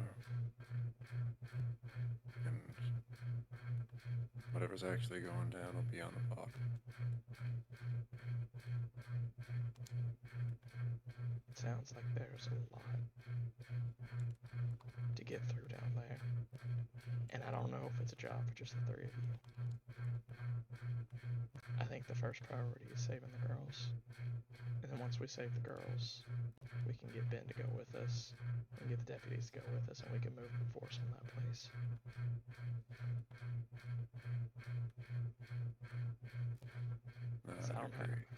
I don't have enough men. You don't have enough, and he doesn't have enough, but together, I think we'd have enough. We won't have the element of surprise, because once the girls are gone, that's his only leverage on Ben. Once Margaret's safe, he knows it's coming for him.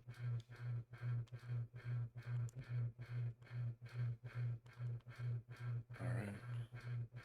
Well, we'll have to start looking into the way to get in, get out. Alright. Well, regardless what it is, she looks back at the doctor. Doc, you're gonna have to stay here for a while. Oh, I'm sorry, what do you mean? You're gonna have to stay here for a while until this is all cleared up. He just kind of like sits down next to Mark and almost shares the same sort of posture as he looks down, just tired. And she looks back at the three of you. I don't know what the plan is, but regardless, we are getting to work on it right now. And hopefully by tomorrow, we can get this started. And as she says that, kind of pan out to look out over the city as Pinkertons and deputies and all sorts of other forces are moving around the city, searching, looking, on guard after everything that's happened over the past few days. That's where we're gonna end this one. Nice. Not too shabby, boys. Getting a little fucking dicey. Yeah. Yeah.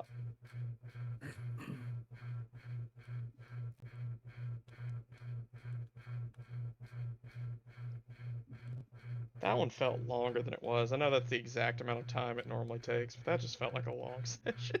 No, that one felt longer for sure. That one just felt like dense. Yeah, it wasn't too bad though. Yeah, no. I mean, hey, like I said, we ran the same time we normally do. I just feel like a lot of ground got covered. Some of it unexpected. Mm. Oh. Yeah, I didn't think we were gonna be able to get here. Yeah, you know, I knew that since Daniel rolled on his table and he rolled the sort of mischievous option, I was like, oh, well, this is a perfect opportunity to, you know, be mischievous. Just gonna steal some cash, go to the whorehouse. Sounds like a good time. Got to the whorehouse, and on the way out, I was like, now Daniel just has to sneak back across town. All right, you got a 3? That's wild. Mm-hmm. Now, did you Wow. really think I would be able to sneak? I kind of expected you would use a chip when you didn't make it. I'm gonna be honest. Why would I use a chip for that? I don't know. Because you're a wanted man. That was my thought process. Gotta use a chip for combat. Yeah. Sure. Sure. Can't be just throwing them all willy-nilly like. How many chips did we have at the end of session? Did we have 3? I had Yeah. I had one left. Oh, at the end of session? I have Three. one. Yeah, we had 2 left at end of session. Rest my case. Yeah, no, the fucking Solomon brothers have been fucking on y'all's ass for literally like 3 sessions, but they have not got an opportunity to try to jump one of you. And then when I tell you they were rolling like maximum of 4 every fucking time they rolled the dice. They biffed Well, it so fucking hard. I didn't they want the dead as smoke. fuck now. They are dead as fuck now.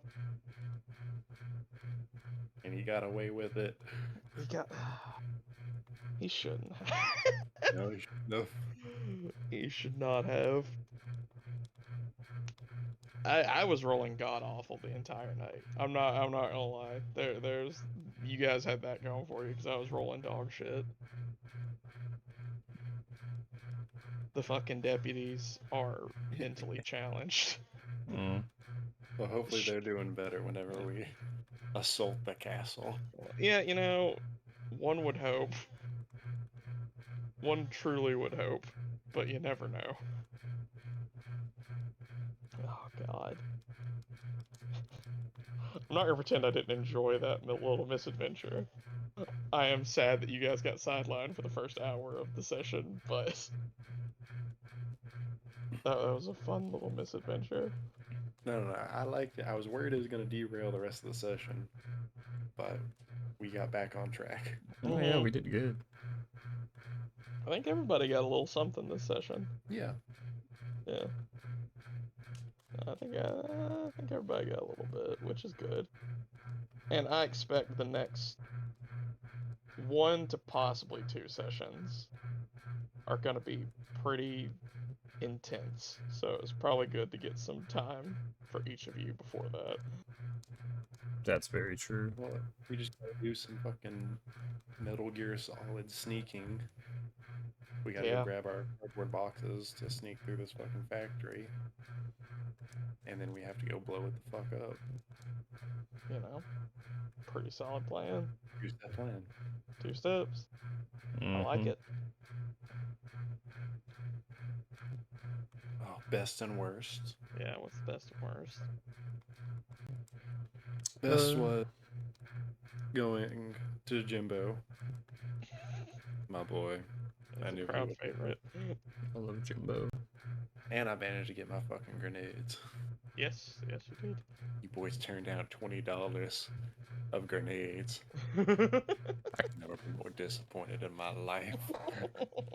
I have the weapons I need. But no, that was fun, and the fact that it, like, led us to him, to Mark, was really cool, and I'm glad we were able to save Mark. Yeah. Uh, I really didn't know if you guys would like the notice check alone. I was like, I'm just gonna give it to him because he's been scratching shit. But then you rolled a fucking 17. I was like, oh shit, they actually see the thing. So I wasn't fully expecting you guys to get a fully cognitive answer out of that guy, but you managed to like- pull the coherence out of him. I feel like we've done a lot of, like, Wild West heroics, and this is, like, one of the first, like, full times we've been able to do something like we're the good guys, so it's kind of fun to kind of check that box. Yeah. I think that'd probably be my best for this session. Just that aspect of things. Being good guys. That's nice. I don't think you guys have been like neutral. You guys have been good guys. Just I think we've been good. It's just like, we haven't been able to, like, save someone. Oh, sure. So I said, yeah, like, I like that everyone had, like, their moment. Mr. Whitman's back alley brawl and Escape. JP in the church, and Ollie at the Violet. Yeah. Mm-hmm. If I gotta visit one more time, I'm making a friend. Mm-hmm. Mm-hmm. She's a good friend to have. Hey, if I wasn't a main character, Mm-hmm. I would be employed. I mean, yeah. I'd be making money. Mm-hmm. That's so Like, true. I think her name is Mabel, or like something like that. But the barkeep who keeps being harassed by Mr. Whitman is I'm glad you rapidly phrased it that becoming way. my favorite character. You want to know a secret? The Hmm. meat man. So, what I was gonna do before I got jumped, I was gonna make Go my get some way when meat. we made that way over there. I was gonna go get a horse, Oh. and I was gonna go bring it to her. One of my 14, Ah. and I was gonna I give was her gonna. a horse. You're gonna march through town with a Pinkerton horse. He's nothing if not ballsy.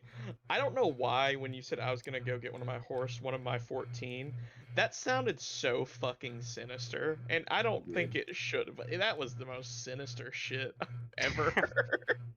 I will go get a horse. Oh, you're One of my 14. It's just like, oh, that sounds scary. like the opening of Lord of the Rings. Uh-huh. That sounds like the kind of Nigh to the line. race of men. Yeah, no, that sounds like the kind of line like someone with like hellish intent says. Mhm. Of the 14. Yeah, like a super villain. Uh-huh. Like now I deploy my 14. Uh-huh. What was your worst chance? Like I said, my worst was averted. I was worried that the jumping in the alley was gonna derail the session. Mm-hmm. But like I said, we managed to bring it back on track. But for a Yeah. moment there, I was like, ah. Almost. Sure. What about you guys? I don't really know at the moment. I'm still thinking on it. Say for my best, it'd be my 1v2 kicking their ass pretty damn good. Yeah, no, you did beat the shit out of them. Not for lack of trying on their part, they just really are not great at rolling, apparently. They're notable bounty hunters. Man, they were both wild cards and everything. It was just like, yeah, no, these guys are good at hunting bounties. They opened up so strong. They fucking boloed your ass. Boloed 'em, They boloed your ass. They were tying you up. I was like, fucking got him. And then it all fell to shit. thankfully. Yeah, I guess. And I'll say the worst would probably be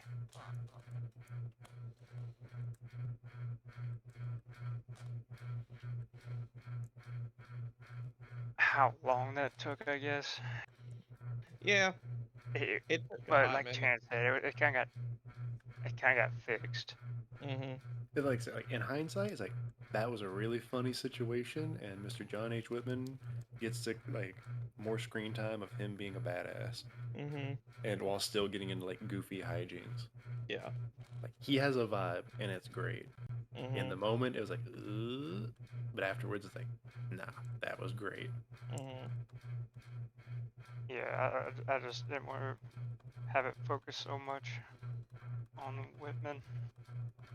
Hey. But I guess it's kind of getting to that point where all our stories need to develop, I guess, Mm-hmm. in certain ways. Yep, the story development of that scene was you can't sneak. Crazy. We all have the same sneak. Mm-hmm. I just don't roll sneak good. Dice don't want me to. I mean, It's great. that's fair. That's on God, really. Though I did roll fives pretty much the entire game. Mm-hmm. Mhm. That was funny. I was also happy to provide the opposite side of the coin of you being able to ask for intense supernatural power is that it comes with a consequence. And you happen to roll one of the consequences I found the funniest. It wouldn't have been so bad if it wasn't for 200. I don't know why you had to do that. I don't Look, know man. how you have to do that. I was like, alright, she's gonna go on a fucking insane bender. She's gonna go on a fucking bachelor party trip at this whorehouse. She spends $1 million. That's gonna cost money. So you guys had this fat stack of cash, and if you'd have rolled a 1 on the D8, she'd have took $50. Mm. Shouldn't have rolled a 4. Be glad you didn't roll an 8. Yeah, no, then we'd be fucking broke and we wouldn't You'd have be- grenades. You'd be broke as a fucking joke if that had happened. Oh, me and Chance would be broke. Someone still has a buttload of cash that he Look. never split up with everyone else. Austin's holding out. I offered him money last session to help him buy his liver action. You never told us that you found a fuck ton of money from that one dude. No, that's what y'all are Yeah, that's the Yeah. $400 we used.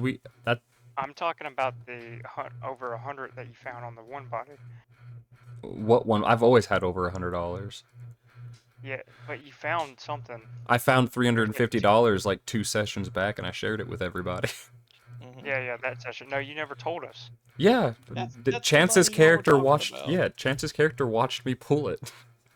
We just didn't No. tell you because we never had time to. You knew about that money, at least when you spent it on hookers. But yeah, I thought that was fun. What about you, Austin? What's your best and worst? You've had time to think. Oh, I said my best was Yeah, what Chance was talking about, the build up with all of it and being Yeah. more heroic. My worst, I guess, just would have been like how the session had to fall so split most of the time, but there's nothing that could have been helped with that. Yeah, splitting just kind of happens sometimes, and yeah, the roles just weren't there for it. Yeah, that's kind of how I'm seeing it. So I don't see nothing wrong with it. Yeah.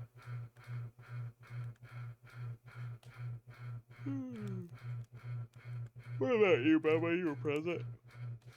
I guess my best is probably the crazy rampage that Whitman went on through the city. I didn't go on a rampage. I was kind of a rampage. Feel like you were one failed athletics or stealth checks away from shooting a deputy. Yeah. Yeah. I would not have shot a cop. I'm not evil. I draw the line at cops. We've killed cops. We have killed many cops. They were bad cops, though. Bad cops. Bad cops get the gun, baby. Now, if they would have said that I'm a liar, Oh, they become evil cops. You were Yeah. a liar. We were lying. what do you mean? They attacked me. For Now, a was it reason, a though. lie? Yeah. Was it a lie that I wouldn't have made it, or they were beating me and I almost died? Maybe. But they did attack me.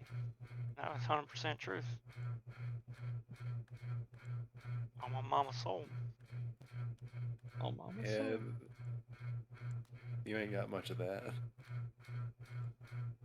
Yeah. What was your worst, Bubba? I don't really have one, I guess. The fact there wasn't a blunderbuss, a building didn't explode. Mm-hmm. There was always a risk of a building exploding.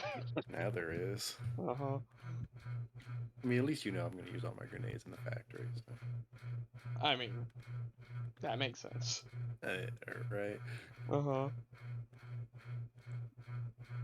And if we can get in and out and do another sneak in montage with holy brass knuckles, Mm-hmm. we might be able to convince people to give us more money so we can go buy a Gatling gun.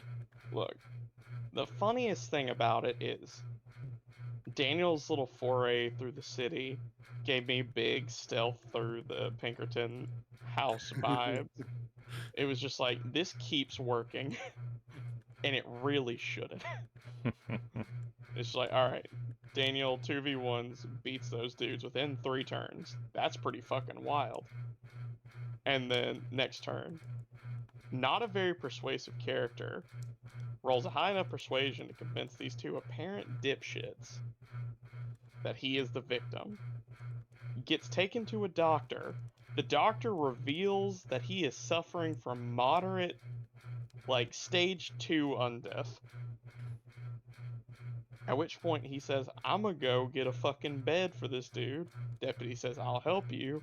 He proceeds to sprint out into broad daylight and somehow lose this dipshit again. He then solid snakes his way through town all the way back to the Hawk's Nest, at some point passing you guys looking for him. The crunk meme was just perfect. Uh-huh.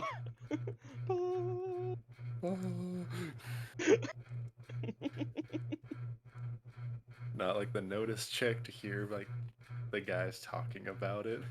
Mm-hmm. And it's like, no, I can just see that perfectly. It's just like, just the look up, like, son of a bitch. Why does this keep happening? And then in the background, you see some asshole doing cartwheels between alleys. Yep. Oh, this is funny. This is really funny. I was happy to see Jimbo again. I didn't expect to see him again until you guys were on the way out.